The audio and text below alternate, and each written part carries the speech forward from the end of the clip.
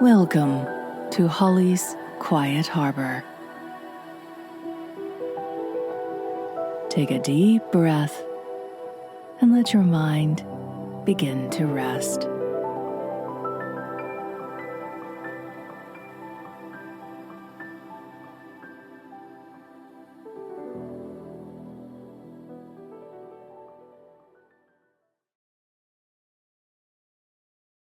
Kilmeny of the Orchard by L.M. Montgomery. Chapter 1. The Thoughts of Youth. The sunshine of a day in early spring, honey pale and honey sweet, was showering over the red brick buildings of Queensley College and the grounds about them, throwing through the bare, budding maples and elms delicate, evasive etchings of gold and brown on the paths, and coaxing into life the daffodils that were peering greenly and perkily up under the windows of the co-ed's dressing room. A young April wind, as fresh and sweet as if it had been blowing over the fields of memory, instead of through dingy streets, was purring in the treetops, and whipping the loose tendrils of the ivy network which covered the front of the main building. It was a wind that sang of many things, but what it sang to each listener was only what was in that listener's heart.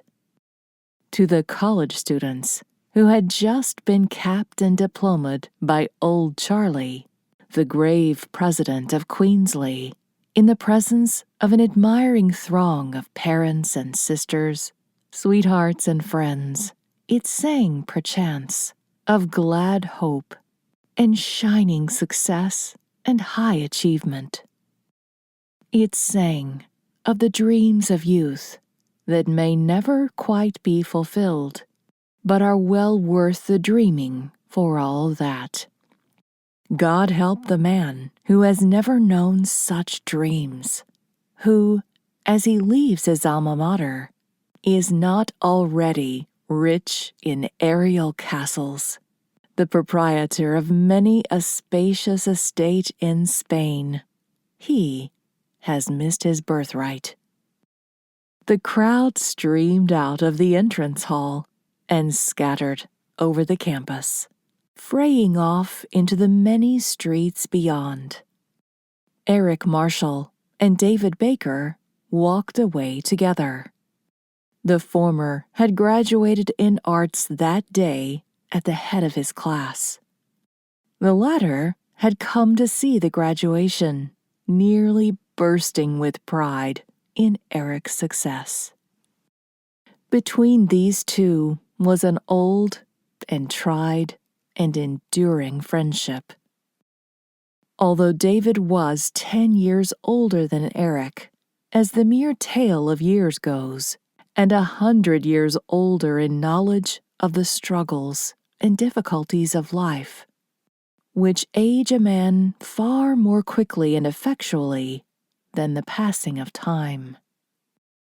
Physically, the two men bore no resemblance to one another.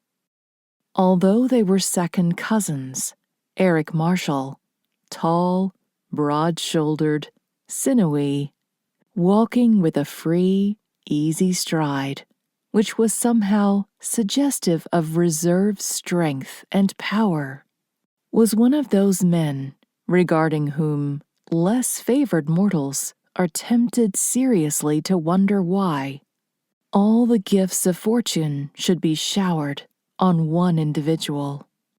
He was not only clever and good to look upon, but he possessed that indefinable charm of personality which is quite independent of physical beauty or mental ability.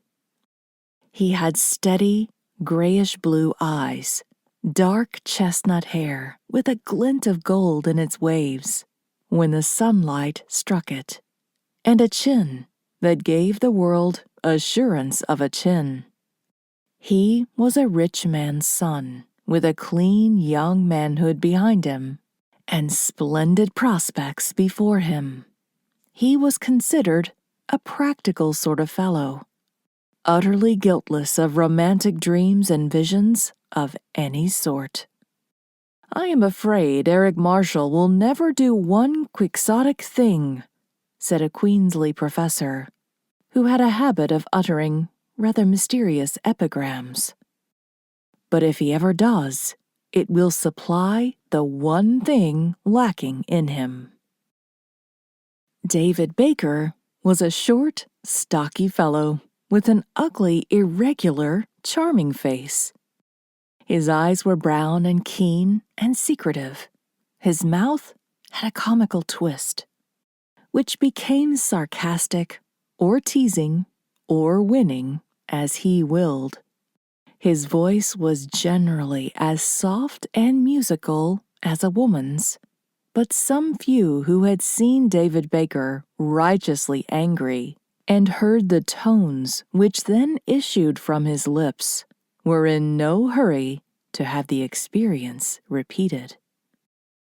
He was a doctor, a specialist in troubles of the throat and voice, and he was beginning to have a national reputation.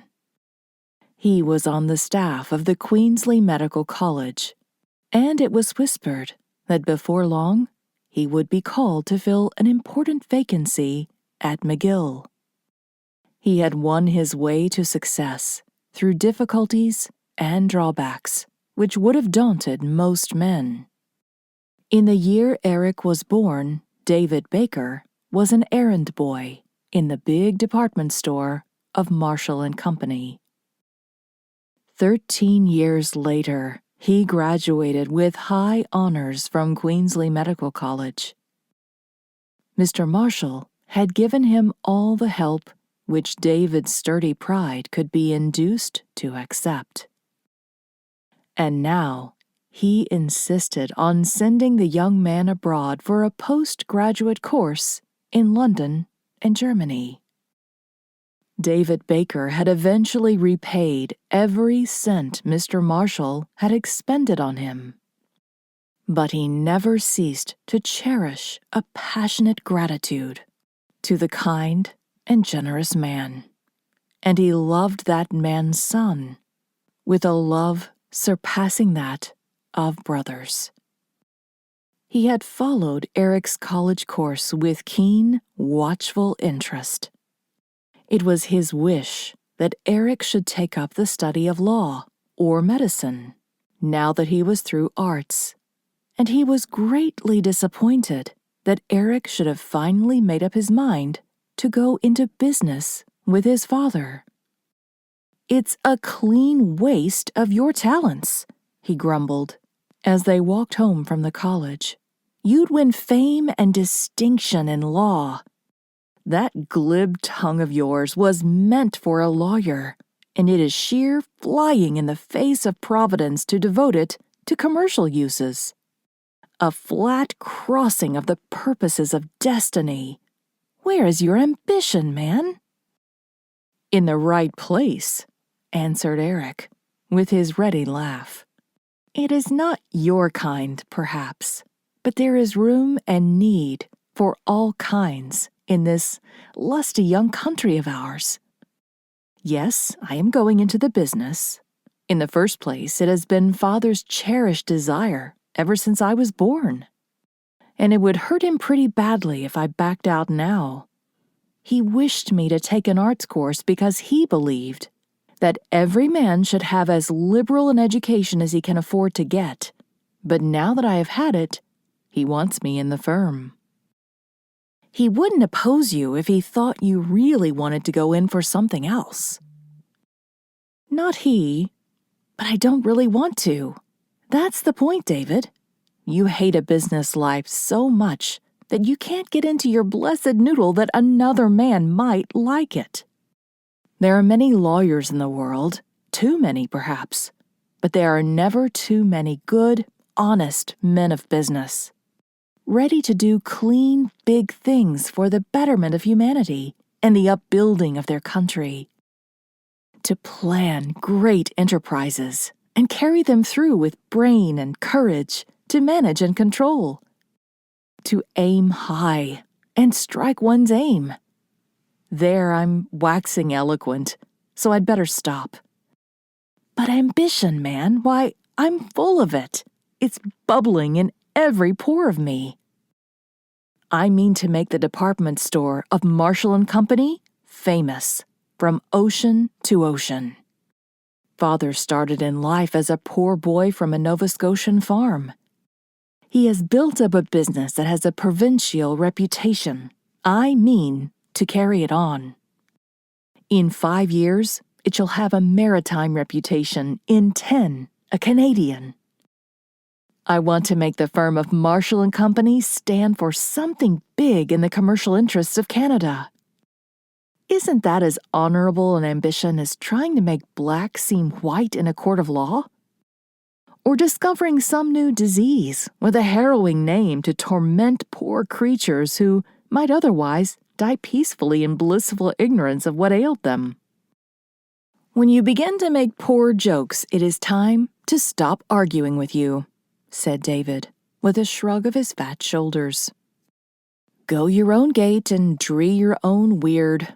I'd as soon expect success in trying to storm the citadel single-handed, as in trying to turn you from any course about which you had once made up your mind. Whew, this street takes it out of a fellow. What could have possessed our ancestors to run a town up the side of a hill? I'm not so slim and active as I was on my graduation day 10 years ago. By the way, what a lot of co-eds were in your class. 20, if I counted right. When I graduated, there were only 2 ladies in our class, and they were the pioneers of their sex at Queensley. They were well past their first youth, very grim and angular and serious. And they could never have been on speaking terms with a mirror in their best days. But mark you, they were excellent. Times have changed with a vengeance, judging from the lineup of co-eds today. There was one girl there who can't be a day over 18. And she looked as if she were made out of gold and rose cleaves and dewdrops. The oracle speaks in poetry, laughed Eric. That was Florence Percival, who led the class in mathematics, as I'm a living man. By many, she is considered the beauty of her class. I can't say that such is my opinion. I don't greatly care for that blonde, babyish style of loveliness. I prefer Agnes Campion. Did you notice her? The tall, dark girl, with the ropes of hair and a sort of crimson velvety bloom on her face, who took honors in philosophy. I did notice her, said David emphatically, darting a keen side glance at his friend. I noticed her most particularly and critically, for someone whispered her name behind me, and coupled it with an exceedingly interesting information that Miss Campion was supposed to be the future Mrs. Eric Marshall, whereupon I stared at her with all my eyes. There is no truth in that report, said Eric in a tone of annoyance. Agnes and I are the best of friends and nothing more. I like and admire her more than any woman I know. But if the future Mrs. Eric Marshall exists in the flesh, I haven't met her yet. I haven't even started out to look for her, and don't intend to for some years to come. I would have something else to think of, he concluded in a tone of contempt, for which anyone might have known he would be punished sometime if Cupid were not deaf as well as blind. You'll meet the lady of the future someday, said David dryly. And in spite of your scorn, I venture to predict that if fate doesn't bring her before long, you'll very soon start out to look for her. A word of advice, O son of your mother. When you go courting, take your common sense with you." "Do you think I shall be likely to leave it behind?" asked Eric amusedly. "Well, I mistrust you," said David, sagely wagging his head. "The lowland Scotch part of you is all right, but there is a Celtic streak in you from that little Highland grandmother of yours. And when a man has that, there's never any knowing where it will break out, or what dance it will lead him.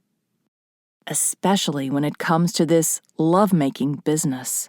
You're just as likely as not to lose your head over some little fool or shrew for the sake of her outward favor, and make yourself miserable for life. When you pick you a wife, please remember that I shall reserve the right to pass a candid opinion on her. Pass all the opinions you like, but it is my opinion, and mine only, which will matter in the long run," retorted Eric. "Confound you, yes, you stubborn offshoot of a stubborn breed," growled David, looking at him affectionately. "I know that, and that is why I'll never feel at ease about you until I see you married to the right sort of girl. She's not hard to find.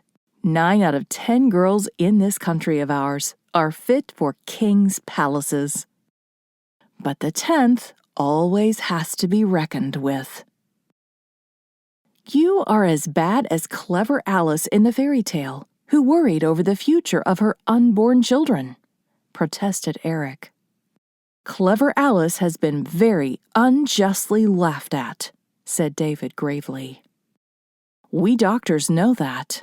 Perhaps she overdid the worrying business a little. But she was perfectly right in principle.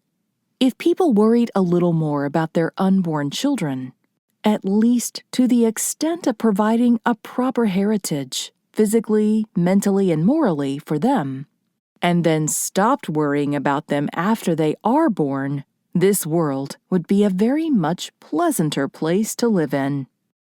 And the human race would make more progress in a generation than it has done in recorded history.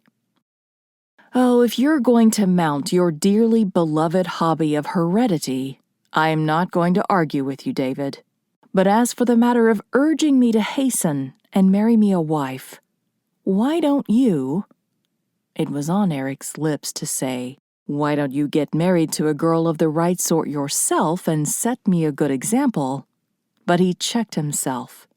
He knew that there was an old sorrow in David Baker's life, which was not to be unduly jarred by the jests, even, of privileged friendship.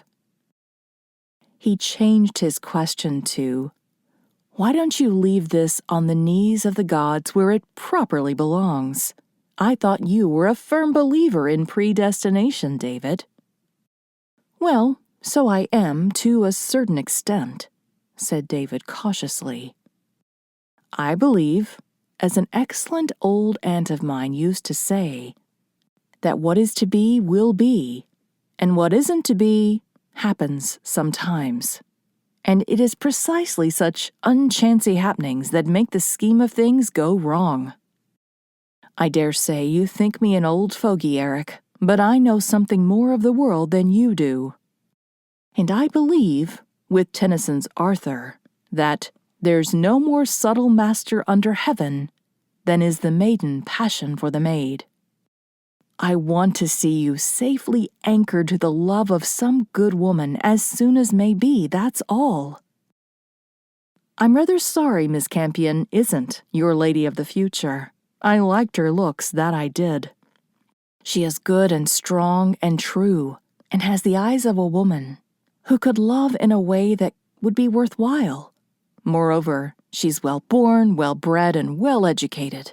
3 very indispensable things when it comes to choosing a woman to fill your mother's place, friend of mine."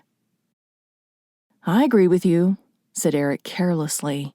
"I could not marry any woman who did not fulfill those conditions. But as I have said, I am not in love with Agnes Campion, and it wouldn't be of any use if I were. She is as good as engaged to Larry West. You remember West, That thin, leggy fellow you chummed with so much your first 2 years in Queensley? Yes, what has become of him? He had to drop out after his second year for financial reasons. He is working his own way through college, you know. For the past 2 years, he has been teaching school in some out-of-the-way place over in Prince Edward Island. He isn't any too well, poor fellow. Never was very strong. And has studied remorselessly. I haven't heard from him since February. He said then that he was afraid he wasn't going to be able to stick it out till the end of the school year. I hope Larry won't break down. He is a fine fellow, and worthy even of Agnes Campion. Well, here we are. Coming in, David? Not this afternoon. Haven't got time. I must mosey up to the North End to see a man who's got a lovely throat. Nobody can find out what is the matter. He has puzzled all the doctors. He's puzzled me, but I'll find out what's wrong with him if he'll only live long enough. Chapter 2. A Letter of Destiny. Eric, finding that his father had not yet returned from the college, went into the library and sat down to read a letter he had picked up from the hall table. It was from Larry West. And after the first few lines, Eric's face lost the absent look it had worn and assumed an expression of interest. "I am writing to ask a favor of you, Marshall," wrote West. "The fact is, I've fallen into the hands of the Philistines. That is to say, the doctors. I've not been feeling very fit all winter, but I've held on, hoping to finish out the year. Last week, my landlady, who is a saint in spectacles and calico, looked at me one morning at the breakfast table and said, very gently, 'You must go to town tomorrow, master, and see a doctor about yourself.' I went, and did not stand upon the order of my going.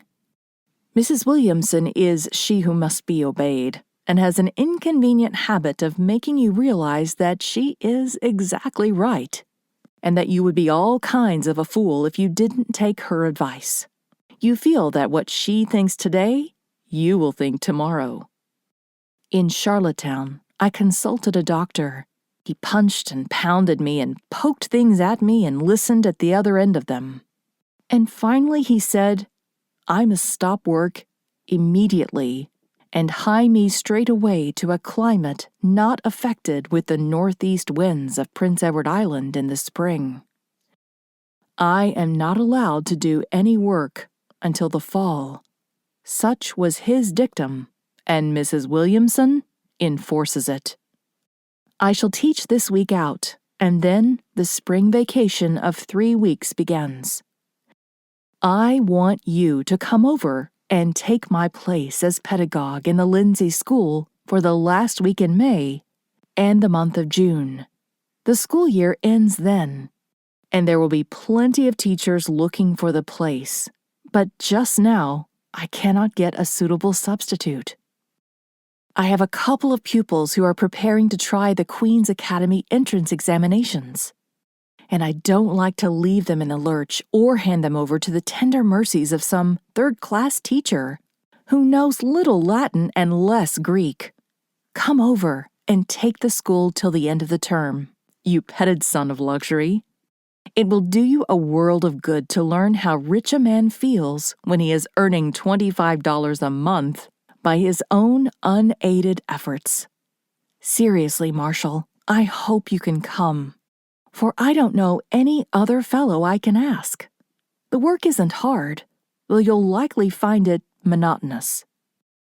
Of course, this little North Shore farming settlement isn't a very lively place. The rising and setting of the sun are the most exciting events of the average day. But the people are very kind and hospitable. And Prince Edward Island, in the month of June, is such a thing as you don't often see, except in happy dreams.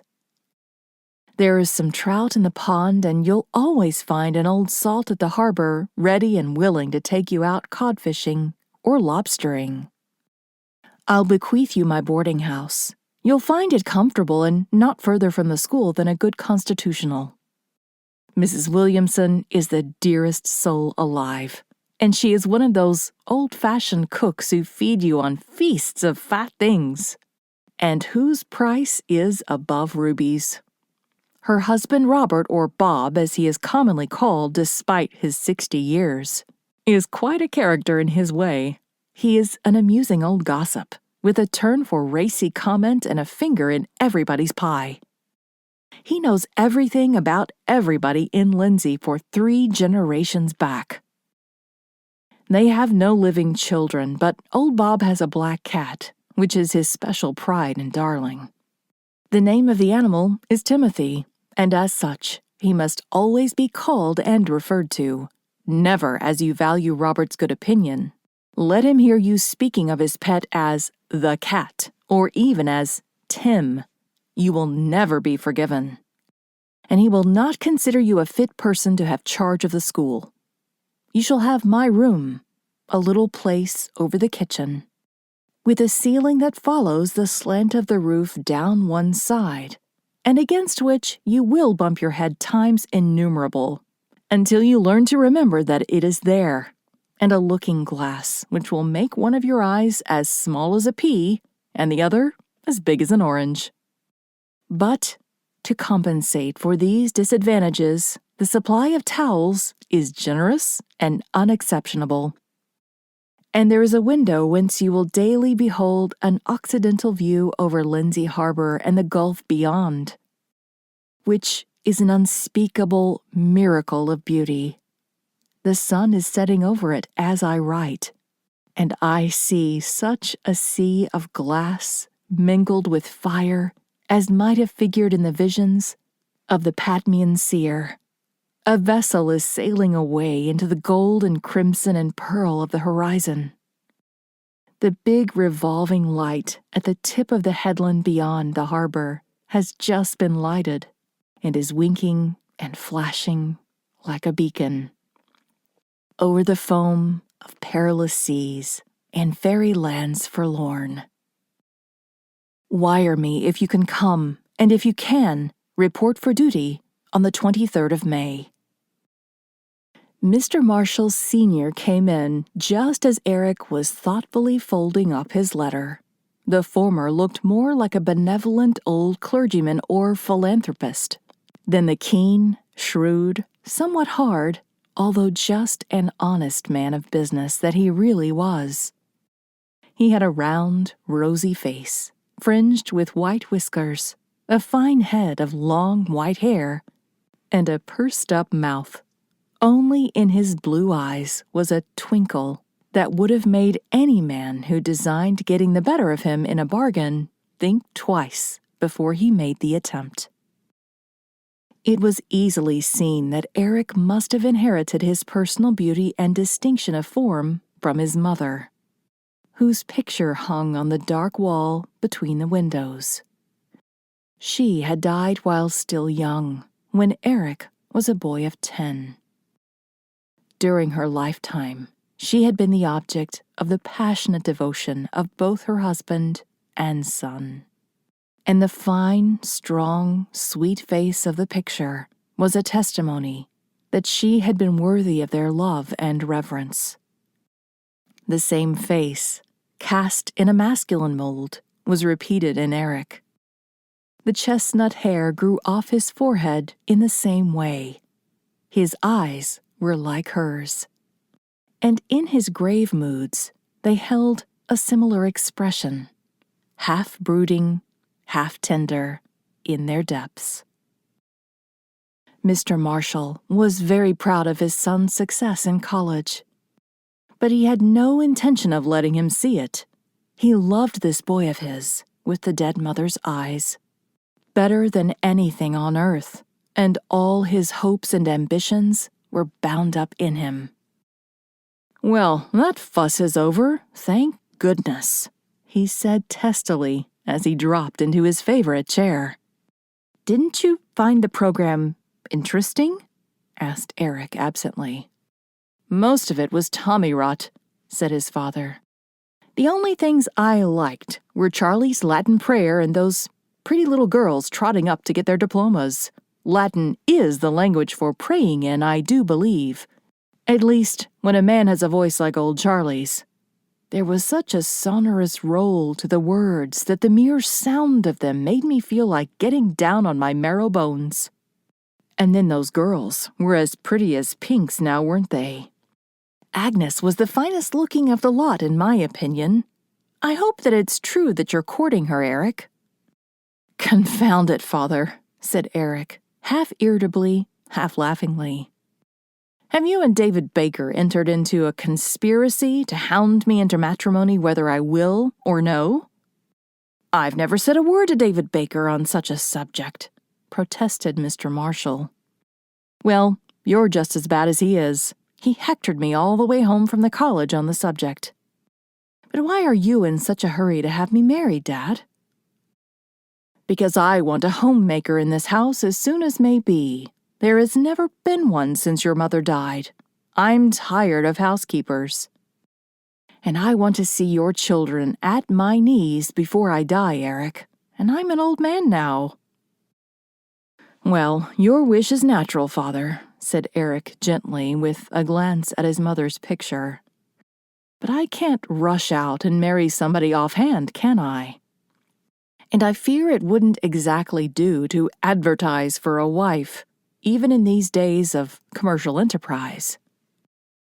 "Isn't there anybody you're fond of?" queried Mr. Marshall, with the patient air of a man who overlooks the frivolous jests of youth. "No, I never yet saw the woman who could make my heart beat any faster." "I don't know what you young men are made of nowadays," growled his father. "I was in love half a dozen times before I was your age." "You might have been in love, but you never loved any woman until you met my mother. I know that. And it didn't happen till you were pretty well on in life, either. You're too hard to please. That's what's the matter." "Perhaps I am. When a man has had a mother like mine, his standard of womanly sweetness is apt to be pitched pretty high. Let's drop the subject, father. Here, I want you to read this letter. It's from Larry." "Huh," grunted Mr. Marshall when he had finished with it. "So Larry's knocked out at last. Always thought he would be. Always expected it. Sorry, too, he was a decent fellow. Well, are you going?" "Yes, I think so, if you don't object." "You'll have a pretty monotonous time of it, judging from his account of Lindsay." "Probably, but I'm not going over in search of excitement. I'm going to oblige Larry and have a look at the island." "Well, it's worth looking at, some parts of the year," conceded Mr. Marshall. "When I'm on Prince Edward Island in the summer, I always understand an old Scotch islander I met once in Winnipeg. He was always talking of the island. Somebody once asked him, 'What island do you mean?' He simply looked at that ignorant man. Then he said, 'Why, Prince Edward Island, man. What other island is there?' Go if you'd like to. You need a rest after the grind of examinations before settling down to business. And mind you don't get into any mischief, young sir."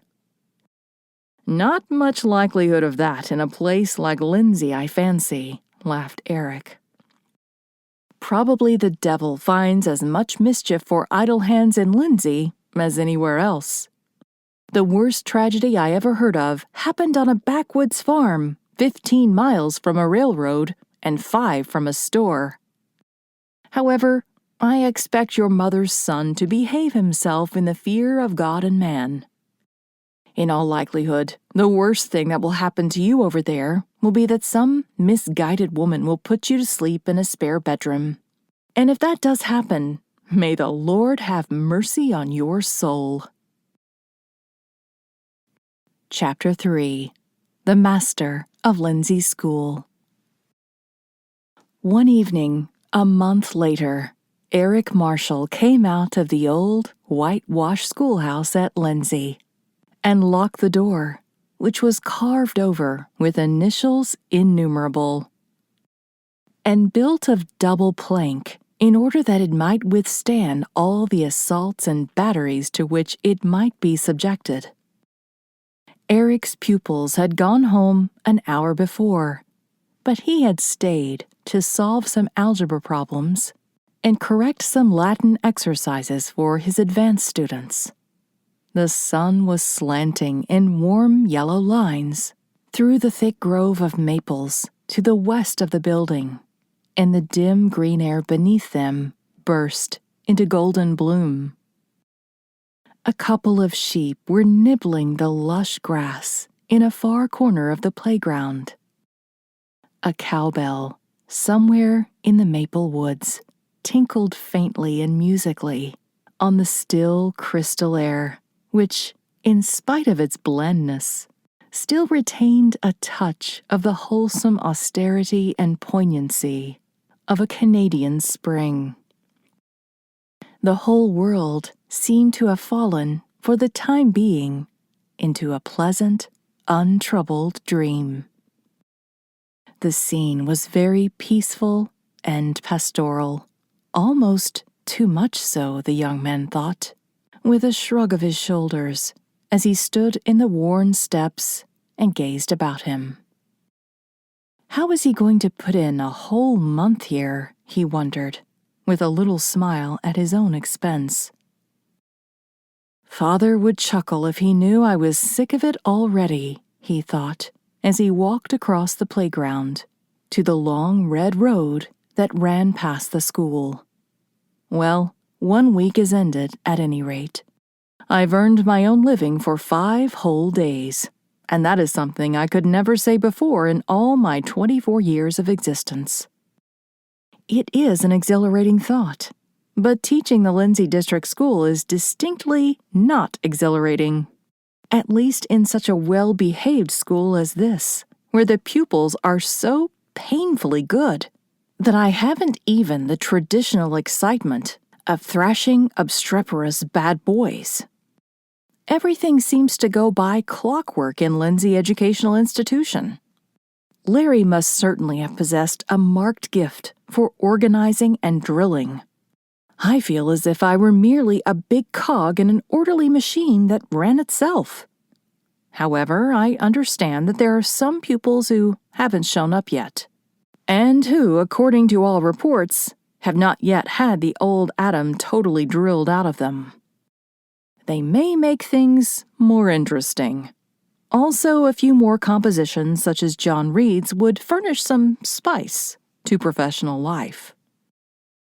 Eric's laughter wakened the echoes as he swung into the road down the long, sloping hill.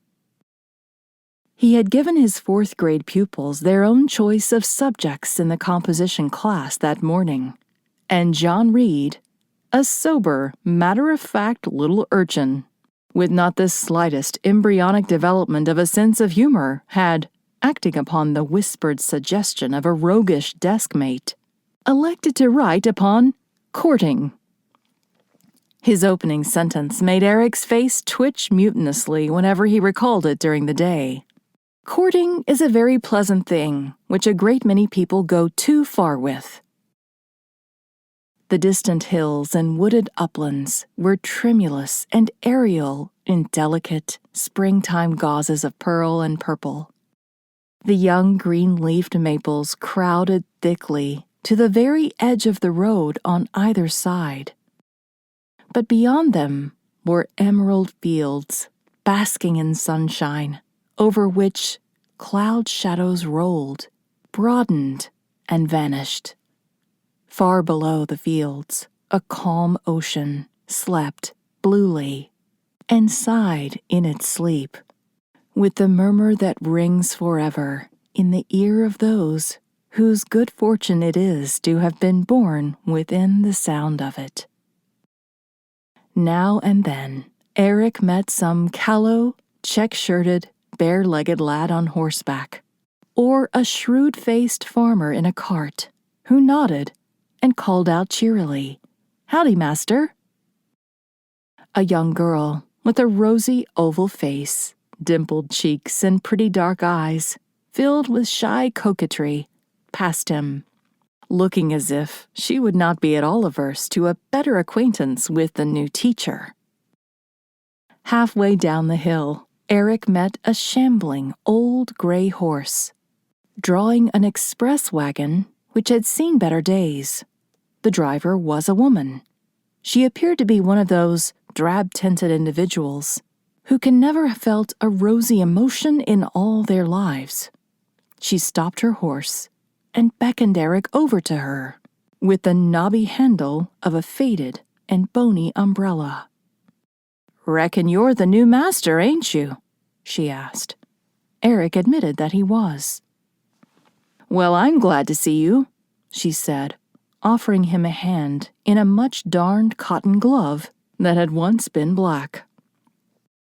"I was right sorry to see Mr. West go, for he was a right good teacher, and as harmless, inoffensive a creature as ever lived. But I always told him every time I laid eyes on him that he was in consumption, if ever a man was. You look real healthy, but you can't always tell by looks either. I had a brother complected like you, but he was killed in a railroad accident out west when he was real young. I've got a boy I'll be sending to school to you next week. He oughter gone this week, but I had to keep him home to help me put the potatoes in, for his father won't work and doesn't work and can't be made to work. Sandy, his full name is Edward Alexander, called after both his grandfathers. Hates the idea of going to school worse than poison, always did. But go he shall, for I'm determined he's got to have more learning hammered into his head yet. I reckon you'll have trouble with him, master, for he's as stupid as an owl and as stubborn as Solomon's mule. But mind this, master, I'll back you up. You just lick Sandy good and plenty when he needs it, and send me a scrape of the pen home with him, and I'll give him another dose. There's people that always sides in with their young ones when there's any rumpus kicked up at the school. But I don't hold to that and never did. You can depend on Rebecca Reed every time, master." "Thank you, I'm sure I can," said Eric in his most winning tones. He kept his face straight until it was safe to relax, and Mrs. Reed drove on with a soft feeling in her leathery old heart, which had been so toughened by long endurance of poverty and toil, and a husband who wouldn't work and couldn't be made to work, that it was no longer a very susceptible organ where members of the opposite sex were concerned. Mrs. Reed reflected that this young man had a way with him. Eric already knew most of the Lindsay folks by sight, but at the foot of the hill he met two people. A man and a boy whom he did not know. They were sitting in a shabby, old-fashioned wagon, and were watering their horse at the brook, which gurgled limpidly under the little plank bridge in the hollow. Eric surveyed them with some curiosity. They did not look in the least like the ordinary run of Lindsay people. The boy in particular had a distinctly foreign appearance, in spite of the gingham shirt and homespun trousers, which seemed to be the regulation workaday outfit for the Lindsay farmer lads. He had a lithe, supple body with sloping shoulders, and a lean, satiny brown throat above his open shirt collar. His head was covered with thick, silky black curls, and the hand that hung down by the side of the wagon was unusually long and slender.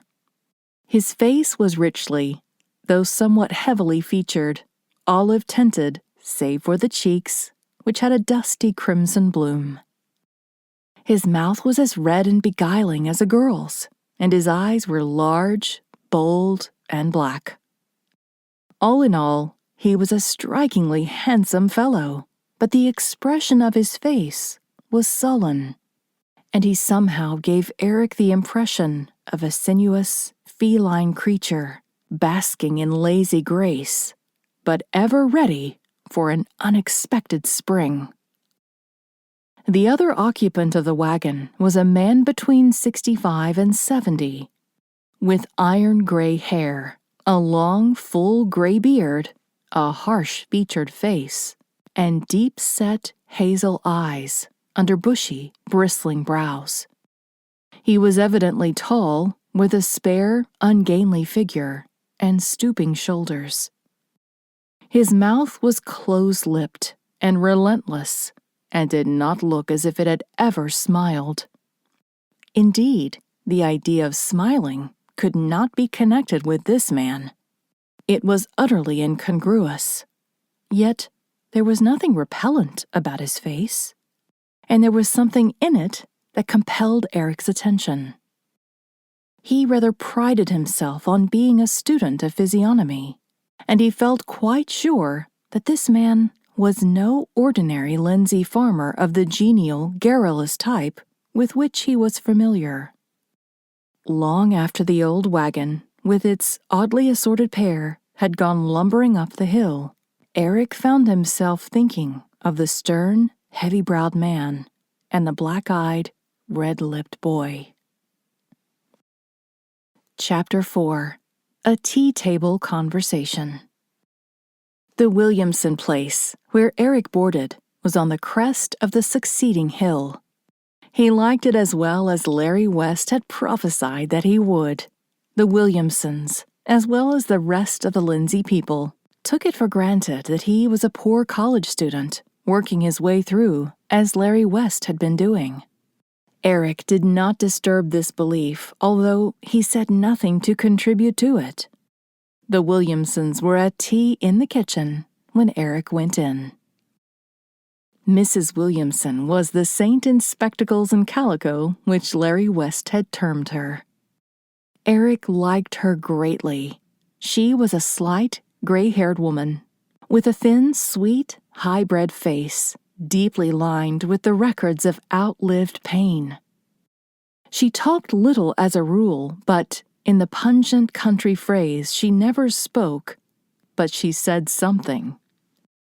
The one thing that constantly puzzled Eric was how such a woman ever came to marry Robert Williamson. She smiled in a motherly fashion at Eric as he hung his hat on the whitewashed wall and took his place at the table. Outside of the window behind him was a birch grove, which, in the westering sun, was a tremulous splendor, with a sea of undergrowth, wavered into golden billows by every passing wind. Old Robert Williamson sat opposite him on a bench. He was a small, lean old man, half lost in loose clothes that seemed far too large for him. When he spoke, his voice was as thin and squeaky as he appeared to be himself. The other end of the bench was occupied by Timothy, sleek and complacent, with a snowy breast and white paws. After old Robert had taken a mouthful of anything, he gave a piece to Timothy, who ate it daintily and purred resonant gratitude. "You see, we're busy waiting for you, Master," said old Robert. "You're late this evening. Keep any of the youngsters in? That's a foolish way of punishing them, as hard on yourself as on them. One teacher we had 4 years ago used to lock them in and go home. Then he'd go back in an hour and let them out, if they were there. They weren't always. Tom Ferguson kicked the panels out of the old door once and got out that way. We put in a new door of double plank in that they couldn't kick out." "I stayed in the schoolroom to do some work," said Eric briefly. "Well, you've missed Alexander Tracy. He was here to find out if you could play checkers, and when I told him you could, he left word for you to go up and have a game some evening soon. Don't beat him too often, even if you can. You'll need to stand in with him, for he's got a son that may brew trouble for you when he starts to go to school. Seth Tracy's a young imp, and he'd far sooner be in mischief than eat. He tries to run on every new teacher, and he's run 2 clean out of the school. But he met his match in Mr. West. William Tracy's boys now, you won't have a scrap of bother with them. They're always good because their mother tells them every Sunday that they'll go straight to hell if they don't behave in school. It's effective. Take some preserve, Master. You know we don't help things here the way Mrs. Adams Scott does when she has boarders. I suppose you don't want any of this, nor you. Alex says old George Wright is having the time of his life. His wife has gone to Charlottetown to visit her sister, and he is his own boss for the first time since he was married, 40 years ago. Regular orgy, Alex says. He smokes in the parlor and sits up till 11 o'clock, reading dime novels. Perhaps I met Mr. Tracy, said Eric. Is he a tall man with gray hair and a dark, stern face? No, he's a round, jolly fellow, is Alec. And he stopped growing pretty much before he'd ever begun. Reckon the man you mean is Thomas Gordon. I've seen him driving down the road, too. He won't be troubling you with invitations up, small fear of it. The Gordons ain't sociable, to say the least of it. No, sir. Mother passed the biscuits to the master. Who was the young fellow he had with him? Asked Eric curiously. Neil Gordon. That's a Scotchy name for such a face and eyes. I should rather have expected Giuseppe or Angelo. The boy looks like an Italian. Well, now you know, Master, I reckon it's likely he does, seeing that that's exactly what he is. You've hit the nail square on the head. Italian? Yes, sir. Rather too much so, I'm thinking. How has it happened that an Italian boy with a Scotch name is living in a place like Lindsay? Well, Master, it was this way. About 22 years ago. Was it 22, Mother, or 24? Yes, it was 22. 'Twas the same year our Jim was born. And he'd have been 22 if he'd lived. Poor little fellow. Well, Master, 22 years ago, a couple of Italian pack peddlers came along and called at the Gordon place. Well, these peddlers were man and wife, and the woman took sick up there at the Gordon place, and Janet Gordon took her in and nursed her. A baby was born the next day, and the woman died.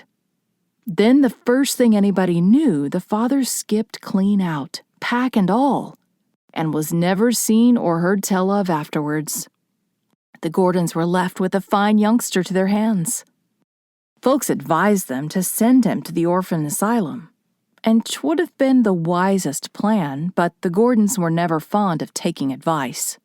Old James Gordon was living then, Thomas and Janet's father, and he said he would never turn a child out of his door. He was a masterful old man and liked to be boss. Folks used to say he had a grudge against the sun 'cause it rose and set without his say-so. Anyhow, they kept the baby. They called him Neil and had him baptized, same as any Christian child. He's always lived there. They did well enough by him.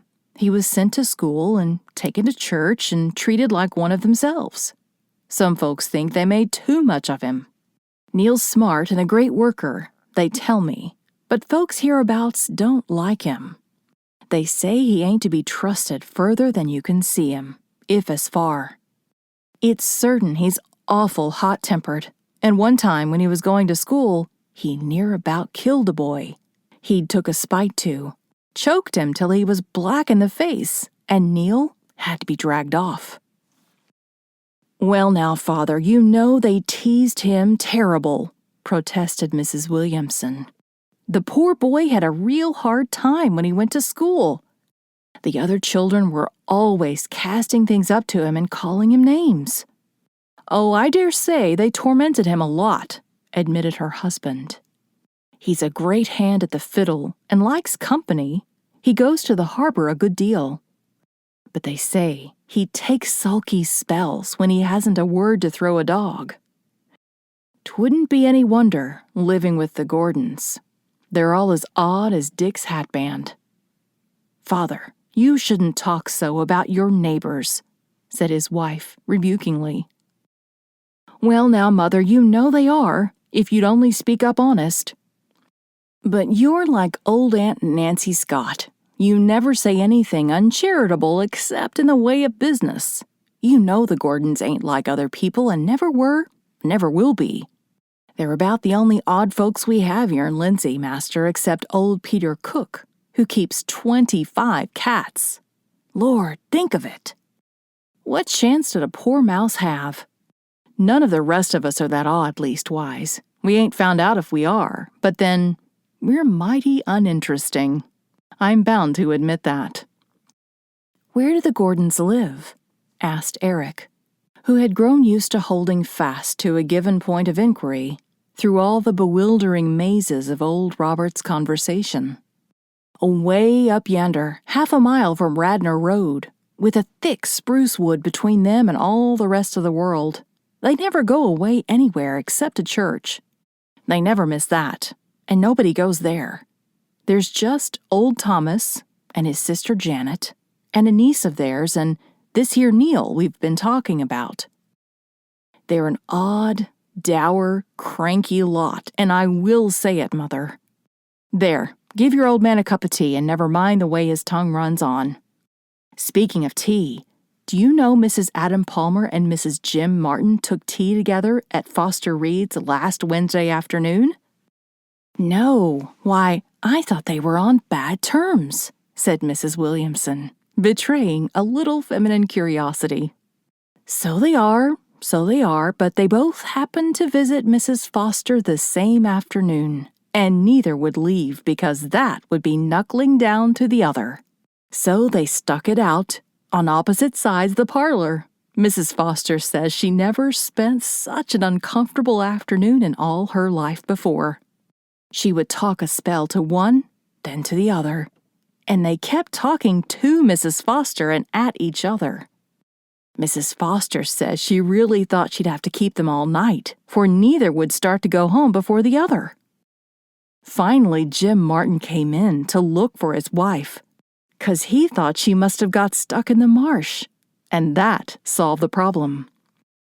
Master, you ain't eating anything. Don't mind my stopping. I was at it 1/2 an hour before you came, and anyway, I'm in a hurry. My hired boy went home today. He heard the rooster crow at 12 last night, and he's gone home to see which of his family is dead. He knows one of 'em is. He heard a rooster crow in the middle of the night once before, and the next day he got word that his second cousin down at Souris was dead. Mother, if the master don't want any more tea, ain't there some cream for Timothy? Chapter 5. A Phantom of Delight. Shortly before sunset that evening, Eric went for a walk. When he did not go to the shore, he liked to indulge in long tramps through the Lindsay fields and woods, in the mellowness of the sweet of the year. Most of the Lindsay houses were built along the main road, which ran parallel to the shore, or about the stores at the corner. The farms ran back from them into solitudes of woods and pasture lands. Eric struck southwest from the Williamson homestead, in a direction he had not hitherto explored, and walked briskly along, enjoying the witchery of the season all about him in earth and air and sky. He felt it and loved it and yielded to it, as anyone of clean life and sane pulses must do. The spruce wood in which he presently found himself was smitten through with arrows of ruby light from the setting sun. He went through it, walking up a long, purple aisle, where the wood floor was brown and elastic under his feet, and came out beyond it on a scene which surprised him. No house was in sight, but he found himself looking into an orchard. An old orchard, evidently long neglected and forsaken. But an orchard dies hard, and this one, which must have been a very delightful spot once, was delightful still, none the less so for the air of gentle melancholy which seemed to pervade it, the melancholy which invests all places that have once been the scenes of joy and pleasure and young life, and are so no longer, places where hearts have throbbed and pulses thrilled, and eyes brightened and merry voices echoed. The ghosts of these things seem to linger in their old haunts through many empty years. The orchard was large and long, enclosed in a tumble-down old fence of longers, bleached to a silvery gray in the suns of many lost summers. At regular intervals along the fence were tall, gnarled fir trees, and an evening wind, sweeter than that which blew over the beds of spice from Lebanon, was singing in their tops an earth-old song with power to carry the soul back to the dawn of time. Eastward, a thick fir wood grew, beginning with tiny treelets, just feathering from the grass, and grading up therefrom to the tall veterans of the midgrove, unbrokenly and evenly, giving the effect of a solid, sloping green wall, so beautifully compact that it looked as if it had been clipped into its velvet surface by art. Most of the orchard was grown over lushly with grass, but at the end where Eric stood, there was a square, treeless place, which had evidently once served as a homestead garden. Old paths were still visible, bordered by stones and large pebbles. There were 2 clumps of lilac trees, one blossoming in royal purple, the other in white. Between them was a bed ablow with starry spikes of June lilies.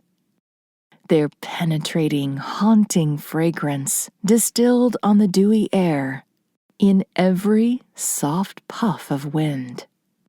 Along the fence, rose bushes grew, but it was as yet too early in the season for roses. Beyond was the orchard proper, 3 long rows of trees with green avenues between, each tree standing in a wonderful blow of pink and white. The charm of the place took sudden possession of Eric, as nothing had ever done before. He was not given to romantic fancies, but the orchard laid hold of him subtly and drew him to itself, and he was never to be quite his own man again. He went into it over one of the broken panels of fence, and so, unknowing, went forward to meet all that life held for him. He walked the length of the orchard's middle avenue, between long, sinuous boughs picked out with delicate, rose-hearted bloom. When he reached its southern boundary, he flung himself down in a grassy corner of the fence, where another lilac bush grew, with ferns and wild blue violets at its roots. From where he now was, he got a glimpse of a house about 1/4 mile away, its gray gable peering out from a dark spruce wood. It seemed a dull, gloomy, remote place, and he did not know who lived there. He had a wide outlook to the west, over far hazy fields and misty blue intervales. The sun had just set, and the whole world of green meadows beyond swam in golden light. Across a long valley, brimmed with shadow, were uplands of sunset, and great sky lakes of saffron and rose, where a soul might lose itself in color. The air was very fragrant with the baptism of the dew, and the odors of a bed of wild mint, upon which he had trampled. Robins were whistling, clear and sweet and sudden, in the woods all about him. "This is a veritable haunt of ancient peace," quoted Eric, looking round with delighted eyes. "I could fall asleep here, dream dreams, and see visions. What a sky! Could anything be diviner than that fine, crystal, eastern blue, and those frail white clouds that look like woven lace? What a dizzying, intoxicating fragrance lilacs have! I wonder if perfume could set a man drunk. Those apple trees, now. Why, what is that?" Eric started up and listened. Across the mellow stillness, mingled with the croon of the wind in the trees and the flute-like calls of the robins, came a strain of delicious music. So beautiful and fantastic that Eric held his breath in astonishment and delight. Was he dreaming? No, it was real music. The music of a violin, played by some hand inspired with the very spirit of harmony. He had never heard anything like it. And, somehow, he felt quite sure that nothing exactly like it ever had been heard before. He believed that the wonderful music was coming straight from the soul of the unseen violinist and translating itself into those most airy and delicate and exquisite sounds for the first time. The very soul of music, with all sense and earthliness refined away. It was an elusive, haunting melody, strangely suited to the time and place. It had in it the sigh of the wind in the woods, the eerie whispering of the grasses at dewfall, the white thoughts of the June lilies, the rejoicing of the apple blossoms, all the soul of all the old laughter and song, and tears and gladness and sobs the orchard had ever known in the lost years. And, besides all this, there was in it a pitiful, plaintive cry, as of some imprisoned thing calling for freedom and utterance. At first, Eric listened as a man spellbound, mutely and motionlessly, lost in wonderment. Then, a very natural curiosity overcame him.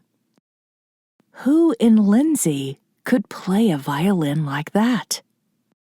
And who was playing so here, in this deserted old orchard, of all places in the world? He rose and walked up the long, white avenue, going as slowly and silently as possible, for he did not wish to interrupt the player. When he reached the open space of the garden, he stopped short in new amazement, and was again tempted into thinking he must certainly be dreaming. Under the big branching white lilac tree was an old, sagging wooden bench, and on this bench a girl was sitting, playing on an old brown violin. Her eyes were on the faraway horizon, and she did not see Eric. For a few moments he stood there, and looked at her. The pictures she made photographed itself on his vision to the finest detail, never to be blotted from his book of remembrance. To his latest day, Eric Marshall will be able to recall vividly that scene, as he saw it then, the velvet darkness of the spruce woods, the overarching sky of soft brilliance, the swaying lilac blossoms, and amid it all, the girl on the old bench, with the violin under her chin. He had, in his 24 years of life, met hundreds of pretty women, scores of handsome women, a scant half-dozen of really beautiful women. But he knew at once, beyond all possibility of question or doubt, that he had never seen or imagined anything so exquisite as this girl of the orchard. Her loveliness was so perfect that his breath almost went from him in his first delight of it. Her face was oval, marked in every cameo-like line and feature, with that expression of absolute, flawless purity, found in the angels and Madonnas of old paintings, a purity that held in it no faintest strain of earthliness. Her head was bare, and her thick jet-black hair was parted above her forehead and hung in two heavy, lustrous braids over her shoulders.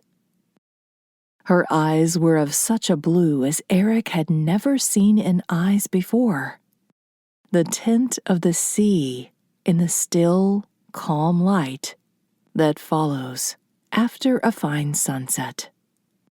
They were as luminous as the stars that came out over Lindsay Harbor in the afterglow, and were fringed about with very long, soot-black lashes, and arched over by most delicately penciled dark eyebrows. Her skin was as fine and purely tinted as the heart of a white rose. The collarless dress of pale blue print she wore revealed her smooth, slender throat.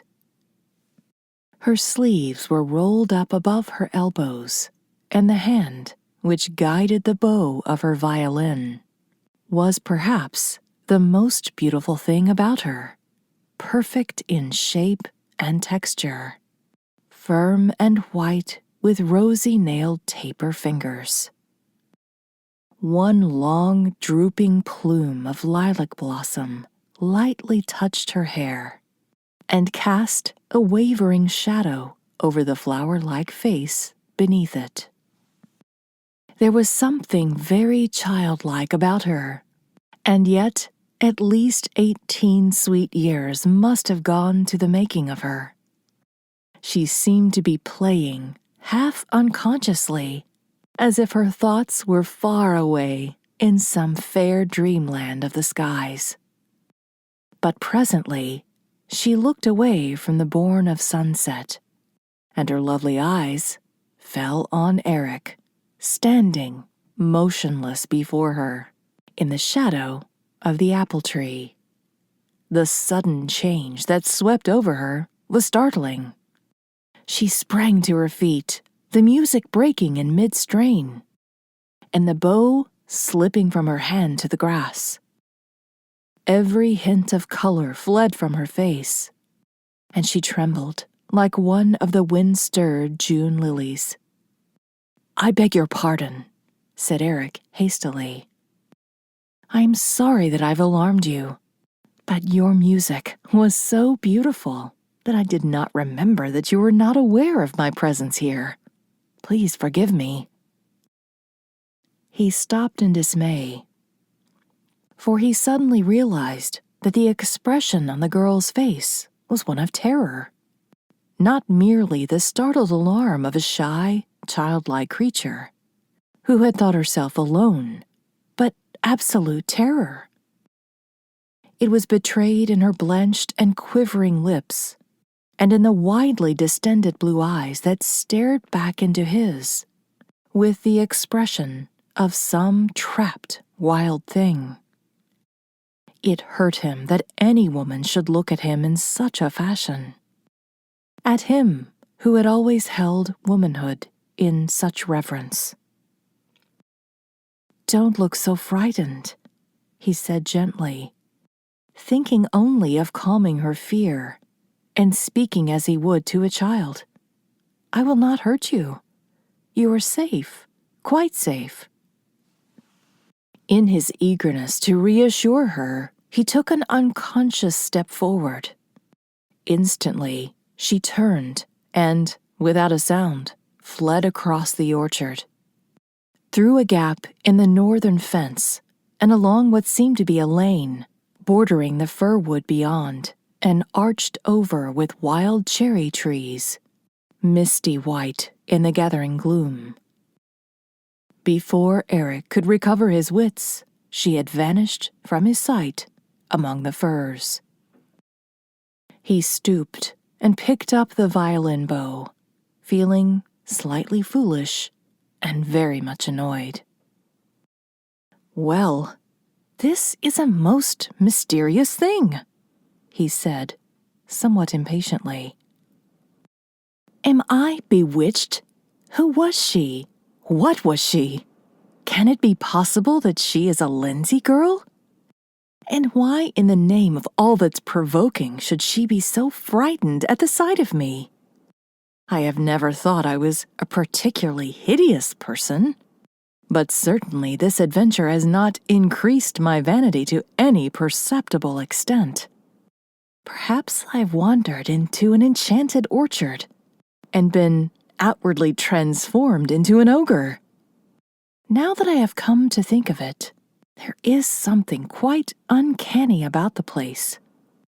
Anything might happen here. It's no common orchard for the production of marketable apples, that is plain to be seen. No, it is a most unwholesome locality, and the sooner I make my escape from it, the better." He glanced about it with a whimsical smile. The light was fading rapidly, and the orchard was full of soft, creeping shadows and silences. It seemed to wink sleepy eyes of impish enjoyment at his perplexity. He laid the violin bow down on the old bench. "Well, there's no use in my following her, and I have no right to do so even if it were of use. But I certainly wish she hadn't fled in such evident terror. Eyes like hers were never meant to express anything but tenderness and trust. Why was she so frightened? And who can she be?" All the way home, over fields and pastures that were beginning to be moonlight silvered, he pondered the mystery. "Let me see," he reflected. "Mr. Williamson was describing the Lindsay girls for my benefit the other evening. If I remember rightly, he said that there were 4 handsome ones in the district. What were their names? Florrie Woods, Melissa Palmer, Emma Scott, and Jeannie Mae Ferguson. Can she be one of them? No, it is a flagrant waste of time and gray matter, supposing it. That girl couldn't be a Florrie or a Melissa or an Emma, while Ginny Mae is completely out of the question. Well, there is some bewitchment in the affair, of that I'm convinced, so I'd better forget all about it." But Eric found that it was impossible to forget all about it.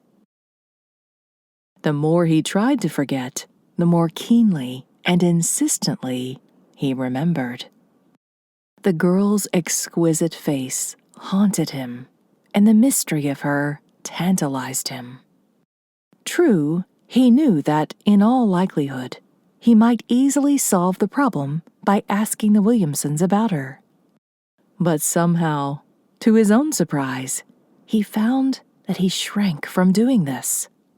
He felt that it was impossible to ask Robert Williamson and probably have the girl's name overflowed in a stream of petty gossip concerning her and all her antecedents and collaterals to the third and fourth generation.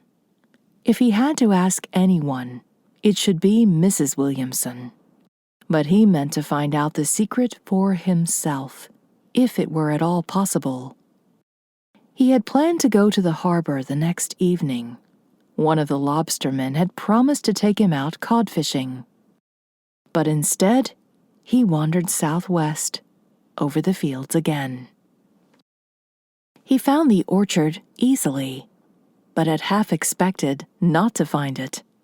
It was still the same fragrant, grassy, wind-haunted spot, but it had no occupant, and the violin bow was gone from the old bench.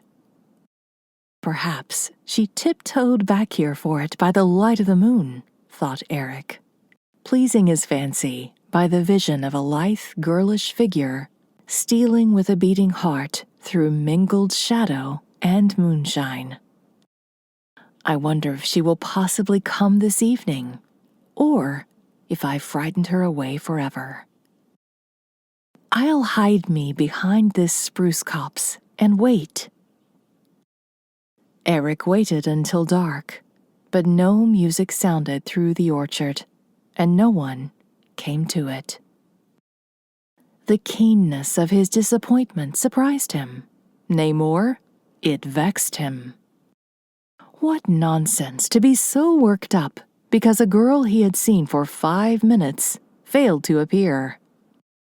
Where was his common sense, his gumption, as old Robert Williamson would have said? Naturally, a man liked to look at a pretty face.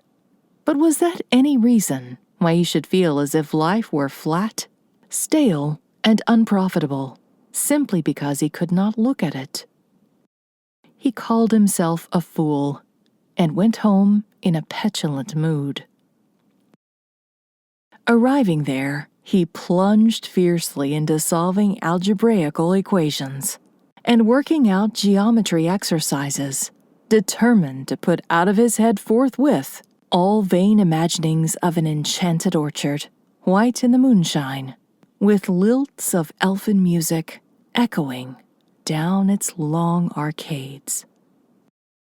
The next day was Sunday, and Eric went to church twice. The Williamson pew was one of the side ones at the top of the church, and its occupants practically faced the congregation. Eric looked at every girl and woman in the audience, but he saw nothing of the face which, setting will and power and common sense flatly at defiance, haunted his memory like a star. Thomas Gordon was there, sitting alone in his long, empty pew near the top of the building, and Neil Gordon sang in the choir which occupied the front pew of the gallery. He had a powerful and melodious, though untrained voice, which dominated the singing and took the color out of the weaker, more commonplace tones of the other singers. He was well dressed in a suit of dark blue serge and a white collar and tie, but Eric idly thought it did not become him so well as the working clothes in which he had first seen him. He was too obviously dressed up, and he looked coarser and more out of harmony with his surroundings. For 2 days, Eric refused to let himself think of the orchard. Monday evening, he went cod fishing, and Tuesday evening, he went up to play checkers with Alexander Tracy. Alexander won all the games so easily that he never had any respect for Eric Marshall again. "Played like a feller whose thoughts were wool-gathering," he complained to his wife. He'll never make a checker player. Never in this world. Chapter 6. The Story of Kilmeny. Wednesday evening, Eric went to the orchard again, and again he was disappointed. He went home, determined to solve the mystery by open inquiry. Fortune favored him, for he found Mrs. Williamson alone, sitting by the west window of her kitchen, and knitting at a long gray sock. She hummed softly to herself as she knitted, and Timothy slept at her feet. She looked at Eric with quiet affection in her large, candid eyes. She had liked Mr. West, but Eric had found his way into the inner chamber of her heart, by reason that his eyes were so like those of the little son she had buried in the Lindsay churchyard many years before. "Mrs. Williamson," said Eric, with an affectation of carelessness, "I chanced on an old, deserted orchard back behind the woods over there last week. A charming bit of wilderness. Do you know whose it is?" "I suppose it must be the old Connors orchard," answered Mrs. Williamson, after a moment's reflection. "I had forgotten all about it. It must be all of 30 years since Mr. and Mrs. Connors moved away. Their house and barns were burned down, and they sold the land to Thomas Gordon and went to live in town. They're both dead now. Mr. Connors used to be very proud of his orchard. There weren't many orchards in Lindsay then, though almost everybody has one now. There was a young girl in it, playing on a violin," said Eric, annoyed to find that it cost him an effort to speak of her, and that the blood mounted to his face as he did so. "She ran away in great alarm as soon as she saw me, although I do not think I did or said anything to frighten or vex her. I have no idea who she was. Do you know?" Mrs. Williamson did not make an immediate reply. She laid down her knitting and gazed out of the window as if pondering seriously some question in her own mind. Finally she said, with an intonation of keen interest in her voice, "I suppose it must have been Kilmeny Gordon, master." "Kilmeny Gordon? Do you mean the niece of Thomas Gordon of whom your husband spoke?" "Yes." "I can hardly believe that the girl I saw can be a member of the Thomas Gordon family." "Well, if it wasn't Kilmeny Gordon, I don't know who it could have been. There's no other house near that orchard, and I've heard she plays the violin. If it was Kilmeny, you've seen what very few people in Lindsay have ever seen, master, and those few have never seen her close by. I have never laid eyes on her myself. It's no wonder she ran away, poor girl. She isn't used to seeing strangers." "I'm rather glad if that were the sole reason of her flight," said Eric. "I admit I didn't like to see any girls so frightened of me as she appeared to be. She was as white as paper, and so terrified that she never uttered a word, but fled like a deer to cover." "Well, she couldn't have spoken a word in any case," said Mrs. Williamson. "Kilmeny Gordon cannot speak." Eric sat in dismayed silence for a moment. That beautiful creature, affected in such a fashion. Why, it was horrible. Mingled with his dismay was a strange pang of personal regret and disappointment.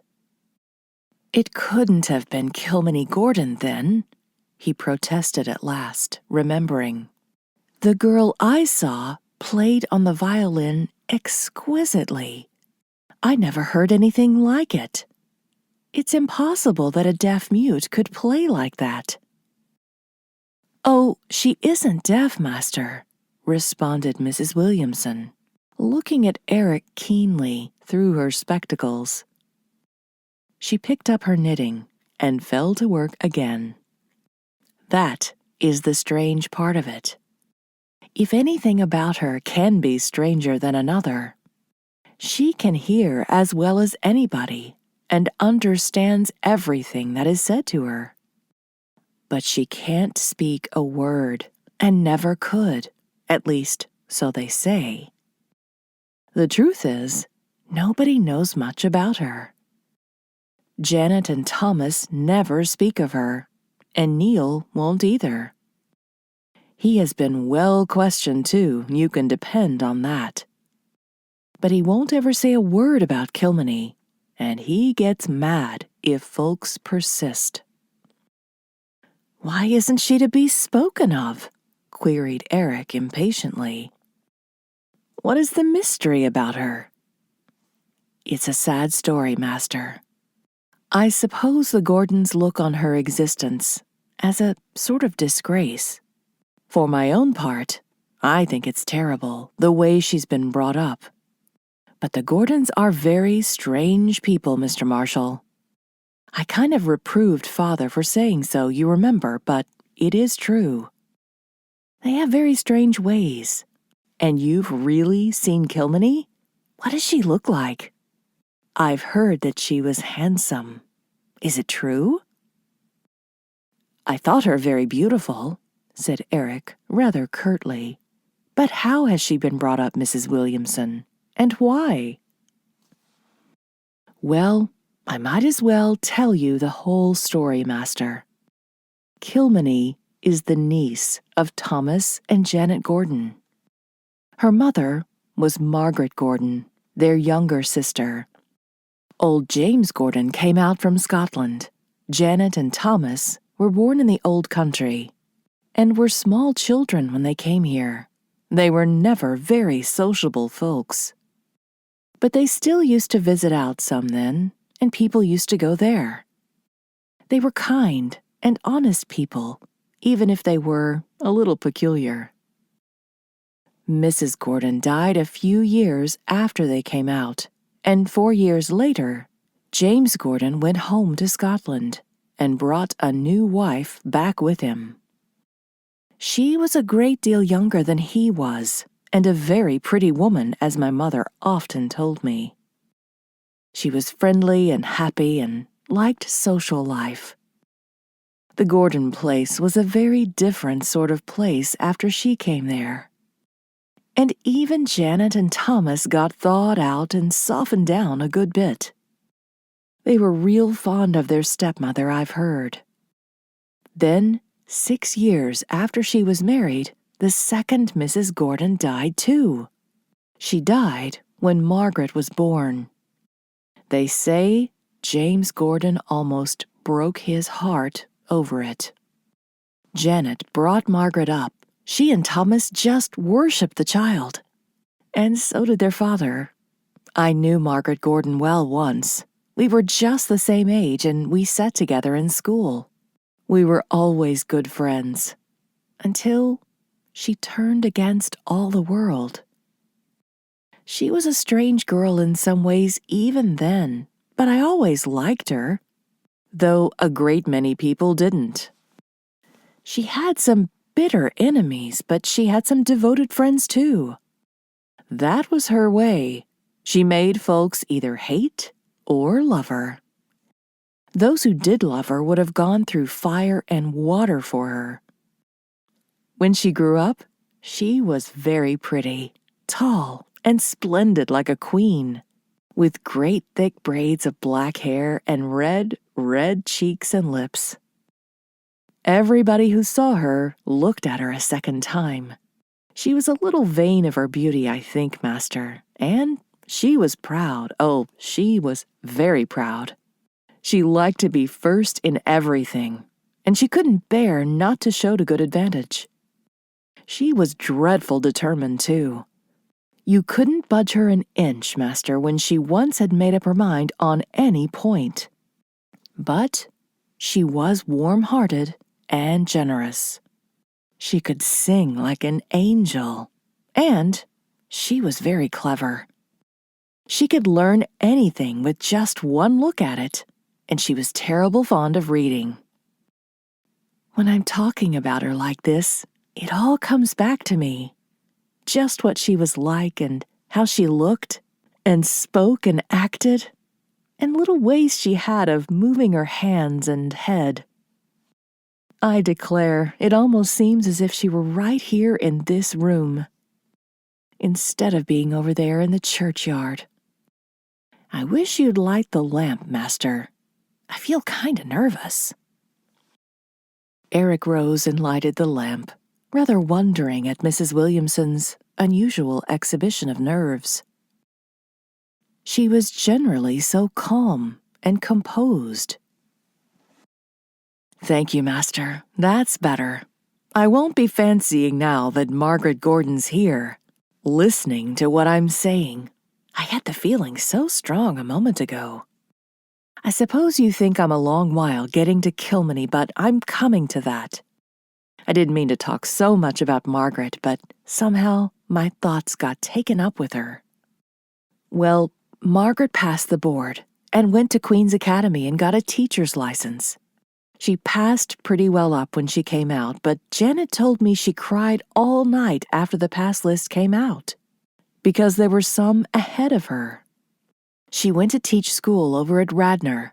It was there she met a man named Ronald Fraser. Margaret had never had a beau before.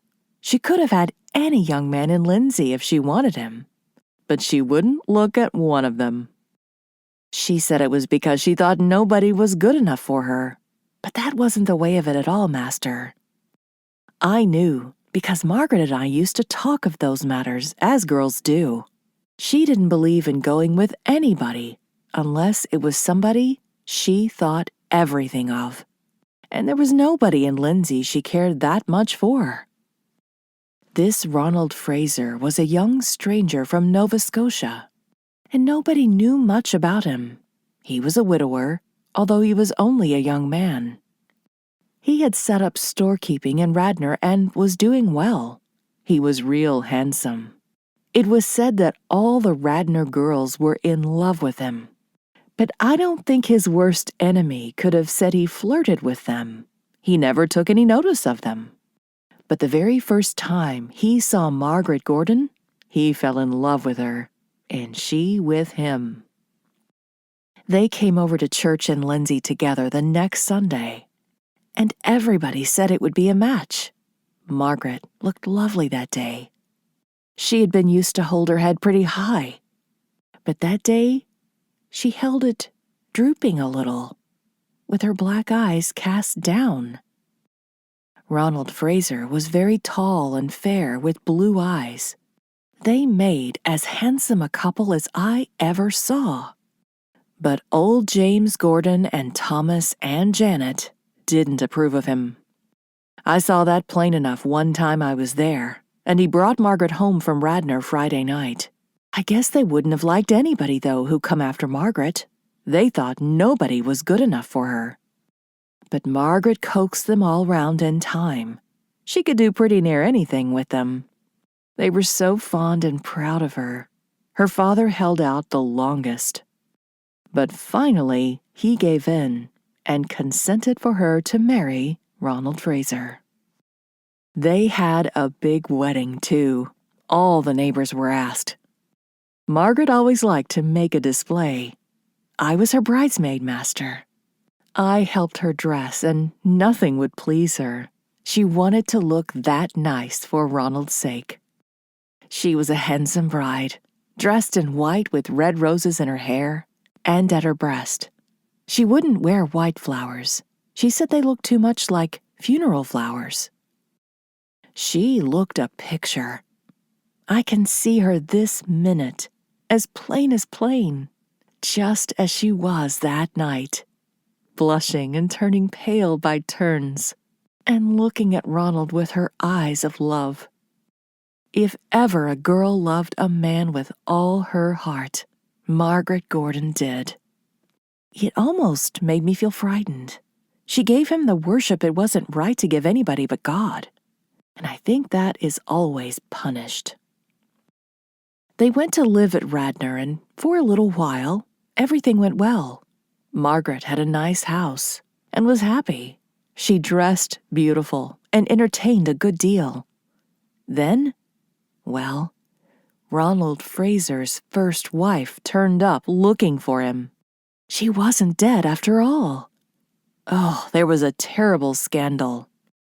The talk and gossip was something dreadful. Everyone you met had a different story, and it was hard to get at the truth.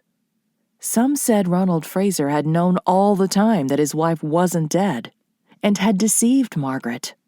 But I don't think he did. He swore he didn't. They hadn't been very happy together, it seems. Her mother made trouble between them. Then she went to visit her mother in Montreal and died in the hospital there. So the word came to Ronald. Perhaps he believed it a little too readily. But that he did believe it, I never had a doubt. Her story was that it was another woman of the same name. When she found out Ronald thought her dead, she and her mother agreed to let him think so. But when she heard he had got married again, she thought she'd better let him know the truth. It all sounded like an odd story, and I suppose you couldn't blame people for not believing it too readily. But I've always felt it was true. Margaret didn't think so, though. She believed that Ronald Fraser had deceived her, knowing all the time that he couldn't make her his lawful wife. She turned against him and hated him just as much as she had loved him before. Ronald Fraser went away with his real wife, and in less than a year, word came of his death. They said he just died of a broken heart, nothing more nor less. Margaret came home to her father's house. From the day that she went over its threshold, she never came out until she was carried out in her coffin 3 years ago. Not a soul outside of her own family ever saw her again. I went to see her, but Janet told me she wouldn't see me. It was foolish of Margaret to act so. She hadn't done anything real wrong, and everybody was sorry for her, and would have helped her if they could. But I reckon pity cut her as deep as blame could have done, and deeper, because you see, Master, she was so proud she couldn't bear it. They say her father was hard on her too, and that was unjust if it was true. Janet and Thomas felt the disgrace too. The people that had been in the habit of going to the Gordon place soon stopped going, for they could see they were not welcome. Old James Gordon died that winter. He never held his head up again after the scandal. He had been an elder in the church, but he handed in his resignation right away, and nobody could persuade him to withdraw it. Kilmeny was born in the spring, but nobody ever saw her, except the minister who baptized her. She was never taken to church or sent to school. Of course, I suppose there wouldn't have been any use in her going to school when she couldn't speak, and it's likely Margaret taught her all she could be taught herself. But it was dreadful that she was never taken to church, or let to go among the children or young folks, and it was a real shame that nothing was ever done to find out why she couldn't talk, or if she could be cured. Margaret Gordon died 3 years ago, and everybody in Lindsay went to the funeral. But they didn't see her. The coffin lid was screwed down, and they didn't see Kilmeny either. I would have loved to see her for Margaret's sake, but I didn't want to see poor Margaret. I had never seen her since the night she was a bride, for I had left Lindsay on a visit just after that, and when I came home, the scandal had just broken out. I remembered Margaret in all her pride and beauty, and I couldn't have borne to look at her dead face and see the awful changes I knew must be there. It was thought perhaps Janet and Thomas would take Kilmeny out after her mother was gone, but they never did. So I suppose they must have agreed with Margaret about the way she'd been brought up. I've often felt sorry for the poor girl when I don't think her people did right by her, even if she was mysteriously afflicted. She must have had a very sad, lonely life. That is the story, Master, and I've been a long time telling it, as I dare say you think. The past just seemed to be living again for me as I talked. If you don't want to be pestered with questions about Kilmeny Gordon, Master, you'd better not let on you've seen her. Eric was not likely to. He had heard all he wanted to know, and more. So this girl is at the core of a tragedy, he reflected as he went to his room. And she can't speak. The pity of it. Kilmeny. The name suits her. She is as lovely and innocent as the heroine of the old ballad. And oh, Kilmeny was fair to see. But the next line is certainly not so appropriate, for her eyes were anything but still and steadfast, after she had seen me at all events. He tried to put her out of his thoughts, but he could not. The memory of her beautiful face drew him with a power he could not resist. The next evening, he went again to the orchard. Chapter 7. A Rose of Womanhood. When he emerged from the spruce wood and entered the orchard, his heart gave a sudden leap, and he felt that the blood rushed madly to his face. She was there, bending over the bed of June lilies in the center of the garden plot. He could only see her profile. He stopped, not wishing to startle her again.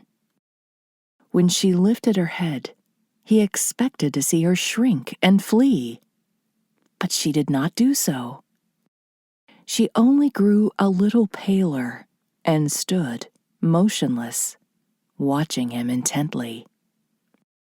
Seeing this, he walked slowly towards her, and when he was so close to her that he could hear the nervous flutter of her breath over her parted, trembling lips, he said very gently, "Do not be afraid of me.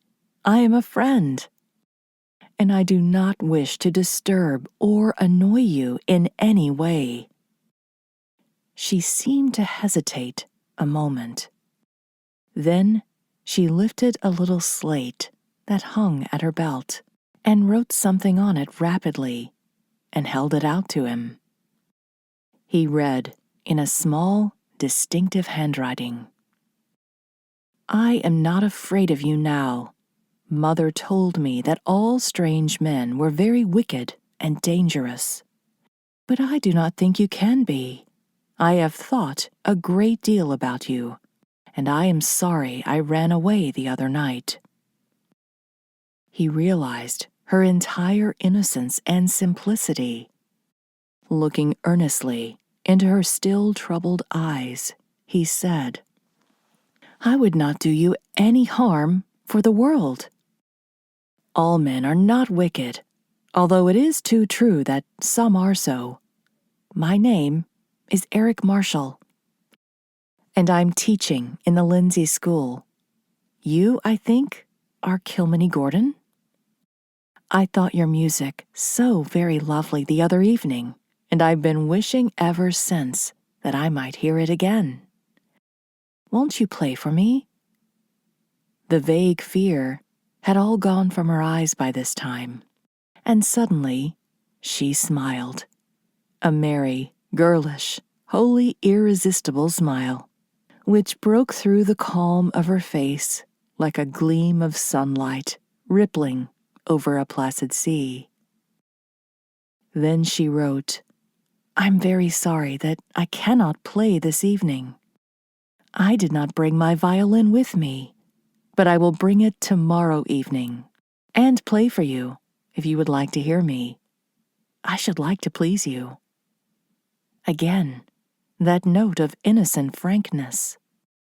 What a child she was!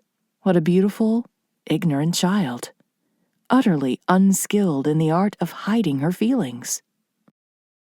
But why should she hide them? They were as pure and beautiful as herself. Eric smiled back at her with equal frankness.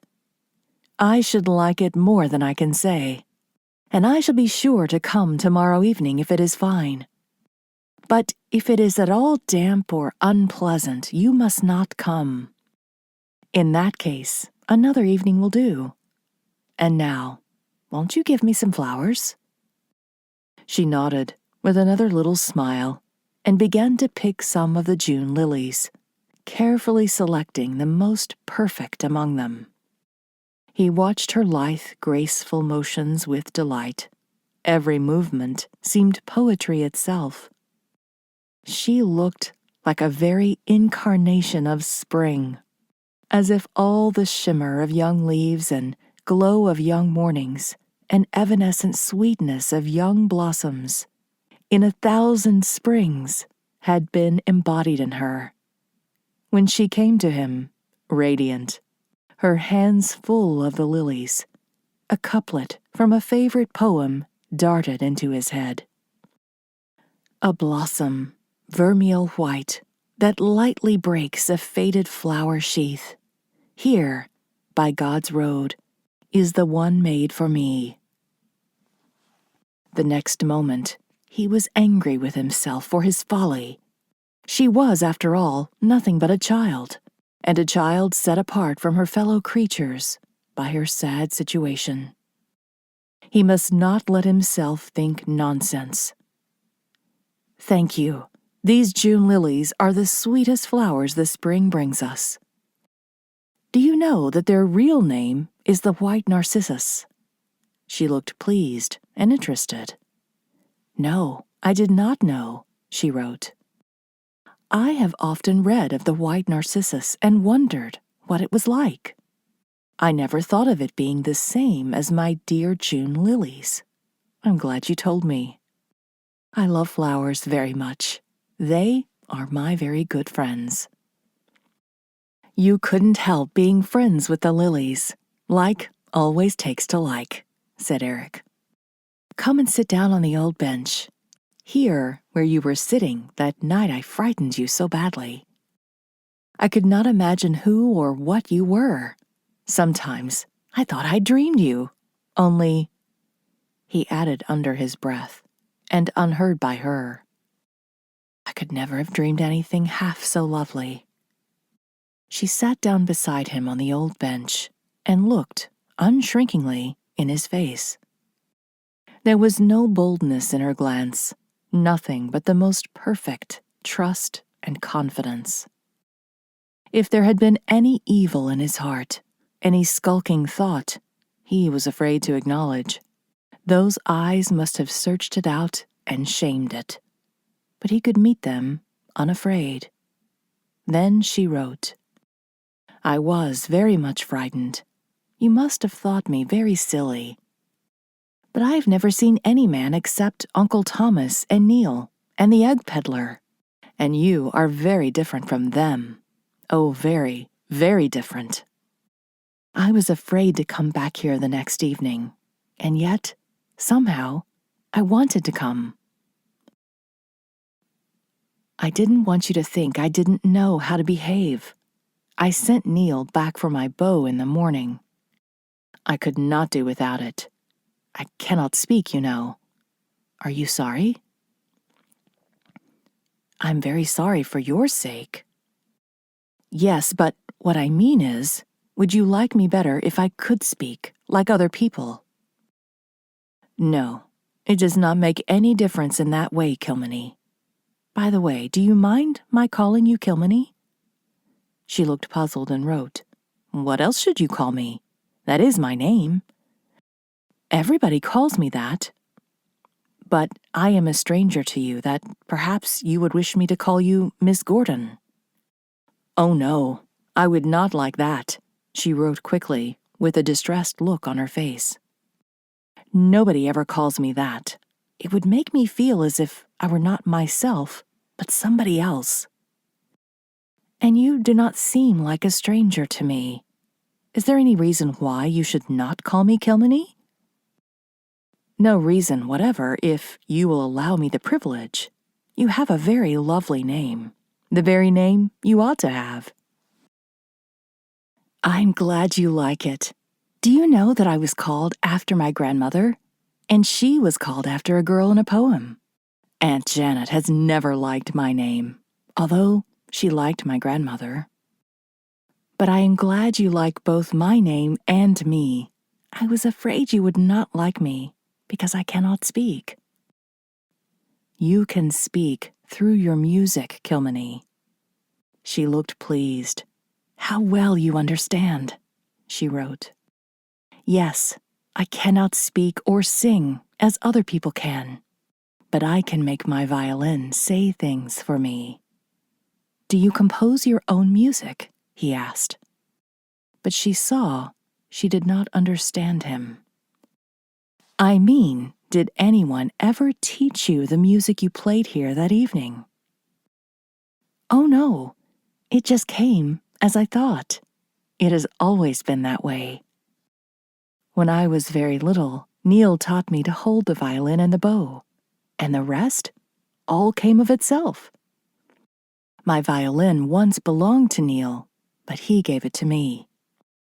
Neil is very good and kind to me, but I like you better. Tell me about yourself. The wonder of her grew upon him with every passing moment.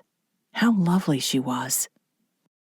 What dear little ways and gestures she had, ways and gestures as artless and unstudied as they were effective. And how strangely little her inability to speak seemed to matter, after all. She wrote so quickly and easily, her eyes and smile gave such expression to her mobile face, that voice was hardly missed. They lingered in the orchard until the long, languid shadows of the trees crept to their feet.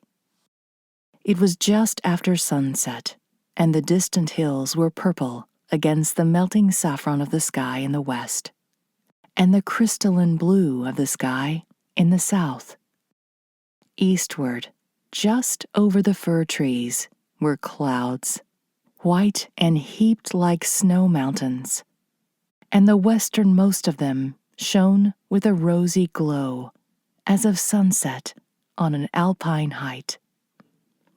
The higher worlds of air were still full of light, perfect, stainless light, unmarred of earth's shadow, but down in the orchard and under the spruces, the light had almost gone, giving place to a green, dewy dusk, made passionately sweet, with the breath of the apple blossoms and mint, and the balsamic odors that rained down upon them from the firs. Eric told her of his life, and the life in the great outer world, in which she was eagerly interested. She asked him many questions about it, direct and incisive questions, which showed that she had already formed decided opinions and views about it. Yet it was plain to be seen that she did not regard it as anything she might ever share herself. Hers was the dispassionate interest with which she might have listened to a tale of the land of faery, or of some great empire long passed away from earth. Eric discovered that she had read a great deal of poetry and history, and a few books of biography and travel.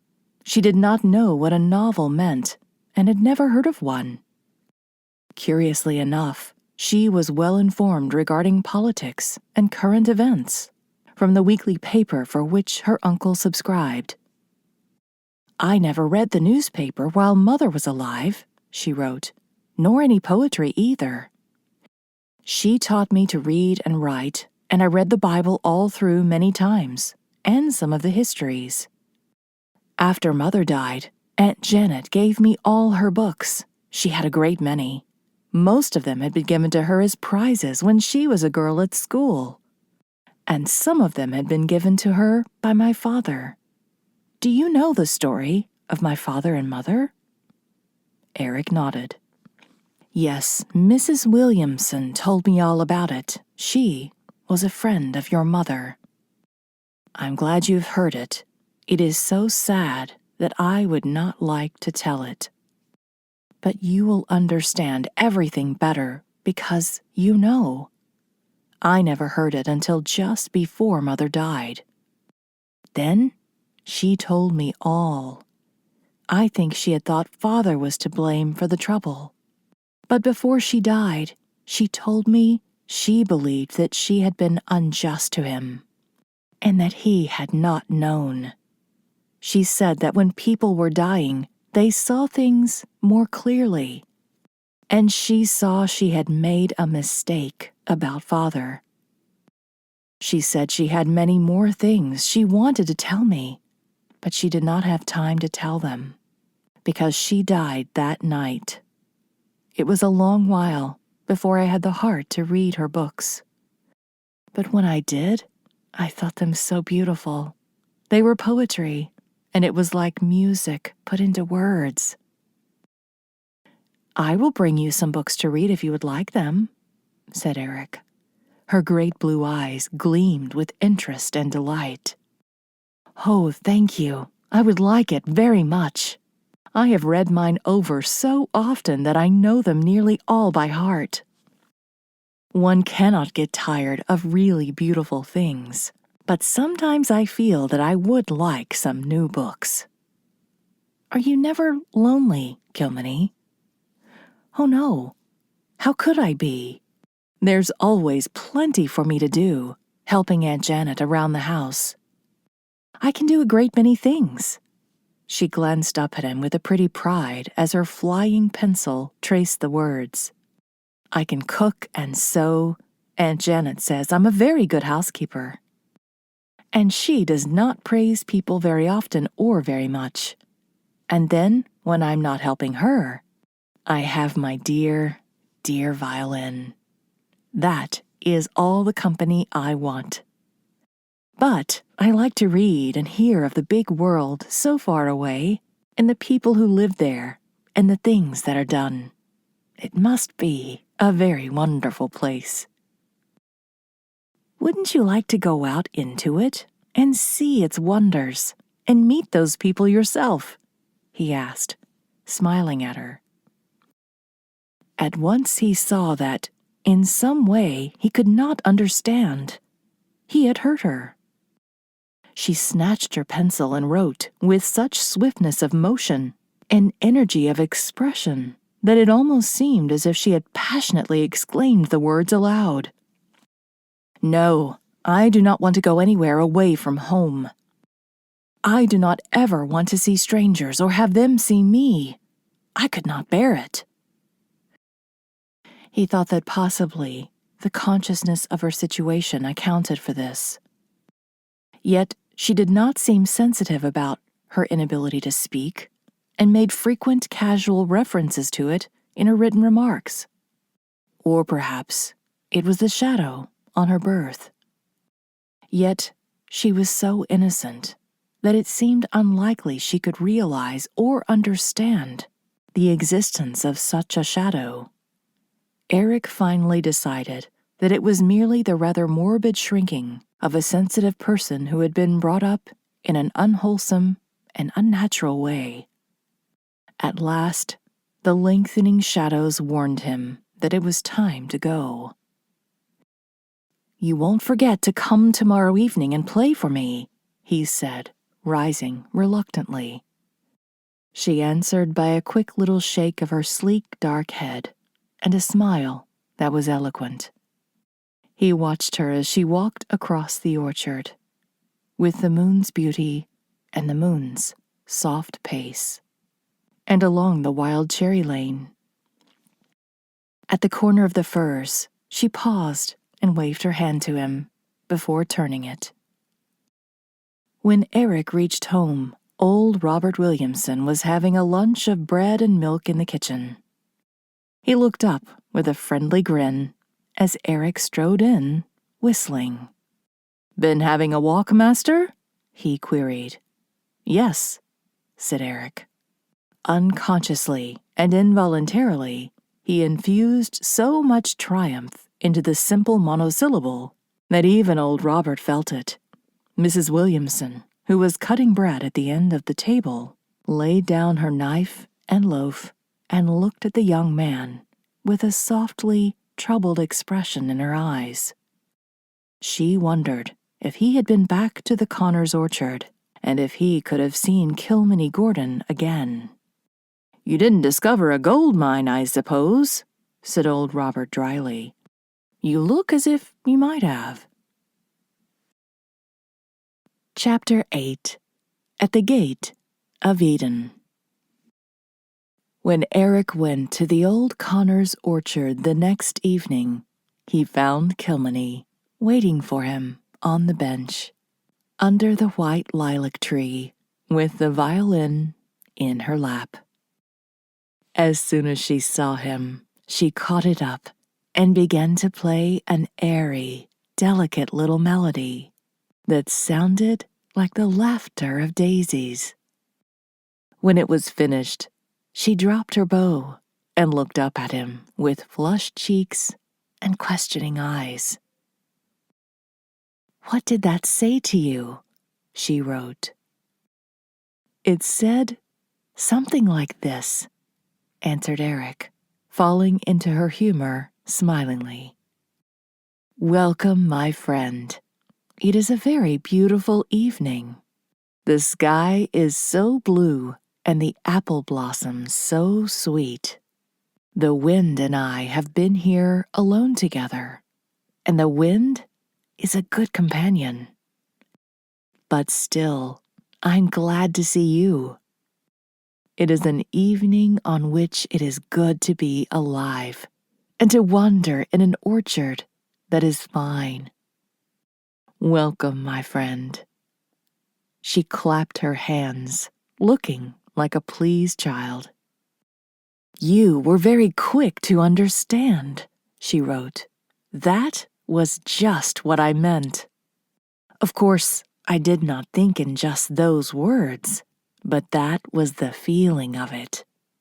I felt that I was so glad I was alive, and that the apple blossoms and the white lilacs and the trees and I were all pleased together to see you come. You are quicker than Neil. He is almost always puzzled to understand my music, and I am puzzled to understand his. Sometimes it frightens me. It seems as if there were something in it, trying to take hold of me, something I do not like and want to run away from." Eric did not like her references to Neil. The idea of that handsome, low-born boy seeing Kilmeny every day, talking to her, sitting at the same table with her, dwelling under the same roof, meeting her in the 100 intimacies of daily life, was distasteful to him. He put the thought away from him and flung himself down on the long grass at her feet. "Now, play for me, please," he said. "I want to lie here and listen to you." "And look at you," he might have added. He could not tell which was the greater pleasure. Her beauty, more wonderful than any pictured loveliness he had ever seen, delighted him. Every tint and curve and outline of her face was flawless. Her music enthralled him. This woman, he told himself as he listened, had genius, but it was being wholly wasted. He found himself thinking resentfully of the people who were her guardians, and who were responsible for her strange life. They had done her a great and irremediable wrong. How dared they doom her to such an existence? If her inability to speak had been attended to in time, who knew but that it might have been cured? Now, it was probably too late. Nature had given her a royal birthright of beauty and talent, but their selfish and unpardonable neglect had made it of no account. What divine music she lured out of the old violin! Merry and sad, happy and sorrowful by turns. Music such as the stars of morning night have made, singing together. Music that the fairies might have danced to in their revels among the green hills or on yellow sands. Music that might have mourned over the grave of a dead hope. Then she drifted into a still sweeter strain. As he listened to it, he realized that the whole soul and nature of the girl were revealing themselves to him through her music. The beauty and purity of her thoughts, her childhood dreams, and her maiden reveries. There was no thought of concealment about her. She could not help the revelation she was unconscious of making. At last, she laid her violin aside and wrote, "I have done my best to give you pleasure. It's your turn now. Do you remember a promise you made me last night? Have you kept it?" He gave her the 2 books he had brought for her, a modern novel and a volume of poetry unknown to her. He had hesitated a little over the former, but the book was so fine and full of beauty that he thought it could not bruise the bloom of her innocence ever so slightly. He had no doubts about the poetry. It was the utterance of one of those great, inspired souls whose passing tread has made the kingdom of their birth and labor a veritable holy land. He read her some of the poems. Then he talked to her of his college days and friends. The minutes passed very swiftly. There was just then no world for him outside of that old orchard, with its falling blossoms and its shadows and its crooning winds. Once, when he told her the story of some college pranks, wherein the endless feuds of freshmen and sophomores figured, she clapped her hands together according to her habit, and laughed aloud, a clear, musical, silvery peal. It fell on Eric's ear with a shock of surprise. He thought it strange that she could laugh like that when she could not speak. Wherein lay the defect that closed for her the gates of speech? Was it possible that it could be removed? "Kilmeny," he said gravely after a moment's reflection, during which he had looked up as she sat with the ruddy sunlight falling through the lilac branches on her bare silky head like a shower of red jewels. "Do you mind if I ask you something about your inability to speak? Will it hurt you to talk of the matter with me?" She shook her head. "Oh no," she wrote, "I do not mind at all. Of course, I am sorry I cannot speak, but I'm quite used to the thought, and it never hurts me at all." "Then, Kilmeny, tell me this. Do you know why it is that you are unable to speak, when all your other faculties are so perfect?" "No, I don't know at all why I cannot speak. I asked Mother once, and she told me it was a judgment on her, for a great sin she had committed, and looked so strangely that I was frightened, and I never spoke of it to her or anyone else again. Were you ever taken to a doctor to have your tongue and organs of speech examined? No, I remember when I was a very little girl that Uncle Thomas wanted to take me to a doctor in Charlottetown and see if anything could be done for me. But Mother would not let him. She said it would be no use. And I don't think Uncle Thomas thought it would be either. You can laugh very naturally. Can you make any other sound? Yes, sometimes, when I am pleased or frightened, I have made little cries. But it's only when I'm not thinking of it at all that I can do that. If I try to make a sound, I cannot do it at all. This seemed to Eric more mysterious than ever. Do you ever try to speak, to utter words? He persisted. Oh, yes, very often. All the time, I'm saying the words in my head, just as I hear other people saying them, but I can never make my tongue say them. Don't look so sorry, my friend. I am very happy, and I don't mind so very much not being able to speak. Only, sometimes, when I have so many thoughts, and it seems so slow to write them out, some of them get away from me.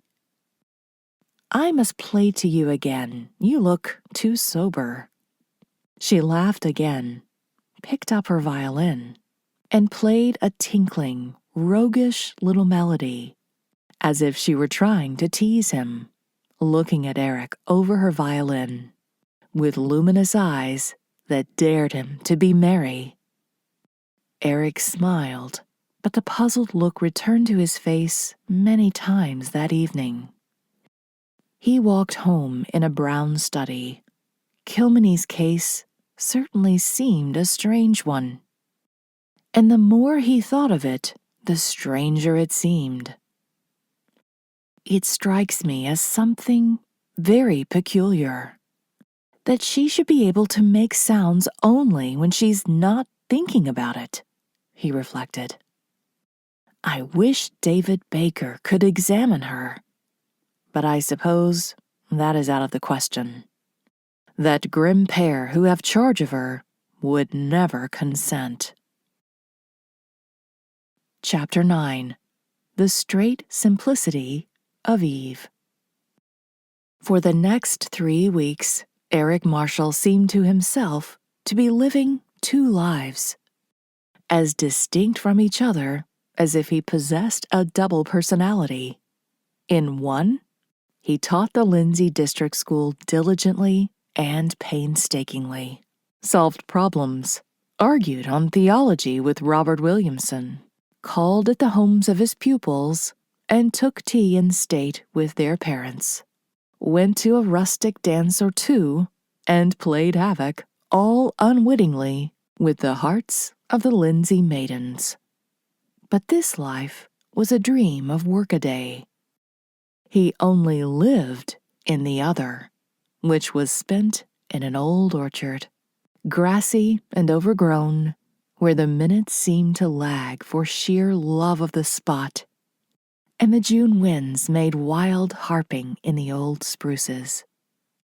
Here every evening he met Kilmeny. In that old orchard they garnered hours of quiet happiness together. Together they went wandering in the fair fields of old romance. Together they read many books and talked of many things. And when they were tired of all else, Kilmeny played to him. And the old orchard echoed with her lovely, fantastic melodies. At every meeting, her beauty came home afresh to him, with the old thrill of glad surprise. In the intervals of absence, it seemed to him that she could not possibly be as beautiful as he remembered her. And then when they met, she seemed even more so. He learned to watch for the undisguised light of welcome that always leaped into her eyes at the sound of his footsteps. She was nearly always there before him, and she always showed that she was glad to see him with the frank delight of a child watching for a dear comrade. She was never in the same mood twice.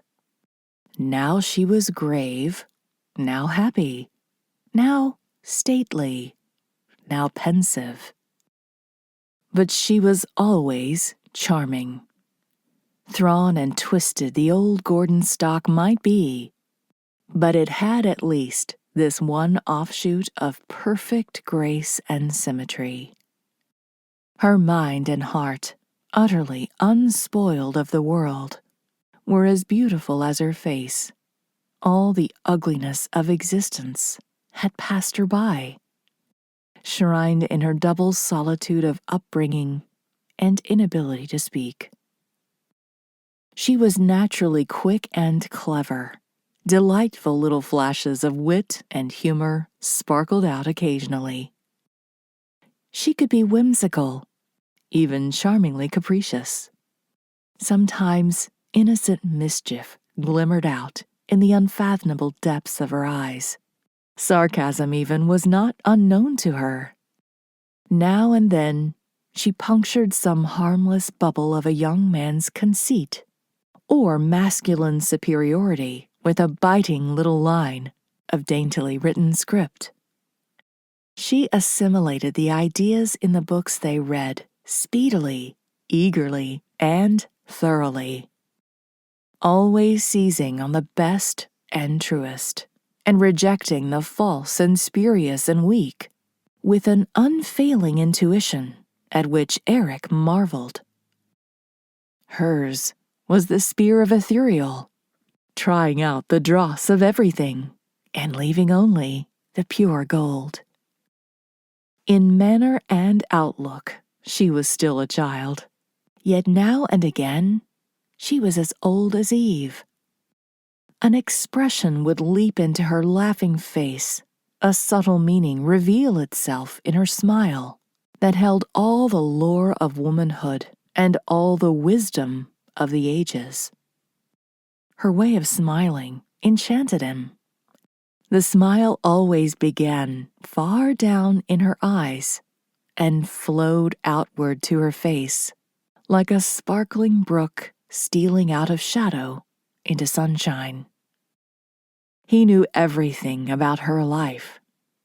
She told him her simple history freely. She often mentioned her uncle and aunt, and seemed to regard them with deep affection. She rarely spoke of her mother.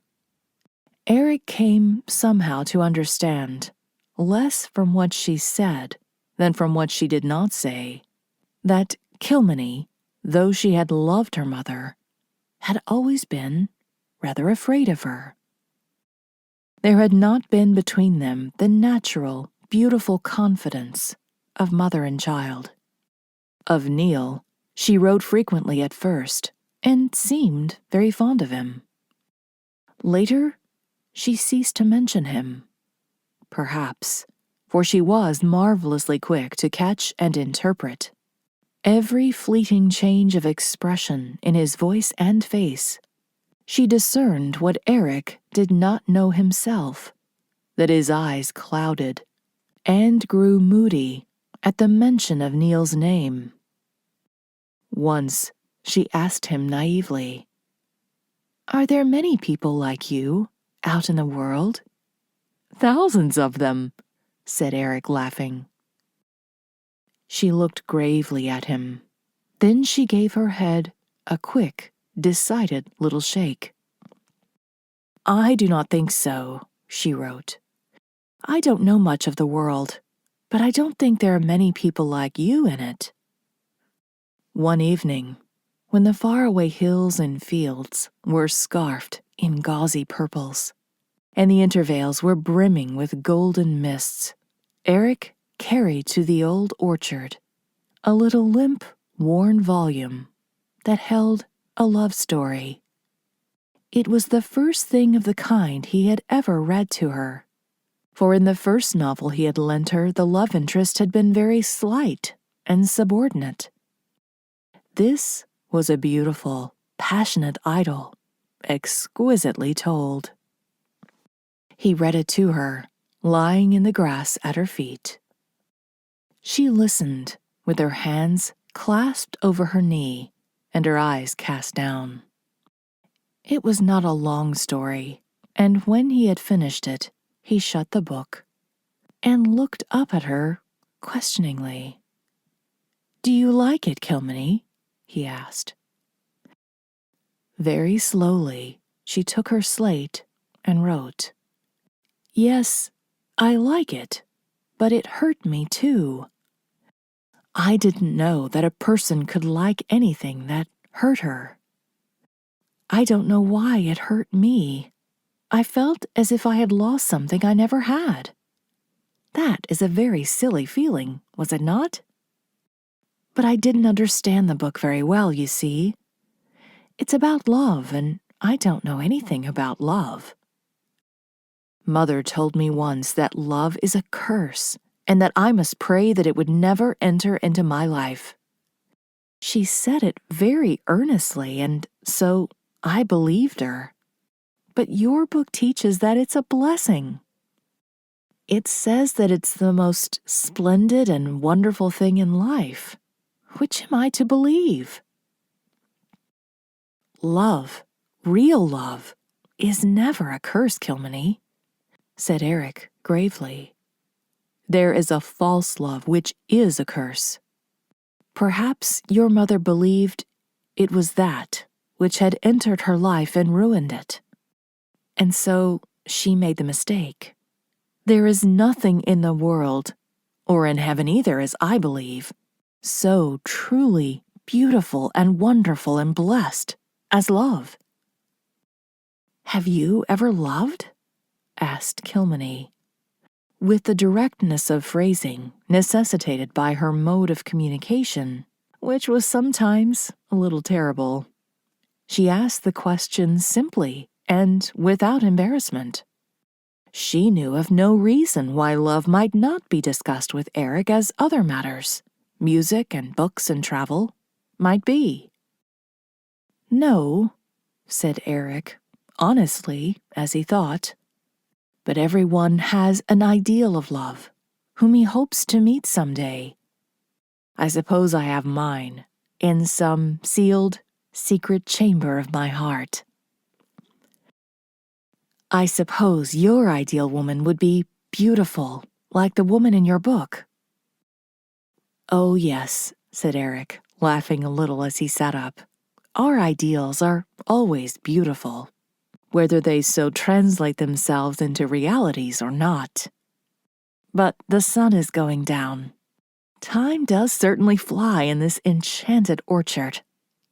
I believe you bewitched the moments away, Kilmeny. Your namesake of the poem was a somewhat uncanny maid, if I recollect aright, and thought as little of 7 years in Elfland as ordinary folk do half an hour on upper earth.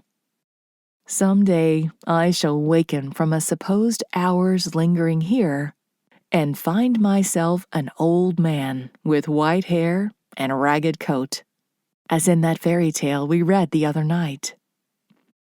Will you let me give you this book?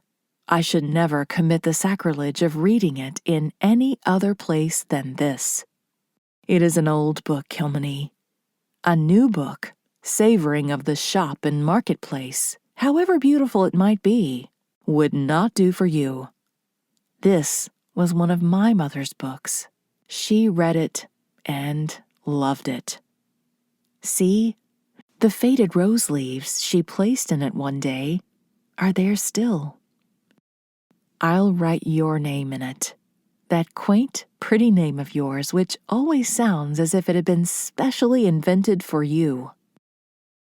Kilmeny of the Orchard, and the date of this perfect June day on which we read it together. Then, when you look at it, you will always remember me and the white buds opening on that rosebush beside you, and the rush and murmur of the wind in the tops of those old spruces." He held out the book to her, but, to his surprise, she shook her head, with a deeper flush on her face. "Won't you take the book, Kilmeny? Why not?" She took her pencil and wrote slowly, unlike her usual quick movement. "Do not be offended with me. I shall not need anything to make me remember you, because I can never forget you. But I would rather not take the book. I don't want to read it again. It's about love, and there's no use in my learning about love, even if it is all you say. Nobody will ever love me. I'm too ugly." "You? Ugly?" exclaimed Eric. He was on the point of going off into a peal of laughter at the idea, when a glimpse of her half-averted face sobered him. On it was a hurt, bitter look, such as he remembered seeing once before, when he had asked her if she would not like to see the world for herself. "Kilmeny," he said in astonishment, "you don't really think yourself ugly, do you?" She nodded, without looking at him, and then wrote, "Oh, yes, I know that I am. I've known for a long time. Mother told me that I was very ugly and that nobody would ever like to look at me. I'm sorry. It hurts me much worse to know I am ugly than it does to know I cannot speak. I suppose you'll think that's very foolish of me, but it's true. That was why I did not come back to the orchard for such a long time, even after I had got over my fright. I hated to think that you would think me ugly, and that is why I don't want to go out into the world and meet people. They would look at me as the egg peddler did one day when I went out with Aunt Janet to his wagon, the spring after Mother died. He stared at me so. I knew it was because he thought me so ugly, and I've always hidden when he came ever since." Eric's lips twitched, in spite of his pity for the real suffering displayed in her eyes. He could not help feeling amused over the absurd idea of this beautiful girl believing herself in all seriousness to be ugly. "But Kilmeny, do you think yourself ugly when you look in a mirror?" he asked, smiling. "I've never looked in a mirror," she wrote. "I never knew there was such a thing until after Mother died, and I read about it in a book. Then I asked Aunt Janet, and she said Mother had broken all the looking glasses in the house when I was a baby. But I have seen my face reflected in the spoons and in a little silver sugar bowl. Aunt Janet has, and it is ugly, very ugly." Eric's face went down into the grass.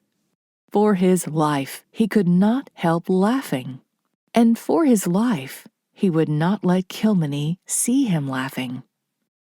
A certain little whimsical wish took possession of him, and he did not hasten to tell her the truth, as had been his first impulse. Instead, when he dared to look up, he said slowly, "I don't think you are ugly, Kilmeny." "Oh, but I'm sure you must," she wrote protestingly. "Even Neil does. He tells me I am kind and nice, but one day I asked him if he thought me very ugly, and he looked away and would not speak. So I knew what he thought about it too. Don't let us speak of this again. It makes me feel sorry and spoils everything. I forget it at other times. Let me play you some goodbye music, and don't feel vexed, because I would not take your book. It would only make me unhappy to read it." "I am not vexed," said Eric, "and I think you will take it some day yet.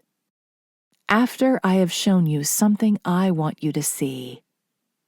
Never mind about your looks, Kilmeny. Beauty isn't everything." "Oh, it is a great deal," she wrote naively. "But you do like me, even though I am so ugly, don't you? You like me because of my beautiful music, don't you?" "I like you very much, Kilmeny," answered Eric, laughing a little, but there was in his voice a tender note of which he was unconscious. Kilmeny was aware of it, however, and she picked up her violin with a pleased smile. He left her playing there, and all the way through the dim, resinous spruce wood. Her music followed him like an invisible guardian spirit. "Kilmeny, the beautiful," he murmured. "And yet, good heavens, the child thinks she is ugly. She with a face more lovely than ever an artist dreamed of. A girl of 18 who has never looked in a mirror. I wonder if there is another such in any civilized country in the world. What could have possessed her mother to tell her such a falsehood? I wonder if Margaret Gordon could have been quite sane. It is strange that Neil has never told her the truth. Perhaps he doesn't want her to find out." Eric had met Neil Gordon a few evenings before this at a country dance, where Neil had played the violin for the dancers. Influenced by curiosity, he had sought the lad's acquaintance. Neil was friendly and talkative at first, but at the first hint concerning the Gordons, which Eric threw out skillfully, his face and manner changed. He looked secretive and suspicious, almost sinister. A sullen look crept into his big black eyes, and he drew his bow across the violin strings with a discordant screech, as if to terminate the conversation. Plainly nothing was to be found out from him about Kilmeny and her grim guardians. Chapter 10. A Troubling of the Waters. One late evening in June, Mrs. Williamson was sitting by her kitchen window. Her knitting lay unheeded in her lap, and Timothy, though he nestled ingratiatingly against her foot, as he lay on the rug and purred his loudest, was unregarded. She rested her face on her hand and looked out of the window, across the distant harbor, with troubled eyes. "I guess I must speak," she thought, wistfully. "I hate to do it. I always did hate meddling. My mother always used to say that 99 times out of 100, the last state of a meddler and them she meddled with was worse than the first. But I guess it's my duty. I was Margaret's friend, and it's my duty to protect her child any way I can. If the master does go back across there to meet her, I must tell him what I think about it." Overhead, in his room, Eric was walking about, whistling. Presently, he came downstairs, thinking of the orchard and the girl who would be waiting for him there. As he crossed the little front entry, he heard Mrs. Williamson's voice calling to him. "Mr. Marshall, would you please come here a moment?" He went out to the kitchen. Mrs. Williamson looked at him deprecatingly. There was a flush on her faded cheek, and her voice trembled. "Mr. Marshall, I want to ask you a question. Perhaps you will think it isn't any of my business, but it isn't because I want to meddle. No, it's only because I think I ought to speak. I have thought it over a long time, and it seems to me that I ought to speak. I hope you won't be angry, but even if you are, I must say what I have to say. Are you going back to the old Connor's orchard to meet Kilmeny Gordon? For a moment, an angry flush burned in Eric's face. It was more Mrs. Williamson's tone than her words, which startled and annoyed him. "Yes, I am, Mrs. Williamson," he said coldly. "What of it?" "Then, sir," said Mrs. Williamson with more firmness, "I have got to tell you that I don't think you're doing right. I've been suspecting all along that that was where you went every evening. But I haven't said a word to anyone about it. Even my husband doesn't know. But tell me this, master. Do Kilmeny's uncle and aunt know that you are meeting her there?" "Why," said Eric in some confusion, "I don't know whether they know or not, but Mrs. Williamson, surely you don't suspect me of meaning any harm or wrong to Kilmeny Gordon?" "No, I don't, master. I might think it of some men, but never of you. I don't for a minute think that you would do her or any woman any willful wrong. But you may do her great harm for all that. I want you to stop and think about it. I guess you haven't, though. Kilmeny can't know anything about the world or about men, and she may get to thinking too much of you. That might break her heart. Because you couldn't ever marry a girl who couldn't speak, like her. So I don't think you ought to be meeting her so often in this fashion. It isn't right. Don't go to the orchard again." Without a word, Eric turned away and went upstairs to his room. Mrs. Williamson picked up her knitting with a sigh. "That's done, Timothy, and I'm real thankful," she said. "I guess there'll be no need of saying anything more. Mr. Marshall is a fine young man, only a little thoughtless. Now that he's got his eyes opened, I'm sure he'll do what's right. I don't want Margaret's child made unhappy." Her husband came to the kitchen door and sat down on the steps to enjoy his evening smoke, talking between whiffs to his wife of Elder Tracy's church row, and Mary Alice Martin's beau, the price Jake Crosby was giving for eggs, the quantity of hay yielded by the hill meadow, the trouble he was having with old Molly's calf, and the respective merits of Plymouth Rock and Brahma roosters. Mrs. Williamson answered at random and heard not one word in 10. "What's got the master, mother?" inquired old Robert presently.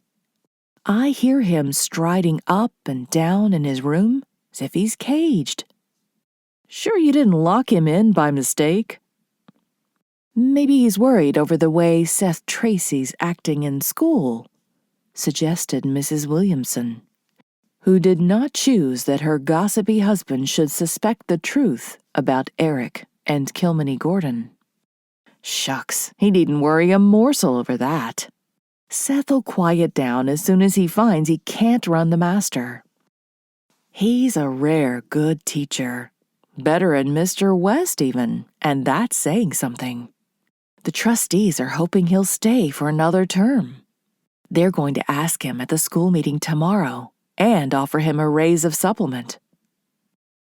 Upstairs, in his little room under the eaves, Eric Marshall was in the grip of the most intense and overwhelming emotion he had ever experienced. Up and down, to and fro he walked, with set lips and clenched hands. When he was wearied out, he flung himself on a chair by the window and wrestled with the flood of feeling. Mrs. Williamson's words had torn away the delusive veil with which he had bound his eyes. He was face to face with the knowledge that he loved Kilmeny Gordon, with the love that comes but once and is for all time. He wondered how he could have been so long blind to it. He knew that he must have loved her ever since their first meeting that May evening in the old orchard. And he knew that he must choose between two alternatives. Either he must never go to the orchard again, or he must go as an avowed lover to woo him a wife. Worldly prudence, his inheritance from a long line of thrifty, cool-headed ancestors, was strong in Eric, and he did not yield easily or speedily to the dictates of his passion. All night he struggled against the new emotions that threatened to sweep away the common sense which David Baker had bade him take with him when he went a-wooing. Would not a marriage with Kilmeny Gordon be an unwise thing from any standpoint? Then something stronger and greater and more vital than wisdom or unwisdom rose up in him and mastered him. Kilmeny, beautiful Kilmeny, was, as he had once involuntarily thought, the one made for him. Nothing should part them. The mere idea of never seeing her again was so unbearable that he laughed at himself for having counted it a possible alternative. If I can win Kilmeny's love, I shall ask her to be my wife, he said, looking out of the window to the dark southwestern hill, beyond which lay his orchard. The velvet sky over it was still starry, but the water of the harbor was beginning to grow silvery in the reflection of the dawn that was breaking in the east. Her misfortune will only make her dearer to me. I cannot realize that a month ago I did not know her.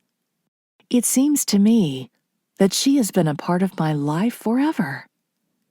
I wonder if she was grieved that I did not go to the orchard last night, if she waited for me. If she does, she does not know it herself yet. It will be my sweet task to teach her what love means, and no man has ever had a lovelier, purer pupil. At the annual school meeting the next afternoon, the trustees asked Eric to take the Lindsay School for the following year. He consented unhesitatingly. That evening, he went to Mrs. Williamson as she washed her tea dishes in the kitchen. "Mrs. Williamson, I am going back to the old Connors orchard to see Kilmeny again tonight." She looked at him reproachfully. "Well, master, I have no more to say. I suppose it wouldn't be of any use if I had. But you know what I think of it. I intend to marry Kilmeny Gordon if I can win her." An expression of amazement came into the good woman's face. She looked scrutinizingly at the firm mouth and steady gray eyes for a moment. Then she said, in a troubled voice, "Do you think that is wise, master? I suppose Kilmeny is pretty. The egg peddler told me she was, and no doubt she is a good, nice girl. But she wouldn't make a suitable wife for you, a girl that can't speak." "That doesn't make any difference to me." "But what will your people say?" I have no people except my father. When he sees Kilmeny, he will understand. She is all the world to me, Mrs. Williamson. As long as you believe that there is nothing more to be said, was the quiet answer. I'd be a little bit afraid if I was you, though. But young people never think of those things. My only fear is that she won't care for me, said Eric soberly. Mrs. Williamson surveyed the handsome, broad-shouldered young man shrewdly.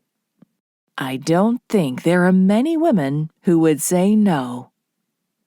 I wish you well in your wooing, though I can't help thinking you're doing a daft-like thing.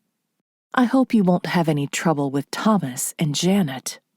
They are so different from other folks, there's no knowing. But take my advice, Master, and go and see them about it right off. Don't go on meeting Kilmeny unbeknownst to them. I shall certainly take your advice, said Eric gravely. I should have gone to them before. It was merely thoughtlessness on my part. Possibly they do know already. Kilmeny may have told them. Mrs. Williamson shook her head decidedly. No, Master, she hasn't. They'd never let her go on meeting you if they had known. I know them too well to think of that for a moment. Go you straight to them and say to them just what you have said to me. That is your best plan. And take care of Neil. People say he has a notion of Kilmeny himself. He'll do you a bad turn if he can, I've no doubt. Oh, I'm not afraid of Neil, said Eric carelessly. He couldn't help loving Kilmeny. Nobody could. I suppose every young man thinks that about his girl, if he's the right sort of young man, said Mrs. Williamson with a little sigh. She watched Eric out of sight, anxiously. I hope it'll come out all right, she thought. I hope he ain't making an awful mistake. But I'm afraid. Kilmeny must be very pretty to have bewitched him so.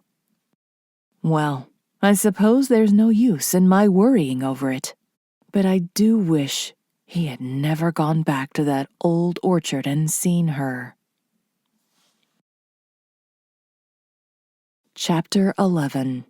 A Lover and His Lass. Kilmeny was in the orchard when Eric reached it, and he lingered for a moment in the shadow of the spruce wood to dream over her beauty. The orchard had lately overflowed in waves of old-fashioned caraway, and she was standing in the midst of its sea of bloom, with the lace-like blossoms swaying around her in the wind. She wore the simple dress of pale blue print, in which he had first seen her. Silk attire could not better have become her loveliness. She had woven herself a chaplet of half-open white rosebuds and placed it on her dark hair, where the delicate blossoms seemed less wonderful than her face. When Eric stepped through the gap, she ran to meet him with outstretched hands, smiling. He took her hands and looked into her eyes with an expression before which hers for the first time faltered. She looked down, and a warm blush strained the ivory curves of her cheek and throat. His heart bounded, for in that blush he recognized the banner of love's vanguard. "Are you glad to see me, Kilmeny?" he asked, in a low, significant tone. She nodded and wrote in a somewhat embarrassed fashion. "Yes, why do you ask?" "You know I'm always glad to see you. I was afraid you wouldn't come. You didn't come last night, and I was so sorry. Nothing in the orchard seemed nice any longer. I couldn't even play. I tried to, and my violin only cried. I waited until it was dark, and then I went home. I am sorry you were disappointed, Kilmeny. I couldn't come last night. Someday I shall tell you why. I stayed home to learn a new lesson. I'm sorry you missed me. No, I'm glad. Can you understand how a person may be glad and sorry for the same thing? She nodded again, with a return of her usual sweet composure. Yes, I couldn't have understood once, but I can now. Did you learn your new lesson? Yes, very thoroughly. It was a delightful lesson when I once understood it. I must try to teach it to you someday. Come over to the old bench, Kilmeny. There's something I want to say to you. But first, will you give me a rose? She ran to the bush and, after careful deliberation, selected a perfect, half-open bud and brought it to him. A white bud with a faint sunrise flush about its golden heart. Thank you. It is as beautiful as a woman I know, Eric said. A wistful look came into her face at his words, and she walked with a drooping head across the orchard to the bench. Kilmeny, he said seriously, I am going to ask you to do something for me.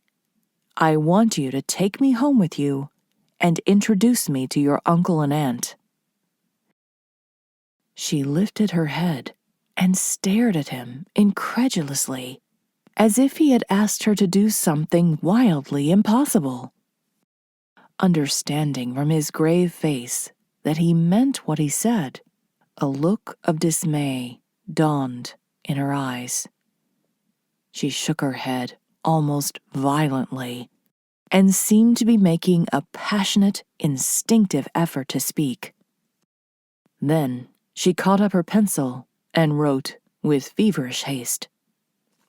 I cannot do that. Do not ask me to. You do not understand. They would be very angry. They don't want me to see anyone coming to the house.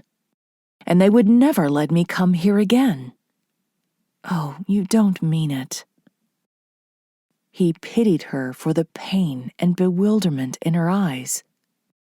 But he took her slender hands in his and said firmly, Yes, Kilmeny, I do mean it.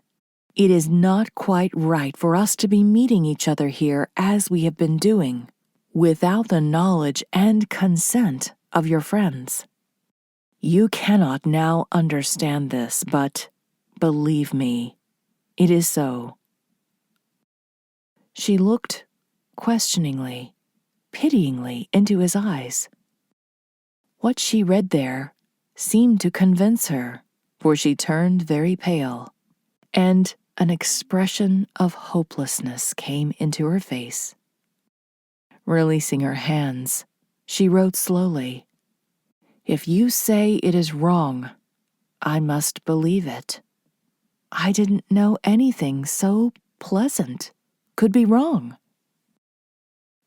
But if it is wrong, we must not meet here any more. Mother told me I must never do anything that was wrong. But I didn't know this was wrong. It was not wrong for you, Kilmeny, but it was a little wrong for me because I knew better, or rather, should have known better. I didn't stop to think, as the children say. Someday you will understand fully. Now, you will take me to your uncle and aunt, and after I've said to them what I want to say, it will be all right for us to meet here or anywhere. She shook her head. No, she wrote. Uncle Thomas and Aunt Janet will tell you to go away and never come back. And they will never let me come here any more. Since it is not right to meet you, I will not come. But it's no use to think of going to them. I didn't tell them about you because I knew that they would forbid me to see you. But I am sorry, since it is so wrong. You must take me to them, said Eric firmly. I am quite sure that things will not be as you fear when they hear what I have to say. Uncomforted, she wrote forlornly. I must do it, since you insist, but I am sure it will be no use. I cannot take you tonight because they are away. They went to the store at Radnor. But I will take you tomorrow night, and after that, I shall not see you any more. 2 great tears brimmed over in her big blue eyes and splashed down on her slate.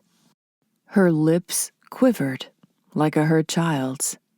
Eric put his arm impulsively about her and drew her head down upon his shoulder. As she cried there, softly, miserably, he pressed his lips to the silky black hair, with its coronal of rosebuds. He did not see 2 burning eyes which were looking at him from over the old fence behind him, with hatred and mad passion blazing in their depths. Neil Gordon was crouched there, with clenched hands and heaving breast, watching them. Kilmeny, dear, don't cry, said Eric tenderly. You shall see me again. I promise you that, whatever happens. I do not think your uncle and aunt will be as unreasonable as you fear. But even if they are, they shall not prevent me from meeting you somehow. Kilmeny lifted her head and wiped the tears from her eyes. You don't know what they are like, she wrote. They will lock me into my room. That is the way they always punished me when I was a little girl. And once, not so very long ago, when I was a big girl, they did it. If they do, I'll get you out somehow, said Eric, laughing a little. She allowed herself to smile, but it was a rather forlorn little effort. She did not cry any more, but her spirits did not come back to her. Eric talked happily, but she only listened in a pensive, absent way, as if she scarcely heard him. When he had asked her to play, she shook her head. I cannot think any music tonight, she wrote. I must go home, for my head aches and I feel very stupid. Very well, Kilmeny. Now, don't worry. It will all come out all right. Evidently, she did not share his confidence, for her head drooped again as they walked together across the orchard. At the entrance of the wild cherry lane, she paused and looked at him, half reproachfully, her eyes filling again. She seemed to be bidding him a mute farewell. With an impulse of tenderness, which he could not control, Eric put his arm about her and kissed her red, trembling mouth. She started back with a little cry.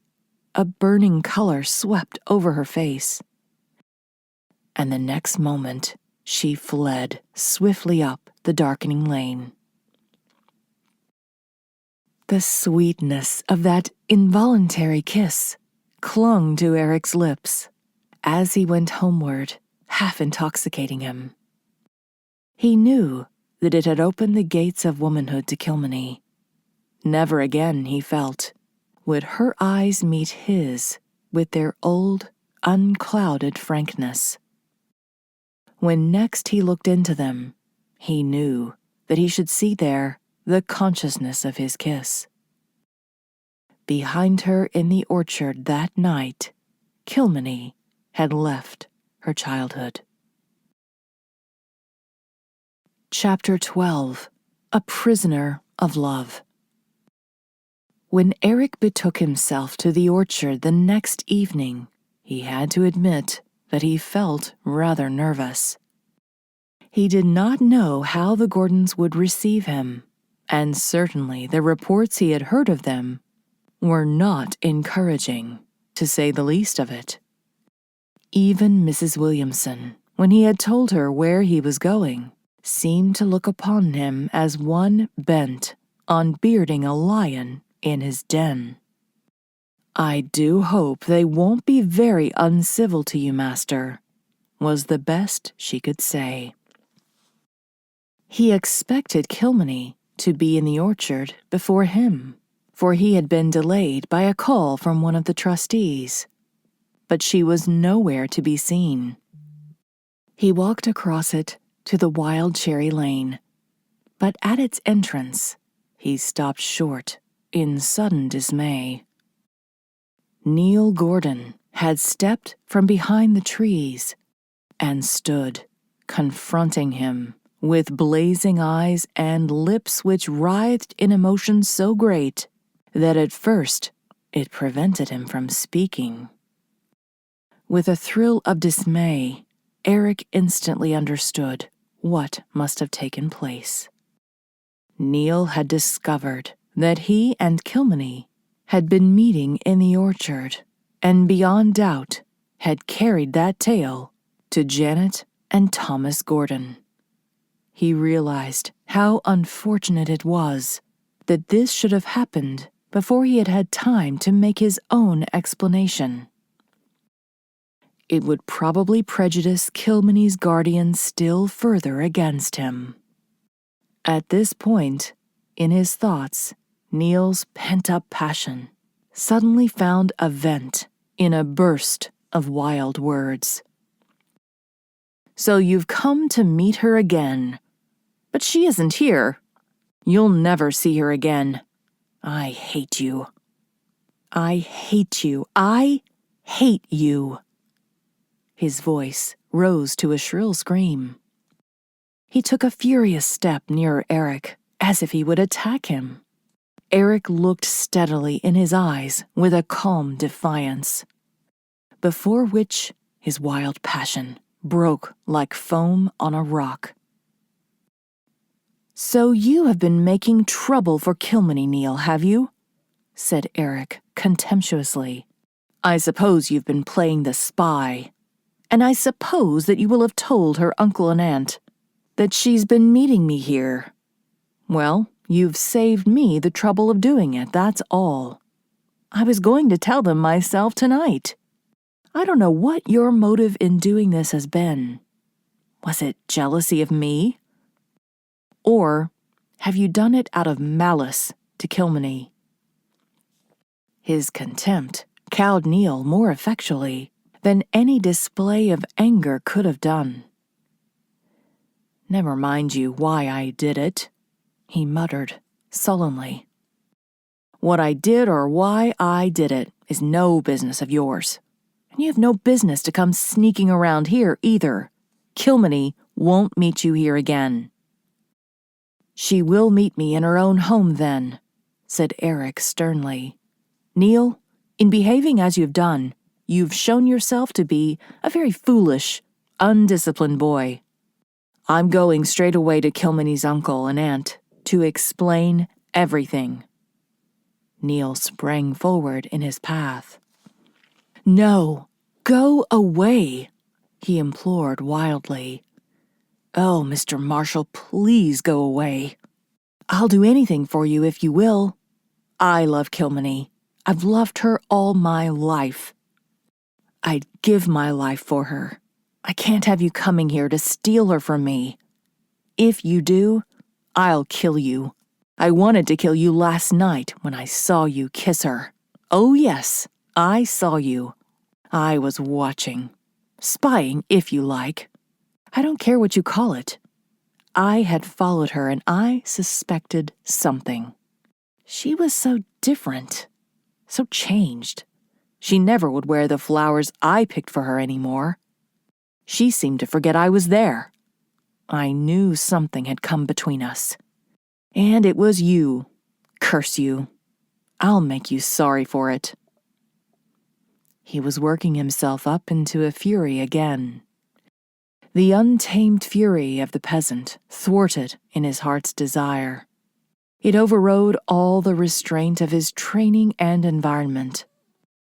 Eric, amid all his anger and annoyance, felt a thrill of pity for him. Neil Gordon was only a boy still, and he was miserable and beside himself. "Neil, listen to me," he said quietly. "You're talking very foolishly. It's not for you to say who shall or shall not be Kilmeny's friend. Now, you may just as well control yourself and go home like a decent fellow. I'm not at all frightened by your threats, and I shall know how to deal with you if you persist in interfering with me or persecuting Kilmeny. I'm not the sort of person to put up with that." The restrained power in his tone and look cowed Neil. The latter turned sullenly away with another muttered curse and plunged into the shadow of the firs. Eric, not a little ruffled under all his external composure by this most unexpected and unpleasant encounter, pursued his way along the lane, which wound on by the belt of woodland in twist and curve to the Gordon homestead. His heart beat as he thought of Kilmeny. What might she not be suffering? Doubtless, Neil had given a very exaggerated and distorted account of what he had seen, and probably her dour relations were very angry with her. Poor child. Anxious to avert their wrath as soon as might be, he hurried on, almost forgetting his meeting with Neil. The threats of the latter did not trouble him at all. He thought the angry outburst of a jealous boy mattered but little. What did matter was that Kilmeny was in trouble, which his heedlessness had brought upon her. Presently, he found himself before the Gordon house. It was an old building with sharp eaves and dormer windows, its shingles stained a dark gray by long exposure to wind and weather. Faded green shutters hung on the windows of the lower story. Behind it grew a thick wood of spruces. The little yard in front of it was grassy and prim and flowerless. But over the low front door, a luxuriant, early flowering rose vine clambered, in a riot of blood-red blossom, which contrasted strangely with the general bareness of its surroundings. It seemed to fling itself over the grim old house, as if intent on bombarding it with an alien life and joyousness. Eric knocked at the door, wondering if it might be possible that Kilmeny should come to it. But a moment later, it was opened by an elderly woman, a woman of rigid lines from the hem of her lank, dark print dress to the crown of her head, covered with black hair which, despite its few gray threads, was still thick and luxuriant. She had a long, pale face, somewhat worn and wrinkled, but possessing a certain harsh comeliness of feature, which neither age nor wrinkles had quite destroyed. And her deep-set, light gray eyes were not devoid of suggested kindliness, although they now surveyed Eric with an unconcealed hostility. Her figure, in its merciless dress, was very angular, yet there was about her a dignity of carriage and manner, which Eric liked. In any case, he preferred her unsmiling dourness, to vulgar garrulity. He lifted his hat. "Have I the honor of speaking to Miss Gordon?" he asked. "I'm Janet Gordon," said the woman stiffly. "Then I wish to talk with you and your brother. Come in." She stepped aside and motioned him to a low brown door opening on the right. "Go in and sit down. I'll call Thomas," she said coldly, as she walked out through the hall. Eric walked into the parlor and sat down as bidden. He found himself in the most old-fashioned room he had ever seen. The solidly made chairs and tables, of some wood grown dark and polished with age, made even Mrs. Williamson's parlor set of horsehair seem extravagantly modern by contrast. The painted floor was covered with round, braided rugs. On the center table was a lamp, a Bible, and some theological volumes contemporary with the square-runged furniture. The walls, wainscoted halfway up in wood, and covered for the rest with a dark diamond-patterned paper, were hung with faded engravings, mostly of clerical-looking, bewigged personages, in gowns and bands. But over the high, undecorated black mantelpiece, in a ruddy glow of sunset light striking through the window, hung one which caught and held Eric's attention, to the exclusion of everything else. It was the enlarged crayon photograph of a young girl. And, in spite of the crudity of execution, it was easily the center of interest in the room. Eric at once guessed that this must be the picture of Margaret Gordon. For, although quite unlike Kilmeny's sensitive, spirited face in general, there was a subtle, unmistakable resemblance about brow and chin. The pictured face was a very handsome one, suggestive of velvety dark eyes and vivid coloring, but it was its expression rather than its beauty which fascinated Eric. Never had he seen a countenance indicative of more intense and stubborn willpower. Margaret Gordon was dead and buried. The picture was a cheap and inartistic production, in an impossible frame of gilt and plush. Yet, the vitality in that face dominated its surroundings still. What, then, must have been the power of such a personality in life? Eric realized that this woman could and would have done whatsoever she willed, unflinchingly and unrelentingly. She could stamp her desire on everything and everybody about her, molding them to her wish and will, in their own despite and in defiance of all the resistance they might make. Many things in Kilmeny's upbringing and temperament became clear to him. If that woman had told me I was ugly, I should have believed her, he thought, even though I had a mirror to contradict her. I should never have dreamed of disputing or questioning anything she might have said. The strange power in her face is almost uncanny, peering out as it does from a mask of beauty and youthful curves. Pride and stubbornness are its salient characteristics. Well, Kilmeny does not at all resemble her mother in expression, and only very slightly in feature. His reflections were interrupted by the entrance of Thomas and Janet Gordon.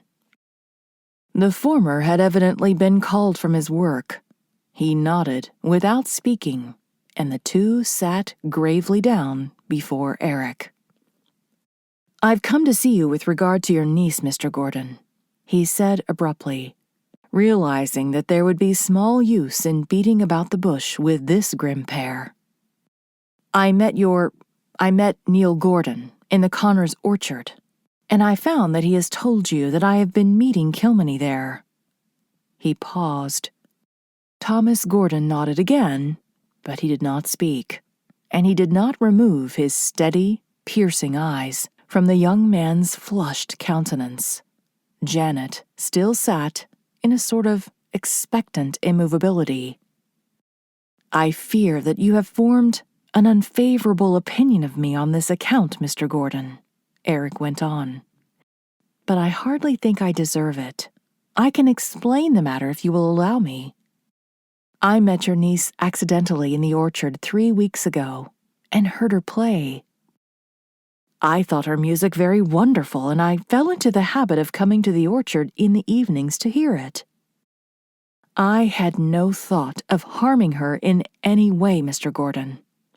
I thought of her as a mere child, and a child who was doubly sacred because of her affliction. But recently it occurred to me that I was not behaving quite honorably in encouraging her to meet me thus. Yesterday evening, I asked her to bring me here and introduce me to you and her aunt. We would have come then if you had been home. As you were not, we arranged to come tonight. I hope you will not refuse me the privilege of seeing your niece, Mr. Gordon," said Eric eagerly. "I ask you to allow me to visit her here, but I don't ask you to receive me as a friend on my own recommendations only. I will give you references, men of standing in Charlottetown and Queensley, if you refer to them." "I don't need to do that," said Thomas Gordon, quietly. "I know more of you than you think, master. I know your father well by reputation, and I've seen him. I know you're a rich man's son, whatever your whim in teaching a country school may be. Since you have kept your own counsel about your affairs, I supposed you didn't want your true position generally known, and so I've held my tongue about you. I know no ill of you, master, and I think none, now that I believe you were not beguiling Kilmeny to meet you unknown to her friends of set purpose. But all this doesn't make you a suitable friend for her, sir. It makes you all the more unsuitable. The less she sees of you, the better." Eric almost started to his feet in an indignant protest, but he swiftly remembered that his only hope of winning Kilmeny lay in bringing Thomas Gordon to another way of thinking. He had got on better than he expected so far.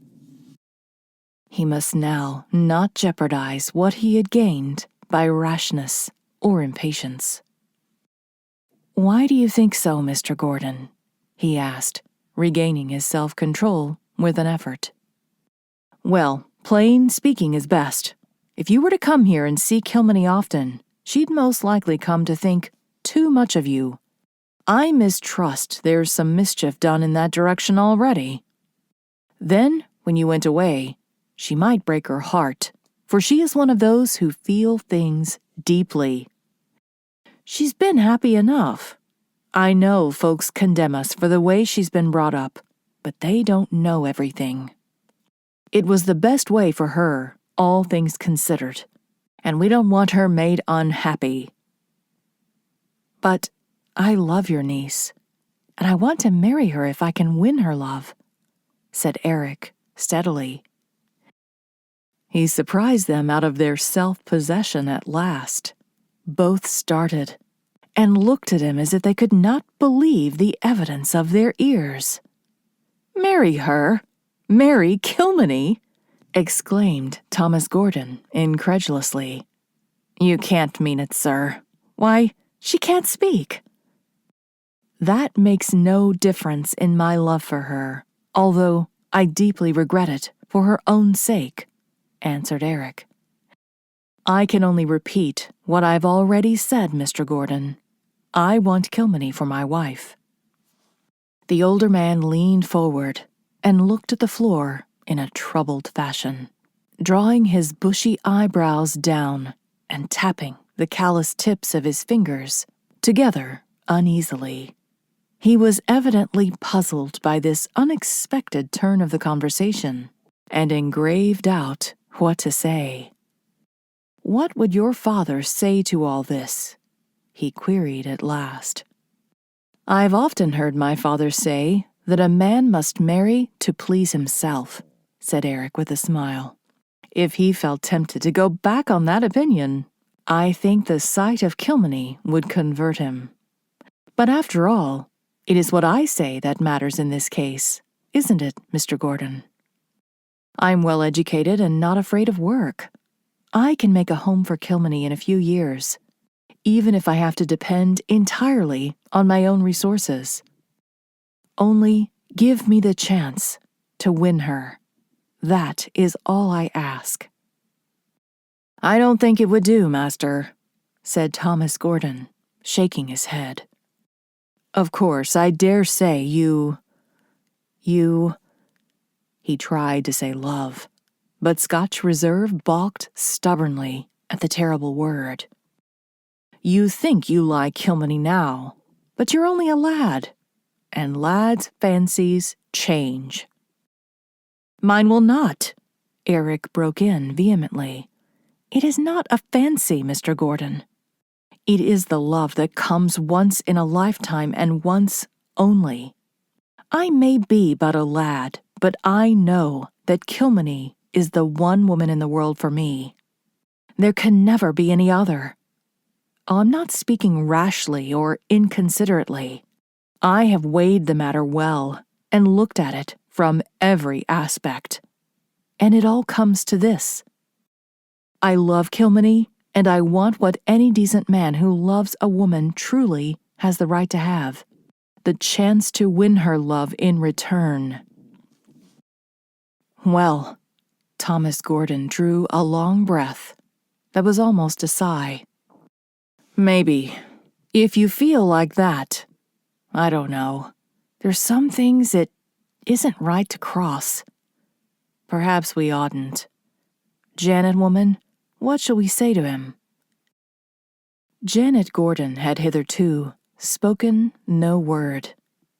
She had sat rigidly upright on one of the old chairs under Margaret Gordon's insistent picture, with her knotted, toil-worn hands grasping the carved arms tightly, and her eyes fastened on Eric's face. At first, their expression had been guarded and hostile. But as the conversation proceeded, they lost this gradually and became almost kindly. Now, when her brother appealed to her, she leaned forward and said, eagerly, "Do you know that there's a stain on Kilmeny's birth? I know that her mother was the innocent victim of a very sad mistake, Miss Gordon. I admit no real stain where there was no conscious wrongdoing. Though, for that matter, even if there were, it would be no fault of Kilmeny's, and would make no difference to me as far as she is concerned." A sudden change swept over Janet Gordon's face, quite marvelous in the transformation it wrought. Her grim mouth softened, and a flood of repressed tenderness glorified her cold gray eyes. "Well then," she said, almost triumphantly, "since neither that nor her inability to speak seems to be any drawback in your eyes, I don't see why you should not have the chance you want. Perhaps your world will say she is not good enough for you, but she is. She is." This half defiantly. "She is a sweet and innocent and true-hearted lassie. She is bright and clever, and she is not ill-looking. Thomas, I say, let the young man have his will." Thomas Gordon stood up, as if he considered the responsibility off his shoulders, and the interview at an end. "Very well, Janet, woman, since you think it is wise, and may God deal with him as he deals with her. Good evening, master. I'll see you again, and you're free to come and go as suits you. But I must go to my work now. I left my horses standing in the field." "I will go up and send Kilmeny down," said Janet quietly. She lighted the lamp on the table and left the room. A few minutes later, Kilmeny came down. Eric rose and went to meet her eagerly. But she only put out her right hand with a pretty dignity, and while she looked into his face, she did not look into his eyes. "You see, I was right after all, Kilmeny," he said, smiling. "Your uncle and aunt haven't driven me away. On the contrary, they have been very kind to me, and they say I may see you whenever and wherever I like." She smiled and went over to the table to write on her slate. "But they were very angry last night and said dreadful things to me. I felt very frightened and unhappy. They seemed to think I had done something terribly wrong. Uncle Thomas said he would never trust me out of his sight again. I could hardly believe it when Aunt Janet came up and told me that you were here and that I might come down. She looked at me very strangely as she spoke, but I could see that all the anger had gone out of her face. She seemed pleased and yet sad, but I am glad they have forgiven us." She did not tell him how glad she was, and how unhappy she had been over the thought that she was never to see him again. Yesterday, she would have told him all, frankly and fully. But for her, yesterday was a lifetime away. A lifetime in which she had come into her heritage of womanly dignity and reserve. The kiss which Eric had left on her lips, the words her uncle and aunt had said to her, the tears she had shed for the first time on a sleepless pillow, all had conspired to reveal her to herself. She did not yet dream that she loved Eric Marshall, or that he loved her. But she was no longer the child to be made a dear comrade of. She was, though quite unconsciously, the woman to be wooed and won, exacting, with sweet, innate pride, her dues of allegiance. Chapter 13. A Sweeter Woman Never Drew Breath. Thenceforward, Eric Marshall was a constant visitor at the Gordon homestead. He soon became a favorite with Thomas and Janet, especially the latter. He liked them both, discovering, under all their outward peculiarities, sterling worth and fitness of character. Thomas Gordon was surprisingly well read, and could floor Eric any time in argument. Once he became sufficiently warmed up to attain a fluency of words. Eric hardly recognized him the first time he saw him thus animated. His bent form straightened, his sunken eyes flashed, his face flushed. His voice rang like a trumpet, and he poured out a flood of eloquence, which swept Eric's smart, up-to-date arguments away, like straws in the rush of a mountain torrent. Eric enjoyed his own defeat enormously, but Thomas Gordon was ashamed of being thus drawn out of himself, and for a week afterwards confined his remarks to yes and no, or, at the outside, to a brief statement that a change in the weather was brewing. Janet never talked on matters of church and state, such she plainly considered to be far beyond a woman's province. But she listened with lurking interest in her eyes, while Thomas and Eric pelted each other with facts and statistics and opinions. And on the rare occasions when Eric scored a point, she permitted herself a sly little smile at her brother's expense. Of Neil, Eric saw but little.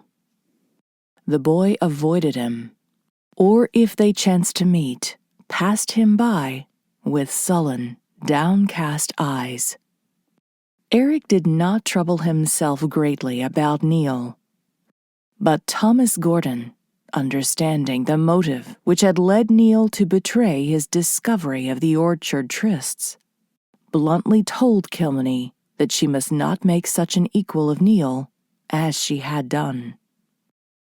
"You've been too kind to the lad, lassie, and he's got presumptions. He must be taught his place. I mistrust we have all made more of him than we should." But most of the idyllic hours of Eric's wooing were spent in the old orchard.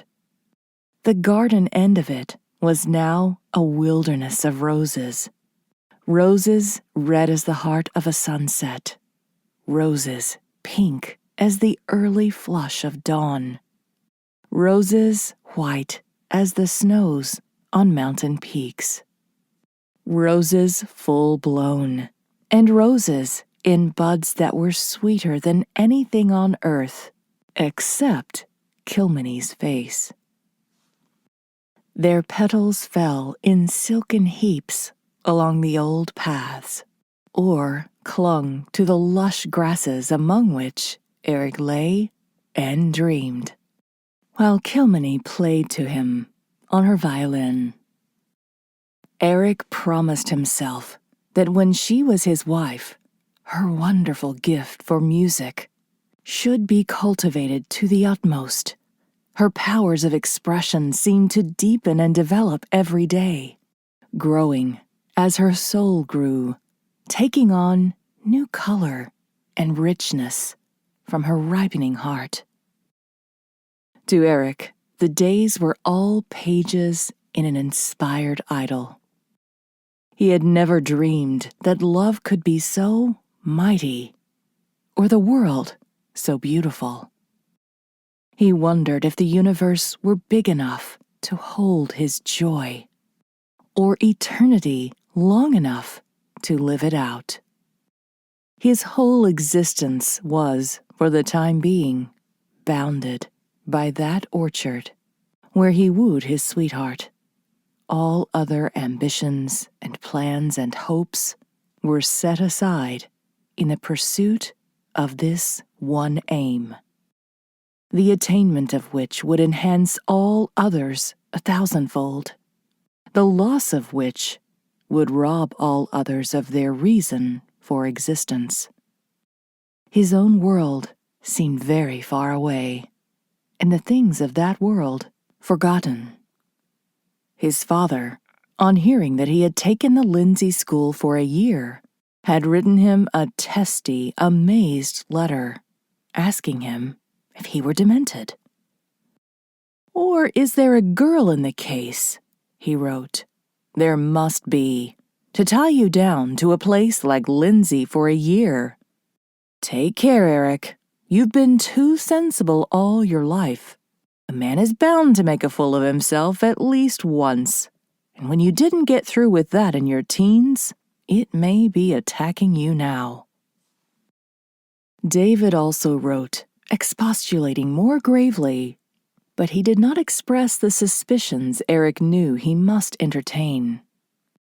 "Good old David, he is quaking with fear that I am up to something he can't approve of, but he won't say a word by way of attempting to force my confidence." It could not long remain a secret in Lindsay that the master was going to the Gordon place on courting thoughts intent. Mrs. Williamson kept her own and Eric's counsel. The Gordons said nothing, but the secret leaked out, and great was the surprise and gossip and wonder. One or two incautious people ventured to express their opinion of the master's wisdom to the master himself, but they never repeated the experiment. Curiosity was rife. 100 stories were circulated about Kilmeny, all greatly exaggerated in the circulation.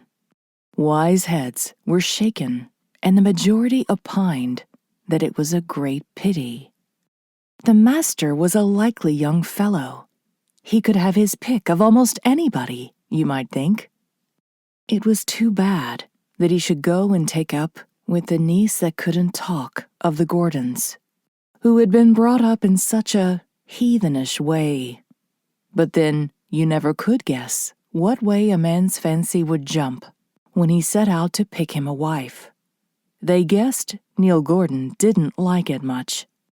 He seemed to have got dreadful moody and sulky of late, and wouldn't sing in the choir any more. Thus the buzz of comment and gossip ran.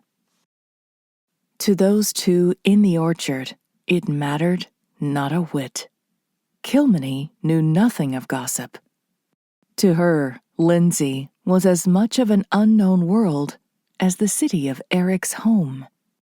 Her thoughts strayed far and wide in the realm of her fancy, but they never wandered out to the little realities that hedged her strange life around.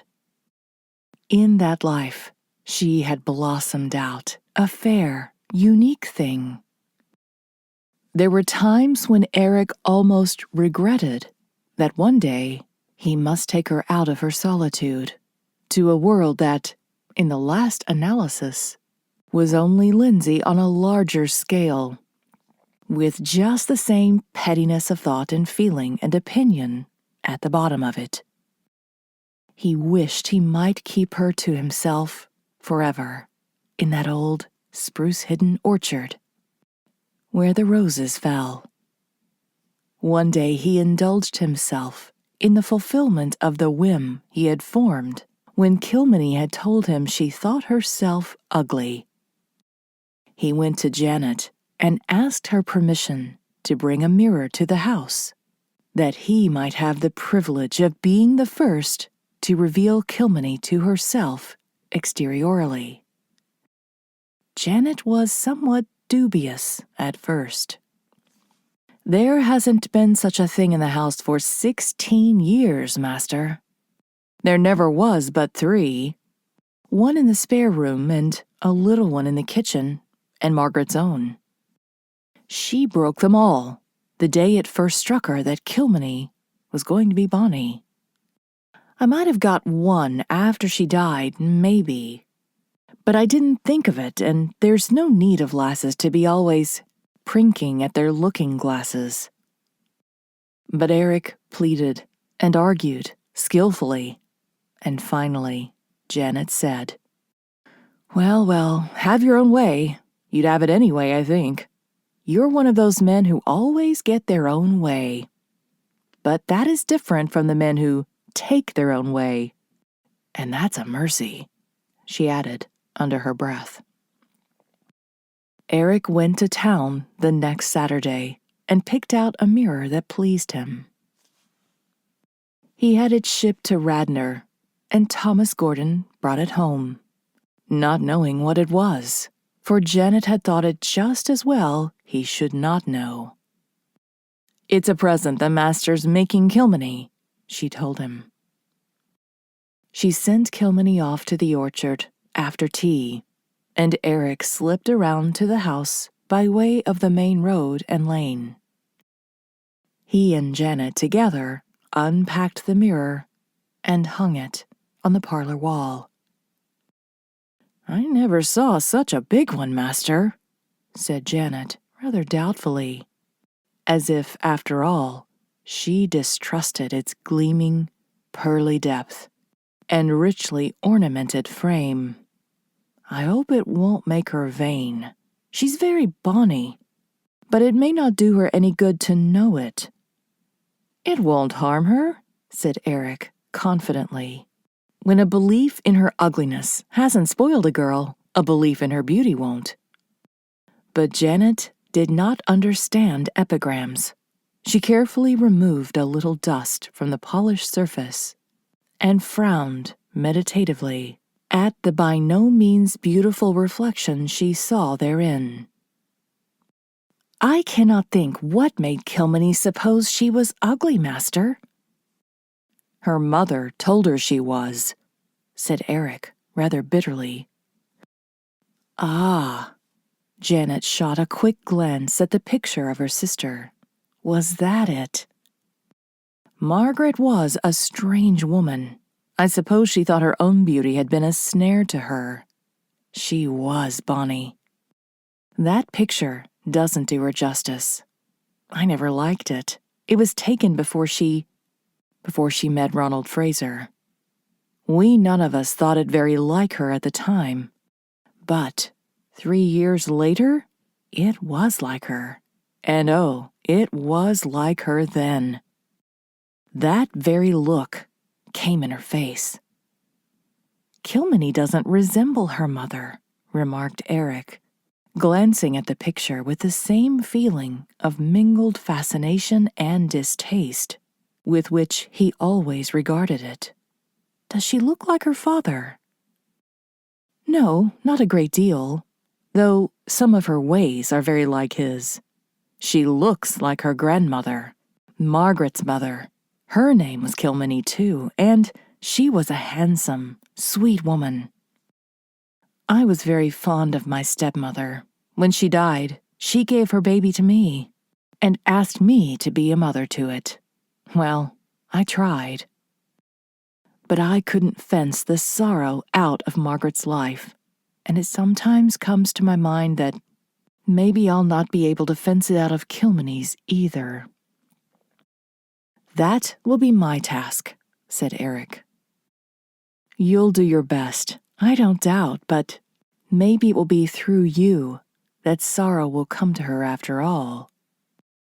"Not through any fault of mine, Aunt Janet." No, I'm not saying it will be your fault, but my heart misgives me at times. I dare say I'm only a foolish old woman. Go your ways and bring your lass here to look at your plaything when you like. I'll not make or meddle with it." Janet betook herself to the kitchen, and Eric went to look for Kilmeny. She was not in the orchard, and it was not until he searched for her for some time that he found her. She was standing under a beech tree in a field beyond the orchard, leaning on the longer fence with her hands clasped against her cheek. In them, she held a white Mary lily from the orchard. She did not run to meet him while he was crossing the pasture, as she would have once done. She waited, motionless, until he was close to her. Eric began, half laughingly, half tenderly, to quote some lines from her namesake ballad. "Kilmeny, Kilmeny, where have you been? Long have we sought baith holt and den, by linn, by ford, and greenwood tree. Yet you are halesome and fair to see. Where got you that jupe o' the lily sheen, that bonny snood of the birk so green, and those roses, the fairest that ever was seen? Kilmeny, Kilmeny, where have you been?" Only it's a lily and not a rose you're carrying. I might go on and quote the next couplet too. Kilmeny looked up with a lovely grace, but there was no smile on Kilmeny's face. "Why are you looking so sober?" Kilmeny did not have her slate with her and could not answer. But Eric guessed from something in her eyes that she was bitterly contrasting the beauty of the ballad's heroine with her own supposed ugliness. "Come down to the house, Kilmeny. I have something there to show you. "Something lovelier than you have ever seen before," he said, with boyish pleasure shining in his eyes. "I want you to go and put on that muslin dress you wore last Sunday evening. Pin up your hair the same way you did then. Run along, don't wait for me. But you are not to go into the parlor until I say come. I want to pick some of those Mary lilies up the orchard."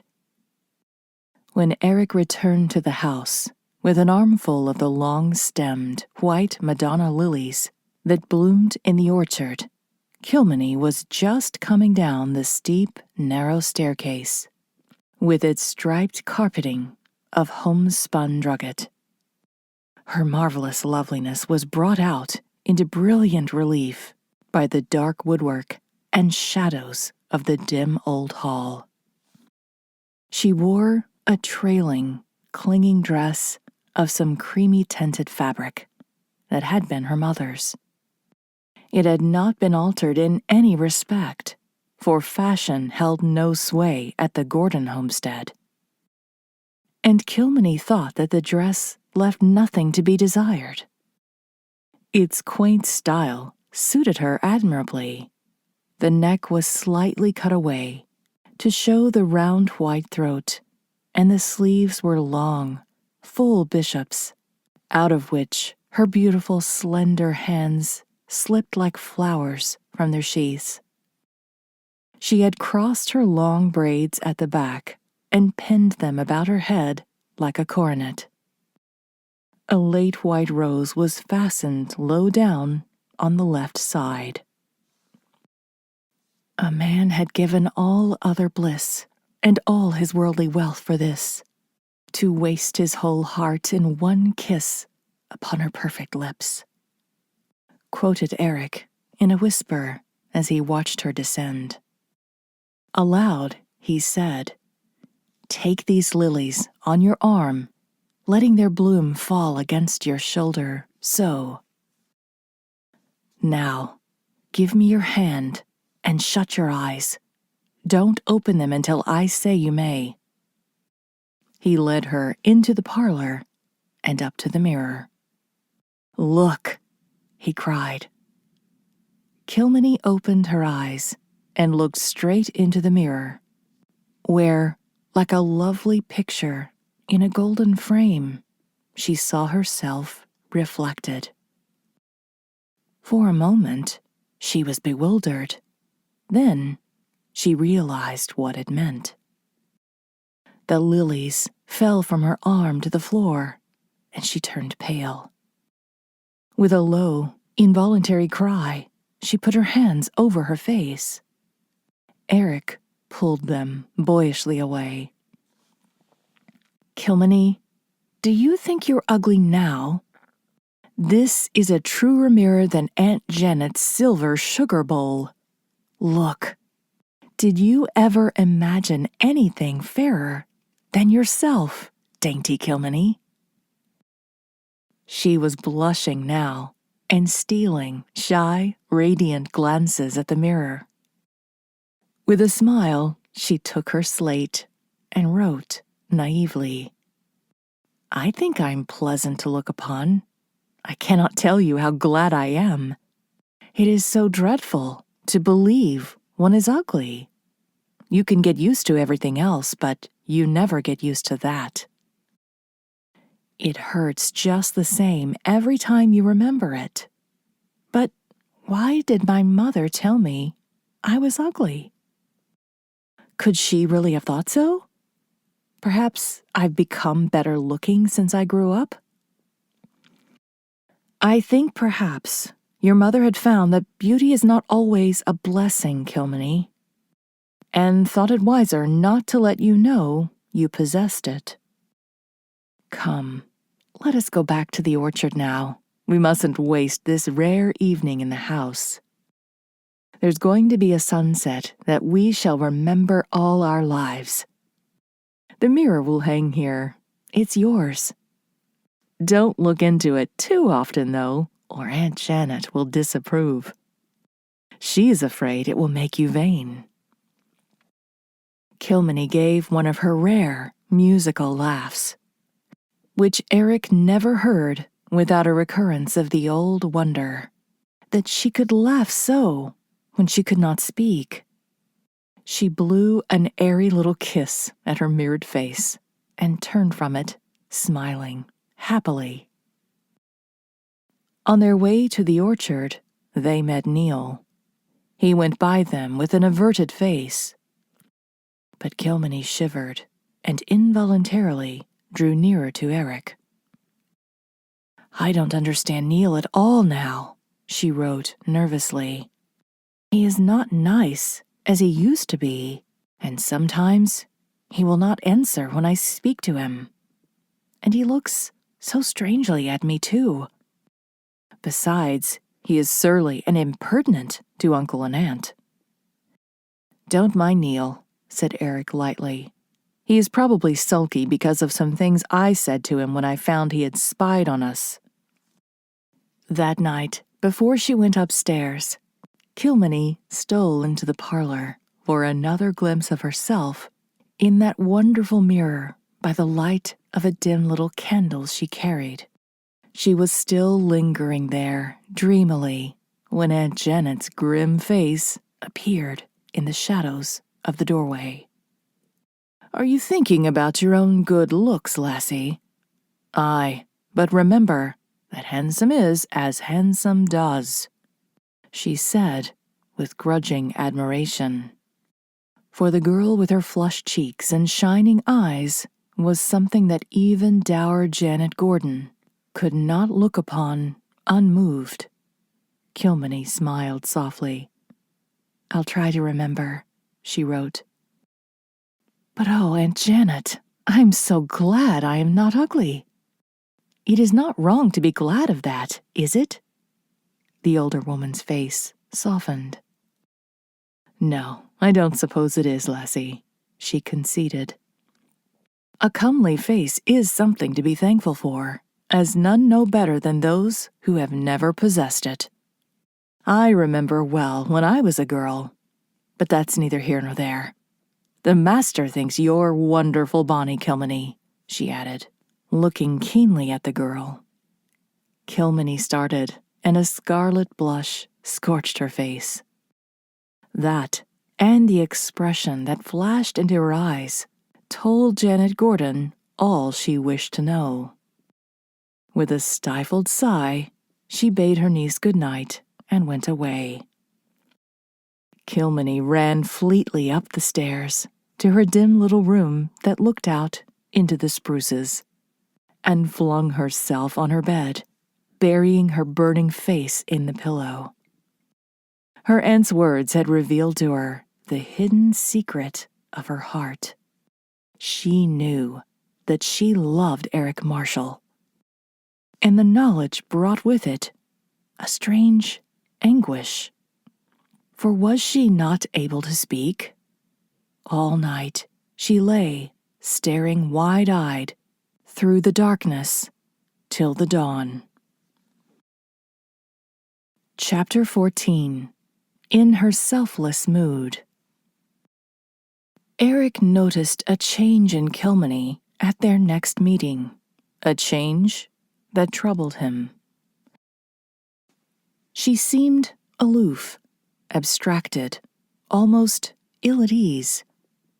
When he proposed an excursion to the orchard, he thought she was reluctant to go. The days that followed convinced him of the change. Something had come between them. Kilmeny seemed as far away from him as if she had in truth, like the namesake of the ballad, sojourned for 7 years in the land where the rain never fell and the wind never blew, and had come back washed clean from all the affections of earth. Eric had a bad week of it, but he determined to put an end to it by plain speaking. One evening in the orchard, he told her of his love.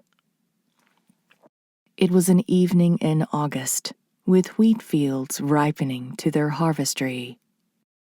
A soft violet night made for love, with the distant murmur of an unquiet sea, on a rocky shore sounding through it.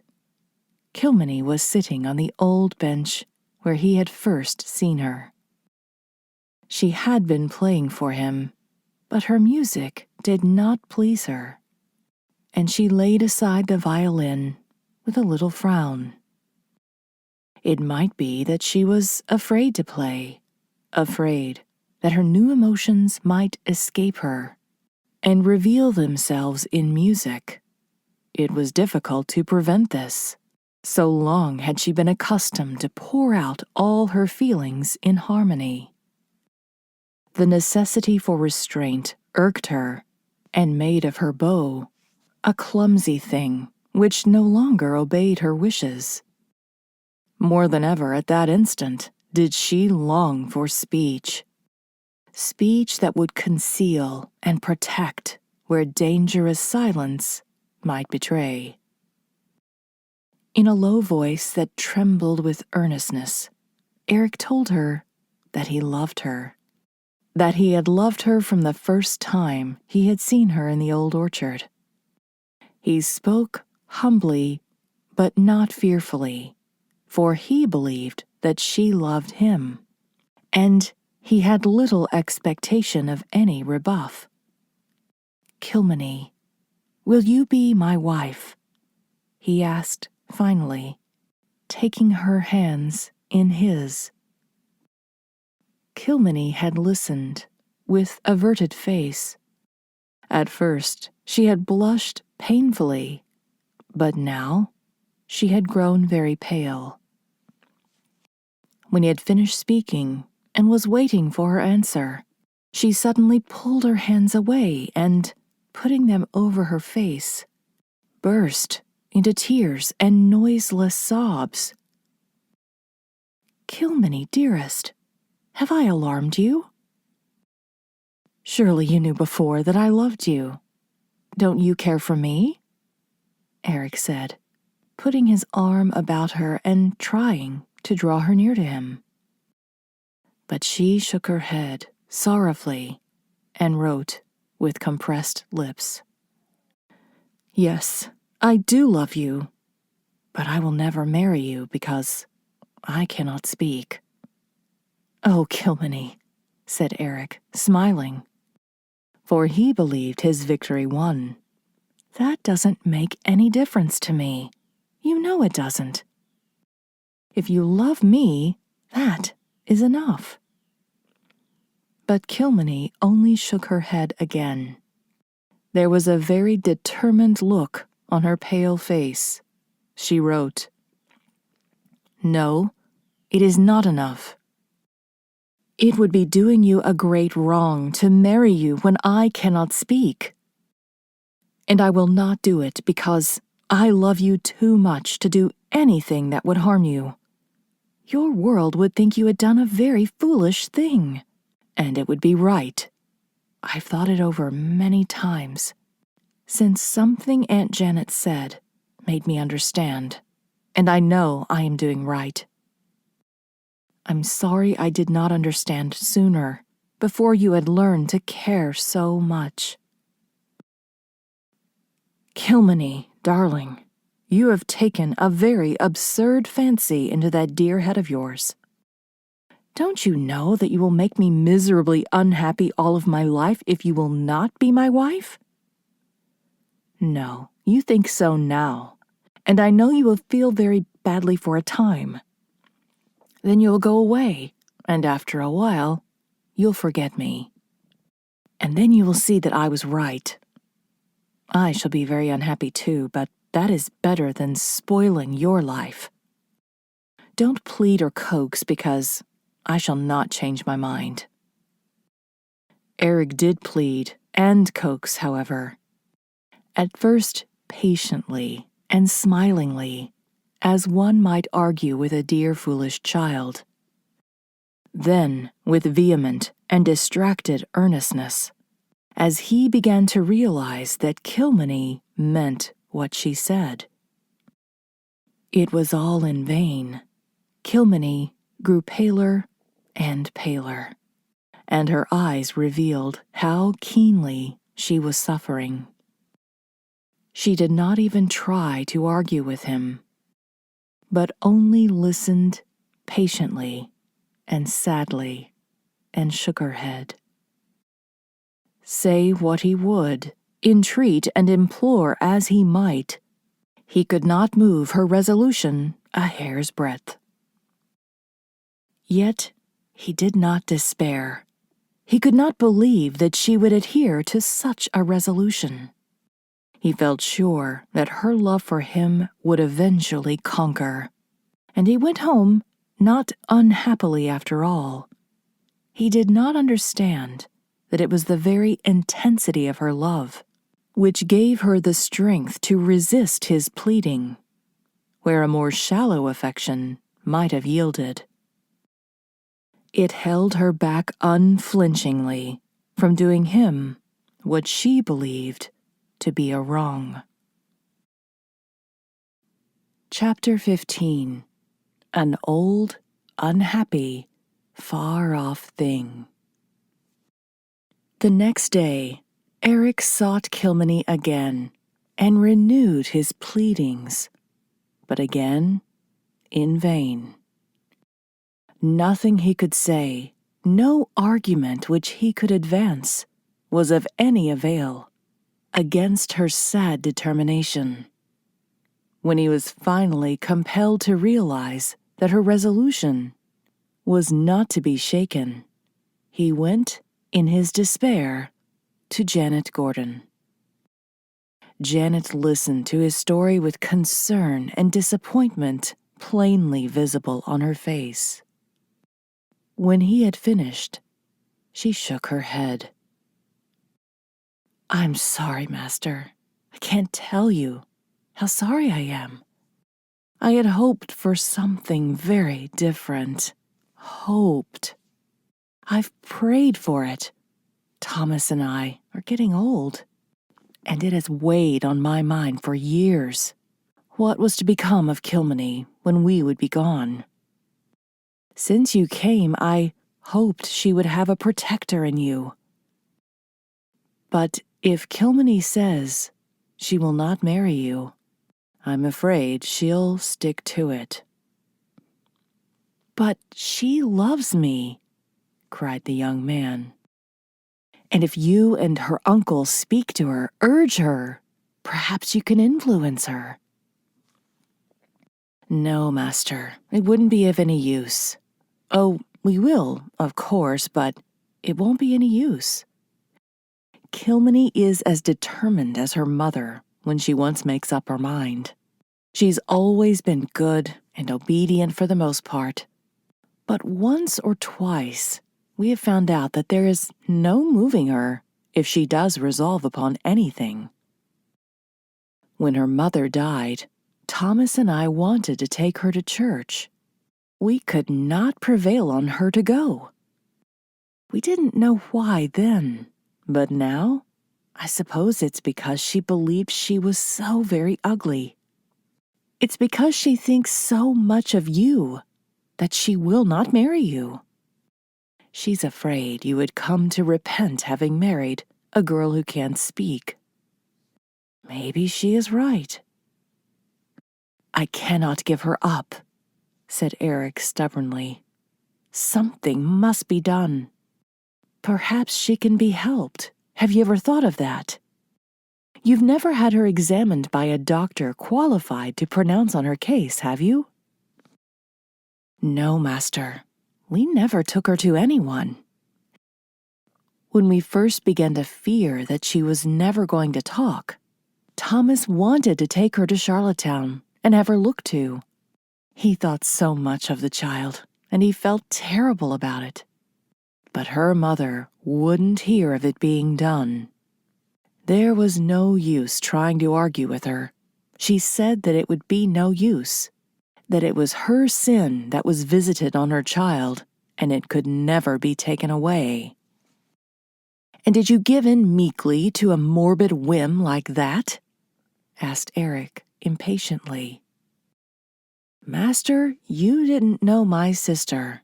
We had to give in. Nobody could hold out against her. She was a strange woman, and a terrible woman in many ways, after her trouble. We were afraid to cross her, for fear she would go out of her mind. But could you not have taken Kilmeny to a doctor, unknown to your mother?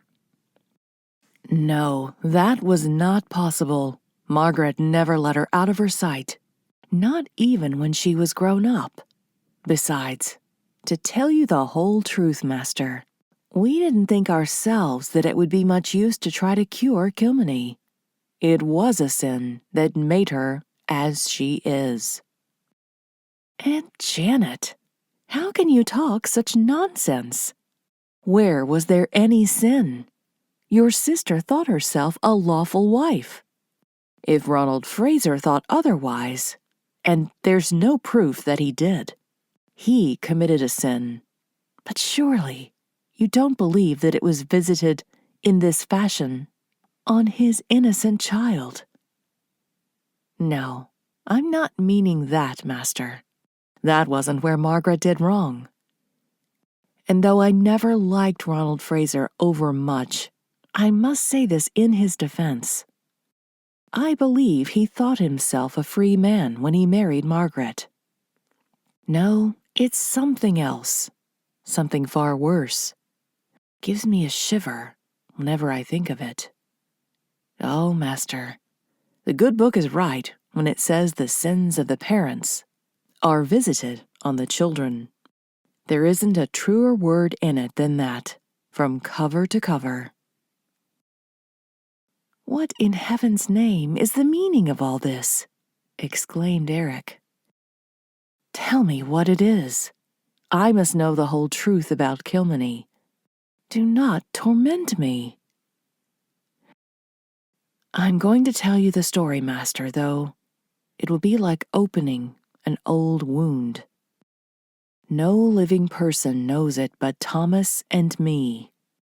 When you hear it, you will understand why Kilmeny can't speak, and why it isn't likely that there can ever be anything done for her. She doesn't know the truth, and you must never tell her. It isn't a fit story for her ears, especially when it is about her mother. Promise me that you will never tell her, no matter what may happen. I promise. Go on, said the young man feverishly.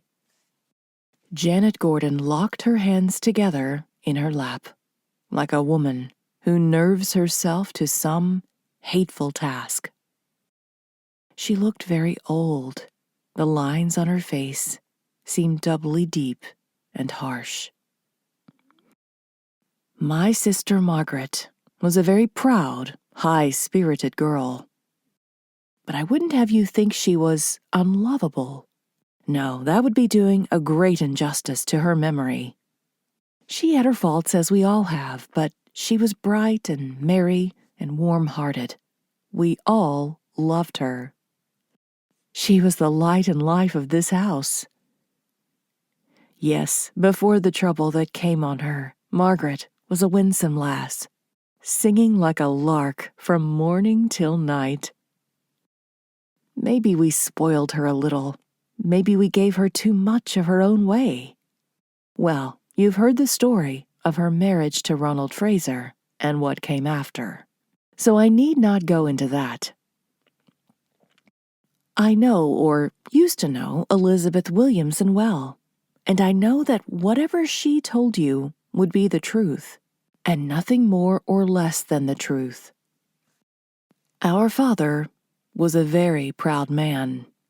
If Margaret was too proud, she got it from no stranger, and her misfortune cut him to the heart.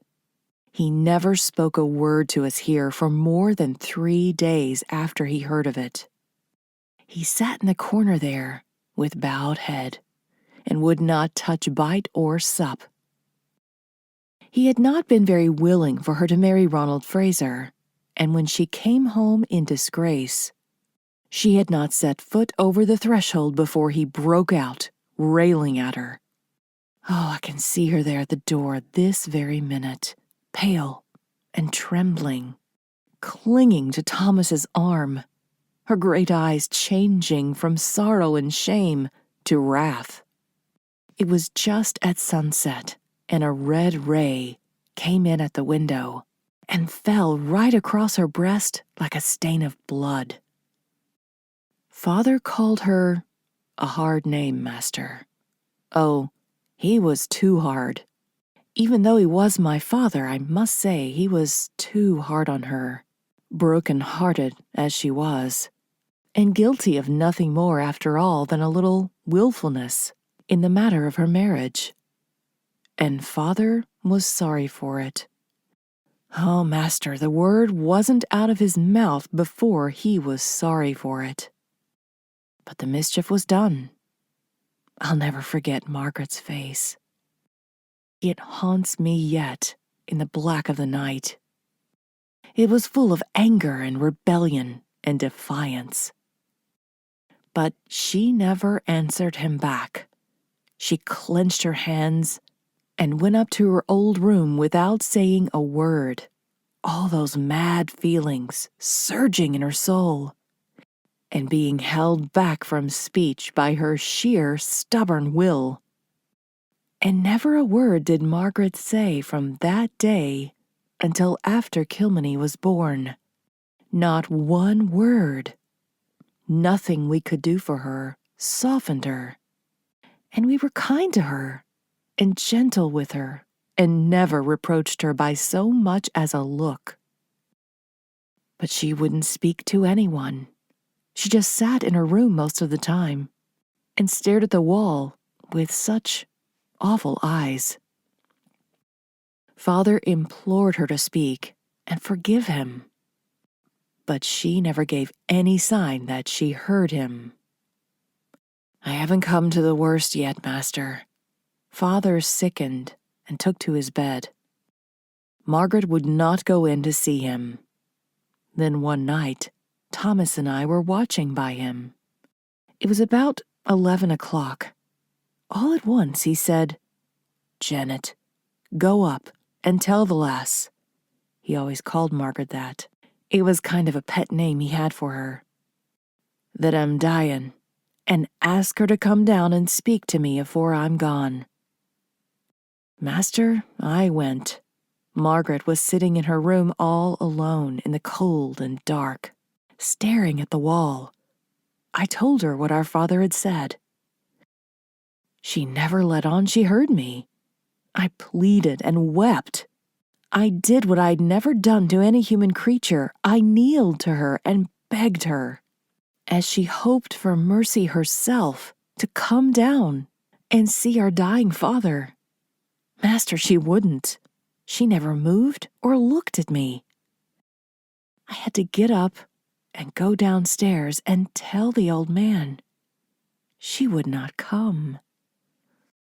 Janet Gordon lifted her hands and struck them together in her agony of remembrance. When I told Father, he only said, oh so gently, "Poor lass, I was too hard on her. She isn't to blame. But I canna go meet her mother till our little lass has forgiven me for the name I called her. Thomas, help me up. Since she will not come to me, I must go to her." There was no crossing him, we saw that.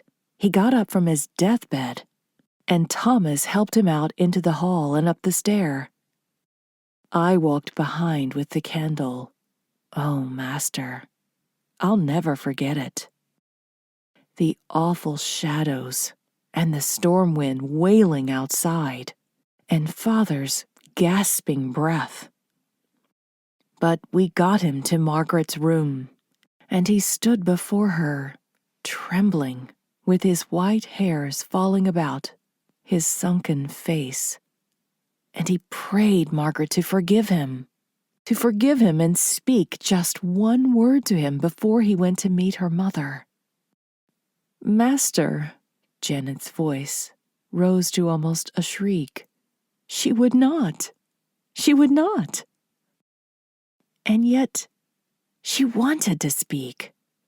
Afterwards, she confessed to me that she wanted to speak. But her stubbornness wouldn't let her. It was like some evil power that had gripped hold of her and wouldn't let go. Father might as well have pleaded with a graven image. It was that hard and dreadful. She saw her father die, and she never spoke the word he prayed for to him.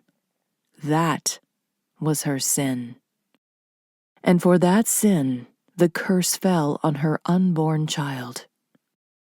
When Father understood that she could not speak, he closed his eyes and was like to have fallen if Thomas had not caught him. "Oh, lass, you're a hard woman," was all he had said. And they were his last words. Thomas and I carried him back to his room, but the breath was gone from him before we ever got him there.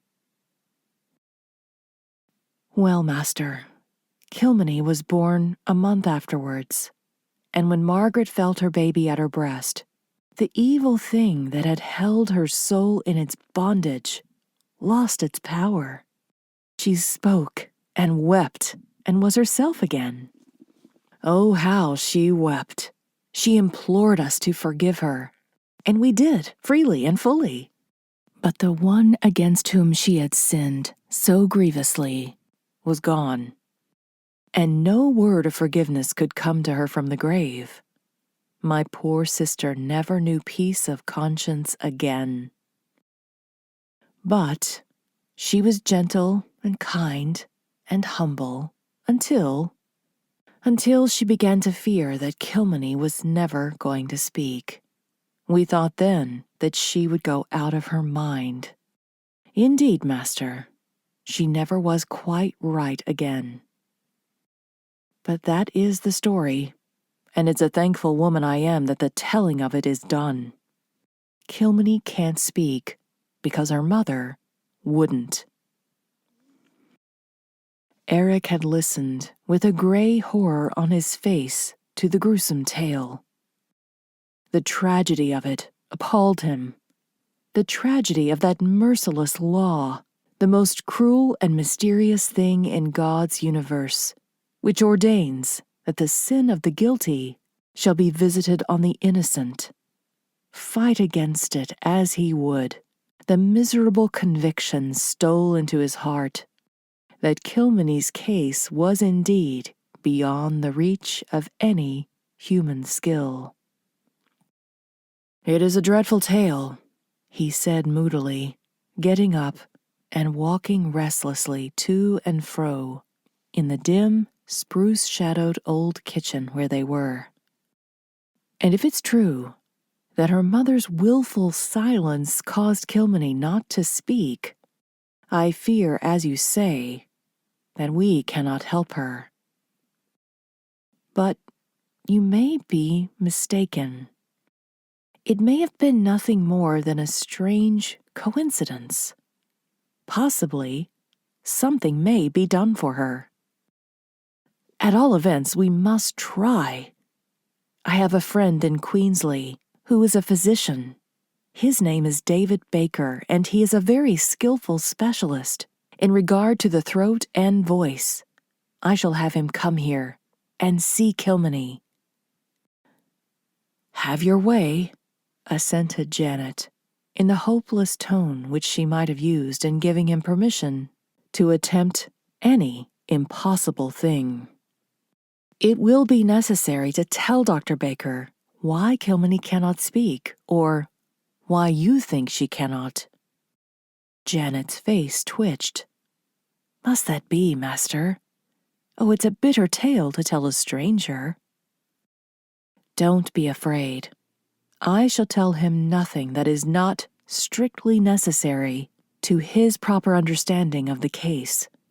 It would be quite enough to say that Kilmeny may not be able to speak because, for several months before her birth, her mother's mind was in a very morbid condition.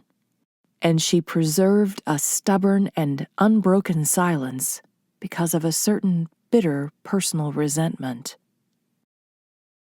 "Well, do as you think best, master." Janet plainly had no faith in the possibility of anything being done for Kilmeny. But a rosy glow of hope flashed over Kilmeny's face when Eric told her what he meant to do. "Oh, do you think he can make me speak?" she wrote eagerly. "I don't know, Kilmeny. I hope that he can. And I know he will do all that mortal skill can do. If he can help you speak, will you promise to marry me, dearest?" She nodded.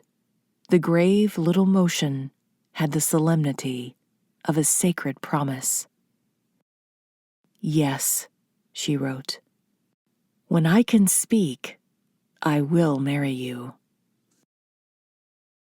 Chapter 16. David Baker's Opinion. The next week, David Baker came to Lindsay. He arrived in the afternoon when Eric was in school. When the latter came home, he found that David had, in the space of an hour, captured Mrs. Williamson's heart, wormed himself into the good graces of Timothy, and become hail fellow well met with old Robert. But he looked curiously at Eric when the two young men found themselves alone in the upstairs room. "Now, Eric, I want to know what this is all about. What scrape have you got into? You write me a letter entreating me in the name of friendship to come to you at once. Accordingly, I came post-haste. You seem to be in excellent health yourself. Explain why you have inveigled me hither." "I want you to do me a service which only you can do, David," said Eric quietly. "I didn't care to go into the details by letter. I have met in Lindsay a young girl whom I have learned to love. I have asked her to marry me, but although she cares for me, she refuses to do so because she cannot speak. I wish you to examine her and find out the cause of this, and if it can be cured. She can hear perfectly, and all her other faculties are entirely normal. In order that you may better understand the case, I must tell you the main facts of her history." This Eric proceeded to do. David Baker listened with grave attention, his eyes fastened on his friend's face. He did not betray the surprise and dismay he felt at learning that Eric had fallen in love with a girl who couldn't speak, of doubtful antecedents, and the strange case enlisted his professional interest. When he had heard the whole story, he thrust his hands into his pockets and strode up and down the room several times in silence. Finally, he halted before Eric. "So, you have done what I foreboded all along you would do. Left your common sense behind you when you went courting." "If I did," said Eric quietly, "I took with me something better and nobler than common sense." David shrugged his shoulders. "You'll have hard work to convince me of that, Eric." "No, it won't be difficult at all. I have one argument that will convince you speedily, and that is Kilmeny Gordon herself. But we won't discuss the matter of my wisdom or lack of it just now. What I want to know is this. What do you think of the case as I've stated it to you?" David frowned thoughtfully. "I hardly know what to think. It is very curious and unusual, but it is not totally unprecedented. There have been cases on record where prenatal influences have produced a like result. I cannot just now remember whether any were ever cured. Well, I'll see if anything can be done for this girl. I cannot express any further opinion until I have examined her." The next morning, Eric took David up to the Gordon homestead. As they approached the old orchard, a strain of music came floating through the resinous morning arcades of the spruce wood, a wild, sorrowful, appealing cry, full of indescribable pathos, yet marvelously sweet. "What is that?" exclaimed David, starting. "That is Kilmeny, playing on her violin," answered Eric. "She has great talent in that respect, and improvises wonderful melodies." When they reached the orchard, Kilmeny rose from the old bench to meet them. Her lovely, luminous eyes distended, her face flushed with the excitement of mingled hope and fear. "Oh, ye gods!" muttered David helplessly. He could not hide his amazement, and Eric smiled to see it. The latter had not failed to perceive that his friend had until now considered him as little better than a lunatic. "Kilmeny, this is my friend, Dr. Baker," he said. Kilmeny held out her hand with a smile. Her beauty, as she stood there, in the fresh morning sunshine beside a clump of her sister lilies, was something to take away a man's breath. David, who was by no means lacking in confidence, and generally had a ready tongue where women were concerned, found himself as mute and awkward as a schoolboy as he bowed over her hand. But Kilmeny was charmingly at ease. There was not a trace of embarrassment in her manner, though there was a pretty shyness. Eric smiled as he recalled his first meeting with her. He suddenly realized how far Kilmeny had come since then. With a little gesture of invitation, Kilmeny led the way through the orchard to the wild cherry lane, and the two men followed. "Eric, she is simply unutterable," said David in an undertone. "Last night, to tell you the truth, I had a rather poor opinion of your sanity. But now I'm consumed with a fierce envy. She's the loveliest creature I ever saw." Eric introduced David to the Gordons and then hurried away to his school. On his way down the Gordon lane, he met Neil and was half startled by the glare of hatred in the boy's eyes. Pity succeeded the momentary alarm. Neil's face had grown thin and haggard. His eyes were sunken and feverishly bright. He looked years older than on the day when Eric had first seen him in the brook hollow. Prompted by sudden compassionate impulse, Eric stopped and held out his hand. "Neil, can't we be friends?" he said. "I am sorry if I have been the cause of inflicting pain on you." "Friends? Never," said Neil, passionately. "You've taken Kilmeny from me, and I shall hate you always. And I'll be even with you yet." He strode fiercely up the lane, and Eric, with a shrug of his shoulders, went on his way, dismissing the meeting from his mind. The day seemed interminably long to him. David had not returned when he went home to dinner. But when he went to his room in the evening, he found his friend there, staring out of the window. "Well?" he said impatiently, as David wheeled around, but still kept silence. "What do you have to say to me? Don't keep me in suspense any longer, David. I have endured all I can." Today has seemed like 1,000 years. Have you discovered what is the matter with Kilmeny?"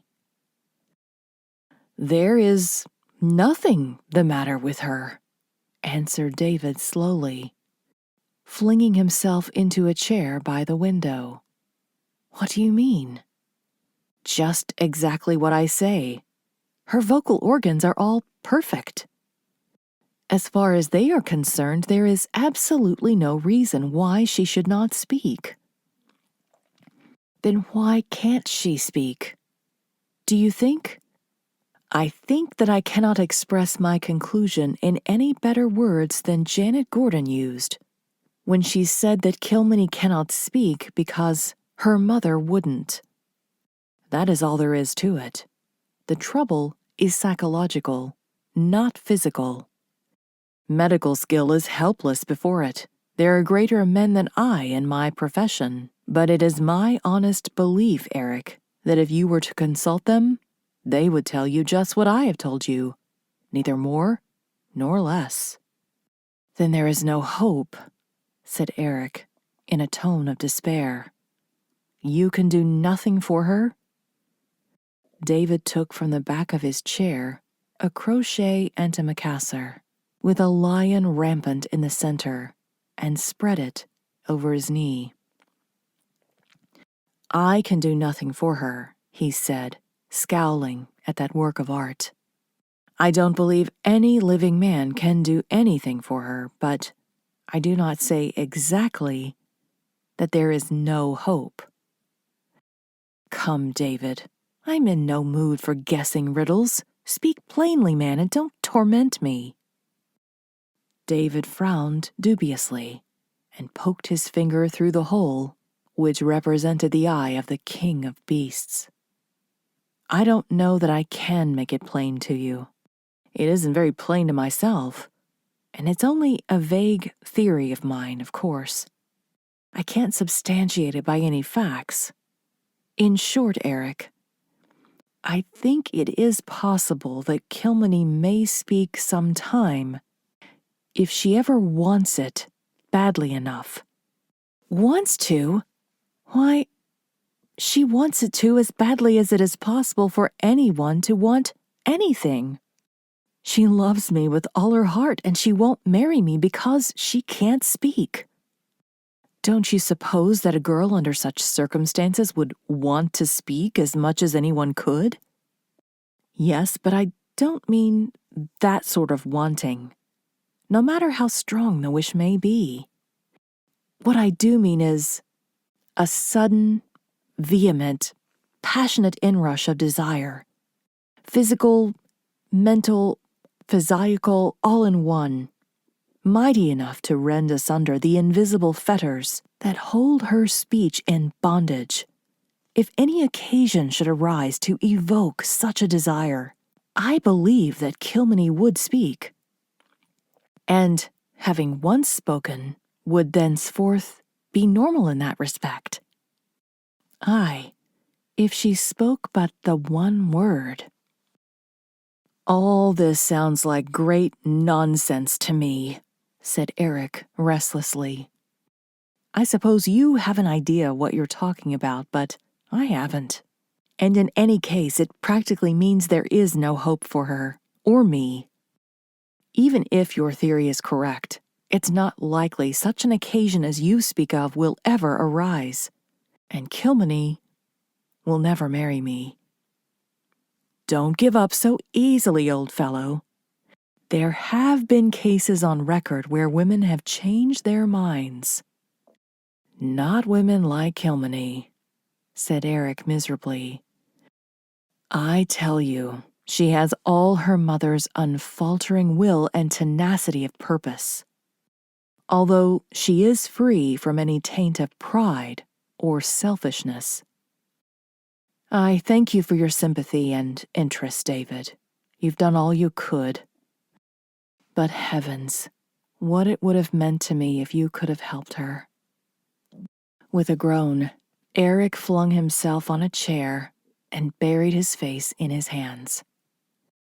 It was a moment which held for him all the bitterness of death. He had thought that he was prepared for disappointment. He had not known how strong his hope had really been until that hope was utterly taken from him. David, with a sigh, returned the crochet antimacassar carefully to its place on the chairback. Eric, last night, to be honest, I thought that if I found I could not help this girl, it would be the best thing that could happen as far as you were concerned. But since I have seen her, well, I would give my right hand if I could do anything for her. She is the wife for you. And by the memory of your mother, David brought his fist down on the windowsill with a force that shook the casement. She is the wife for you, speech or no speech. If only we could convince her of it. She cannot be convinced of that. No, David. I've lost her. Did you tell her what you've told me? I told her I could not help her. I didn't say anything to her of my theory. That would have done no good. How did she take it? Very bravely and quietly, like a winsome lady. But the look in her eyes, Eric, I felt as if I had murdered something. She bade me goodbye with a pitiful smile and went upstairs. I didn't see her again, although I stayed to dinner as her uncle's request. Those old Gordons are an odd pair. I liked them, though. They're strong and staunch. Good friends, bitter enemies. They were sorry that I couldn't help Kilmeny, but I saw plainly that old Thomas Gordon thought that I'd been meddling with predestination in attempting it. Eric smiled mechanically. I must go up and see Kilmeny. You'll excuse me, won't you, David? My books are there. Help yourself. But when Eric reached the Gordon house, he saw only old Janet, who told him that Kilmeny was in her room and refused to see him. She thought you would come up, and she left this with me to give you. Janet handed him a little note. It was very brief and blotted with tears. Do not come any more, Eric, it ran. I must not see you, because it would only make it harder for us both. You must go away and forget me. You'll be thankful for this someday. I shall always love and pray for you. Kilmeny. I must see her, said Eric desperately. Aunt Janet, be my friend. Tell her she must see me for a little while at least. Janet shook her head, but went upstairs. She soon returned. She says she cannot come down. You know she means it, master, and it is of no use to coax her. And I must say, I think she's right. Since she will not marry you, it's better for her not to see you. Eric was compelled to go home with no better comfort than this. In the morning, as it was Sunday, he drove David Baker to the station. He had not slept, and he looked so miserable and reckless that David felt anxious about him. David would have stayed in Lindsay for a few days, but a certain critical case in Queensly demanded his speedy return. He shook hands with Eric on the station platform. Eric, give up that school and come home at once. You can do no good in Lindsay now, and you'll only eat your heart out here. I must see Kilmeny once more before I leave, was all Eric's answer. That afternoon, he went again to the Gordon homestead, but the result was the same. Kilmeny refused to see him, and Thomas Gordon said gravely, Master, you know I like you, and I'm sorry Kilmeny thinks as she does. though maybe she's right. I would be glad to see you often for your own sake, and I'll miss you much, but as things are, I tell you plainly, you'd better not come here any more. It will do no good. And the sooner you and she get over thinking about each other, the better for you both. Now go, lad, and God bless you. Do you know what it is you're asking of me? Said Eric. I know I'm asking a hard thing for your own good. It's not as if Kilmeny would ever change your mind. We've had some experience with a woman's will like this. Janet, woman, don't be weeping. Do you think tears can wash such things away? No, they cannot blot out sin, or the consequences of sin. It's awful how one sin can spread out and broaden till it eats into innocent lives, sometimes long after the sinner has gone to his own accounting. Master, if you take my advice, you'll give up the Lindsay school and go back to your own world as soon as may be. Chapter 17. A Broken Fetter. Eric went home with a white, haggard face. He had never thought it possible for a man to suffer as he suffered then. What was he to do? It seemed impossible to go on with life. There was no life apart from Kilmeny. Anguish wrung his soul until his strength went from him, and youth and hope turned to gall and bitterness in his heart.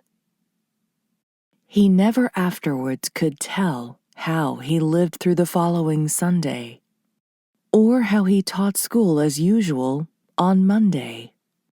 He found out how much a man may suffer and yet go on, living and working.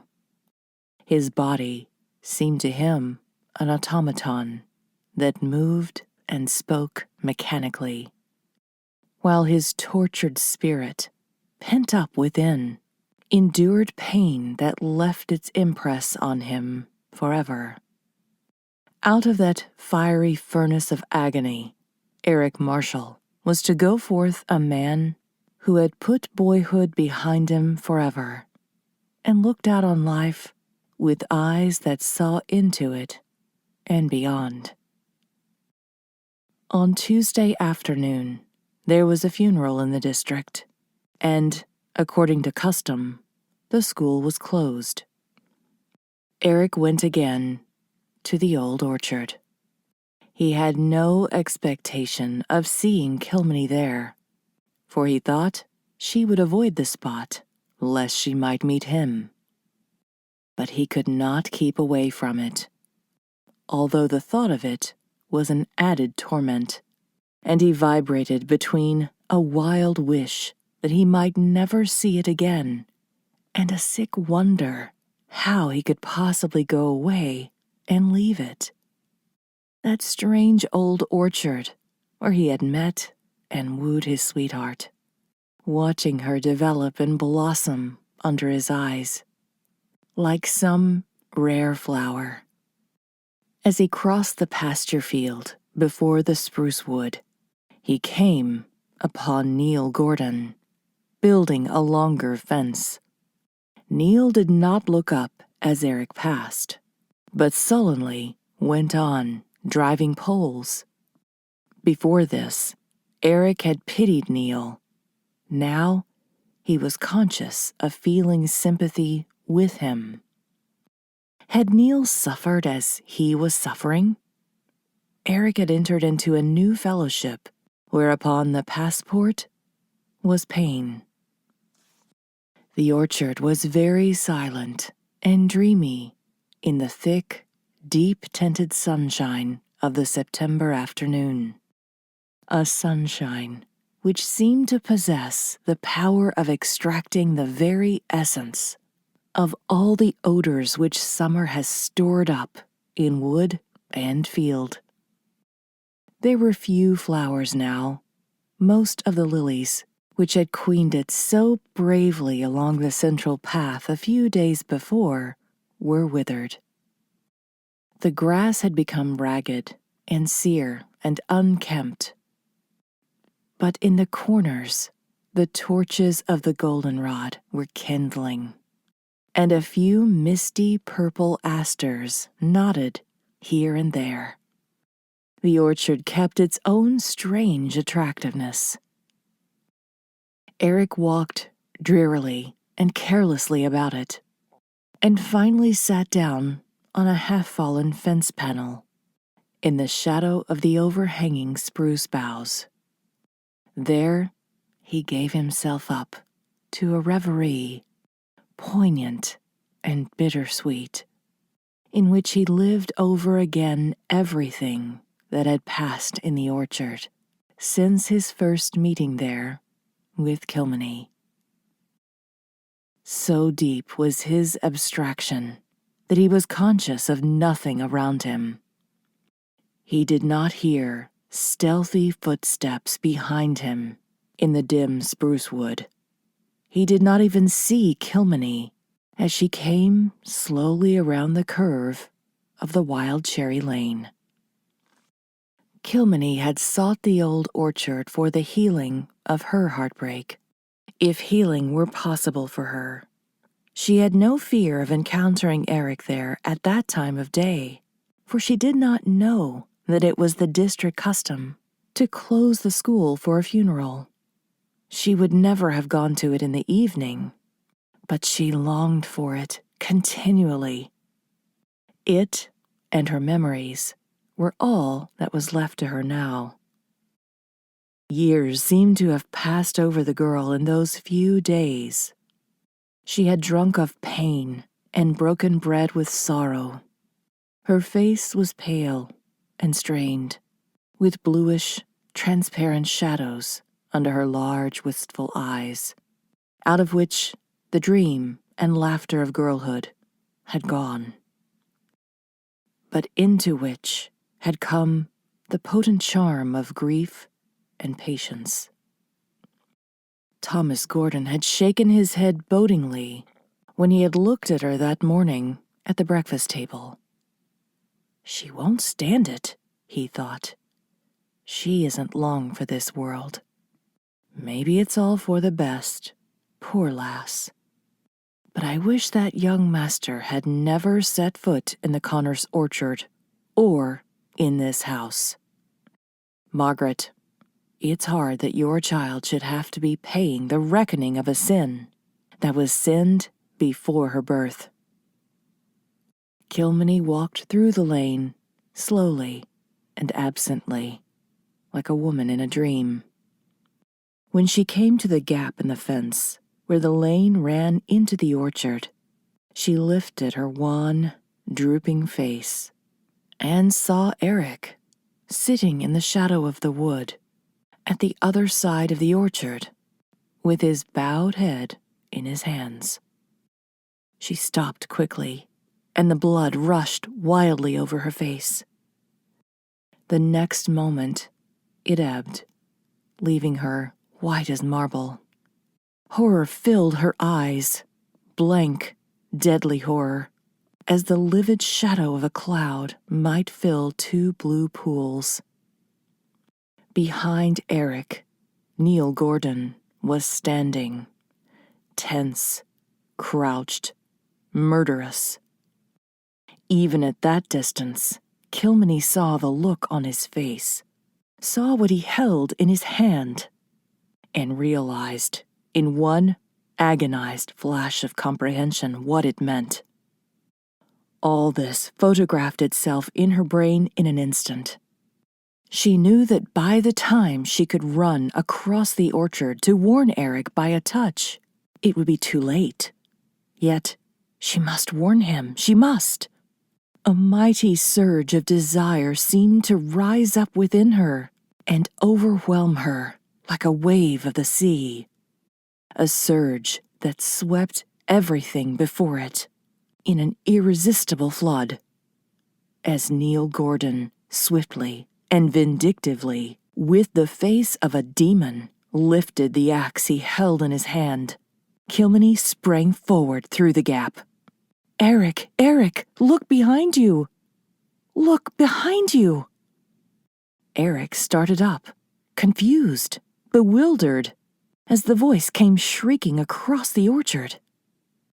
He did not in the least realize that it was Kilmeny who had called to him, but he instinctively obeyed the command.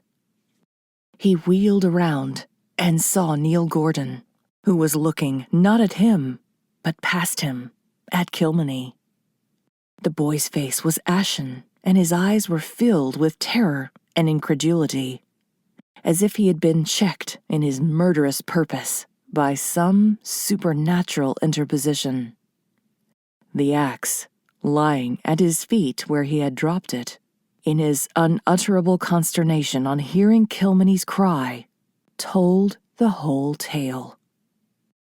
But before Eric could utter a word, Neil turned, with a cry more like that of an animal than a human being, and fled like a hunted creature into the shadow of the spruce wood. A moment later, Kilmeny, her lovely face dewed with tears and sunned over with smiles, flung herself on Eric's breast. "Oh, Eric, I can speak! Oh, it's wonderful! Eric, I love you. I love you." Chapter 18. Neil Gordon solves his own problem. "It's a miracle," said Thomas Gordon, in an awed tone. It was the first time he had spoken since Eric and Kilmeny had rushed in hand, like two children intoxicated with joy and wonder, and gasped out their story together to him and Janet. "Oh no, it is very wonderful, but it is not a miracle," said Eric. "David told me it might happen. I had no hope that it would. He will explain it to you all if he were here." Thomas Gordon shook his head. "I doubt if he could, master, he or anyone else. It's near enough to a miracle for me. Let us thank God, reverently and humbly, that he has seen fit to remove his curse from the innocent. Your doctors may explain it as they like, lad, but I'm thinking they won't get much nearer to it than that. It is awesome, that is what it is. Janet, woman, I feel as if I were in a dream. Can Kilmeny really speak?" "Indeed, I can, uncle," said Kilmeny, with a rapturous glance at Eric. "Oh, I don't know how it came to me. I felt that I must speak, and I did. And it's so easy now. It seems to me as if I could always have done it." She spoke naturally and easily. The only difficulty which she seemed to experience was in the proper modulation of her voice. Occasionally, she pitched it too high, again too low, but it was evident that she would soon acquire perfect control of it. It was a beautiful voice, very clear and soft and musical. "I am so glad that the first word I said was your name, dearest," she murmured to Eric. "What about Neil?" asked Thomas Gordon gravely, rousing himself with an effort from his abstraction of wonder. "What are we to do with him when he returns? In one way, this is a sad business." Eric had almost forgotten about Neil in his overwhelming amazement and joy. The realization of his escape from sudden and violent death had not yet had an opportunity to take possession of his thoughts. "We must forgive him, Mr. Gordon. I know how I should feel towards a man who took Kilmeny from me. It was an evil impulse to which he gave way in his suffering, and I think of the good which has resulted from it. That is true, Master, but it doesn't alter the terrible fact that the boy had murder in his heart, that he would have killed you. An overruling providence has saved him from the actual commission of the crime and brought good out of evil, but he is guilty in thought and purpose. And we have cared for him and instructed him as our own. With all his faults, we have loved him. It is a hard thing, and I don't see what we are to do. We can't act as if nothing had happened, and we can never trust him again. But Neil Gordon solved the problem himself. When Eric returned that night, he found old Robert Williamson in the pantry, regaling himself with a lunch of bread and cheese after a trip to the station. Timothy sat on the dresser in black velvet state and gravely addressed himself to the disposal of various tidbits that came his way. "Good night, Master. Glad to see you're looking more like yourself. I told the wife it was only a lover's quarrel, most like. She's been worrying about you, but she didn't like to ask you what was the trouble. She ain't one of them unfortunate folks who can't be happy without their everlasting poking their noses into other people's business. But what kind of rumpus was kicked up at the Gordon place tonight, Master?" Eric looked amazed. What could Robert Williamson have heard so soon? "What do you mean?" he asked. "Why, us folks at the station knew there must have been a to-do of some kind when Neil Gordon went off on the harvest excursion the way he did." "Neil? Gone? On the harvest excursion?" exclaimed Eric. "Yes, sir. You know this was the night the excursion train left. They cross on the boat tonight. Special trip. There was a dozen or so fellows from hereabouts went. We was all standing around and chatting when Lincoln Frame drove up full speed, and Neil jumped out of his rig, just bolted into the office, got his ticket, and out again, and onto the train without a word to anyone, and looking as the old scratch himself. We was all too surprised to speak till he was gone. Lincoln couldn't give us much information. He said Neil had rushed up to their place about dark, looking as if the constable was after him, and offered to sell that black filly of his to Lincoln for $60 if Lincoln would drive him to the station in time to catch the excursion train. The filly was Neil's own, and Lincoln had been wanting to buy her, but Neil would never hear to it afore. Lincoln jumped at the chance. Neil had brought the filly with him, and Lincoln hitched it right up and took him to the station. Neil hadn't no luggage of any kind and wouldn't open his mouth the whole way up, Lincoln says. We concluded him and old Thomas must have had a row. Do you know anything about it? Or was you so wrapped up in sweethearting you didn't hear or see nothing else?"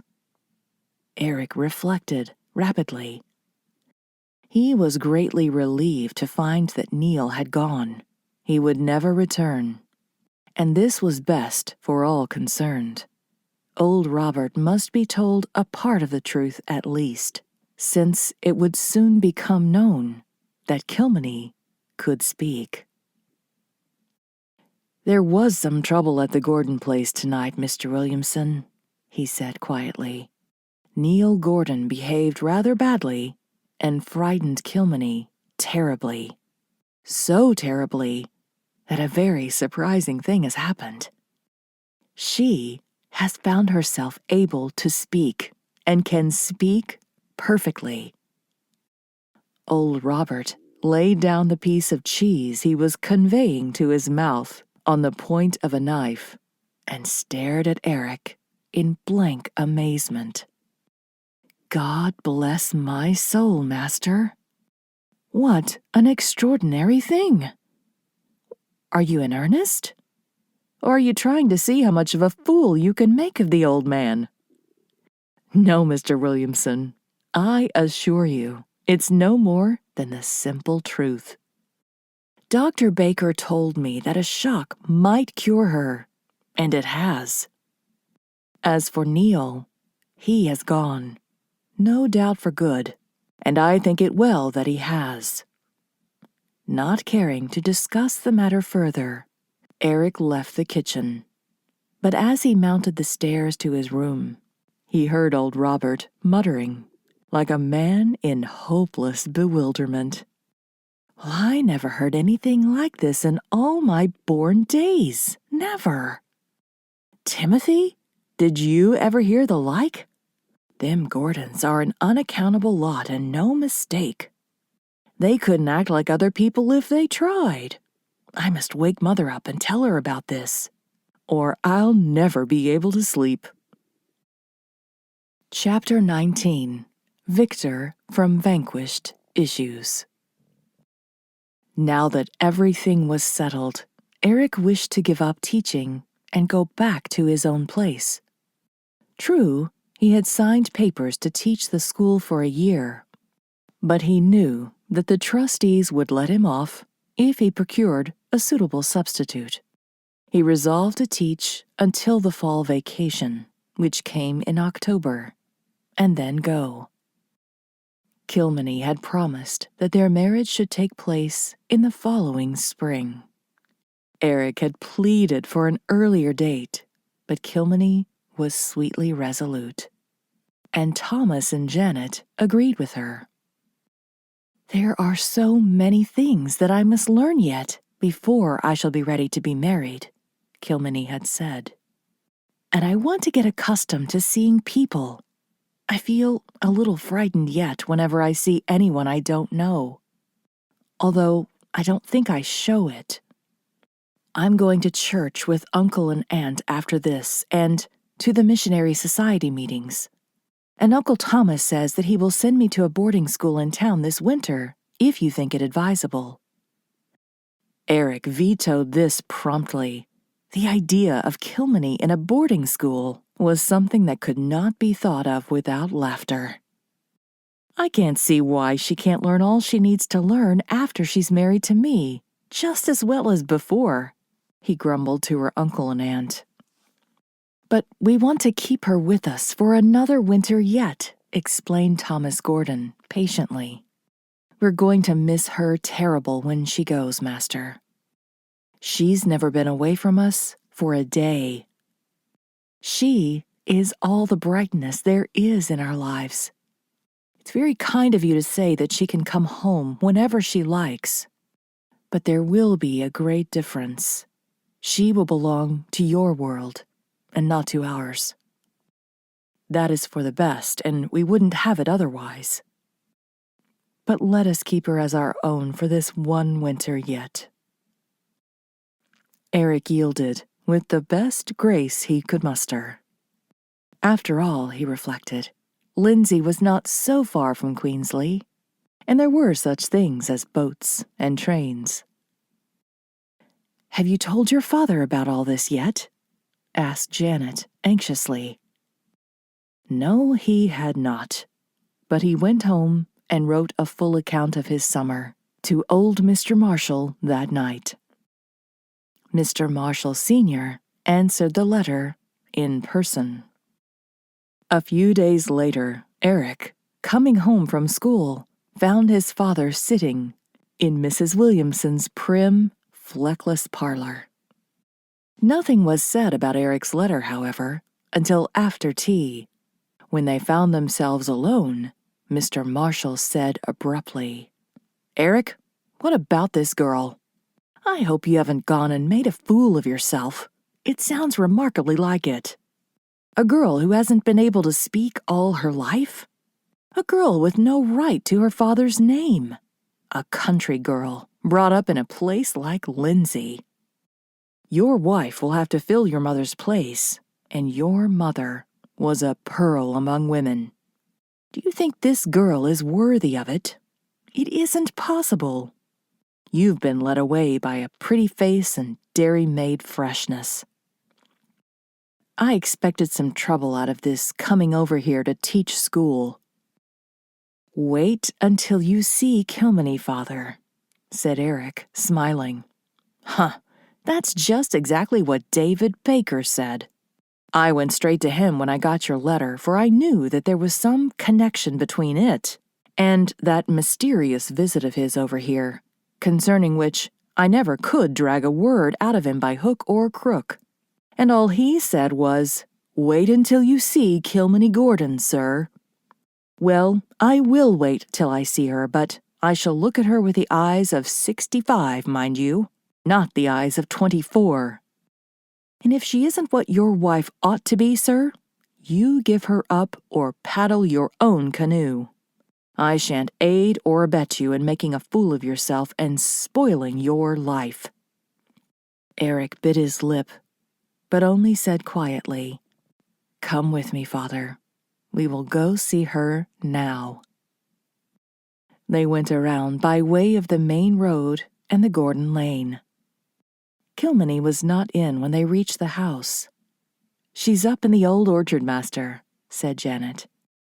"She loves that place so much, she spends all her spare time there. She likes to go there to study." They sat down and talked a while with Thomas and Janet. When they left, Mr. Marshall said, "I like those people. If Thomas Gordon had been a man like Robert Williamson, I shouldn't have waited to see your Kilmeny. But they're all right, rugged and grim, but of good stock and pith. Native refinement and strong character. I must say candidly that I hope your young lady hasn't got her aunt's mouth." "Kilmeny's mouth is like a love song made incarnate in sweet flesh," said Eric enthusiastically. "Huh," said Mr. Marshall. "Well," he added more tolerantly a moment later, "I was a poet too, for 6 months in my life when I was courting your mother." Kilmeny was reading on the bench under the lilac trees when they reached the orchard. She stood up and came shyly forward to meet them, guessing who the tall, white-haired old gentleman with Eric must be. As she approached, Eric saw with a thrill of exultation that she had never looked lovelier. She wore a dress of her favorite blue, simply and quaintly made, as all her gowns were, revealing the perfect lines of her lithe, slender figure. Her glossy black hair was wound about her head in a braided coronet, against which a spray of wild asters shone like pale purple stars. Her face was flushed delicately with excitement. She looked like a young princess, crowned with a ruddy splash of sunlight that fell through the old trees. "Father, this is Kilmeny," said Eric proudly. Kilmeny held out her hand with a shyly murmured greeting. Mr. Marshall took it and held it in his, looking so steadily and piercingly into her face that even her frank gaze wavered before the intensity of his keen old eyes. Then he drew her to him and kissed her, gravely and gently, on her forehead. "My dear," he said, "I am glad and proud that you have consented to be my son's wife, and my very dear and honored daughter." Eric turned abruptly away to hide his emotion, and on his face was a light, as of one who sees a great glory widening and deepening down the vista of his future.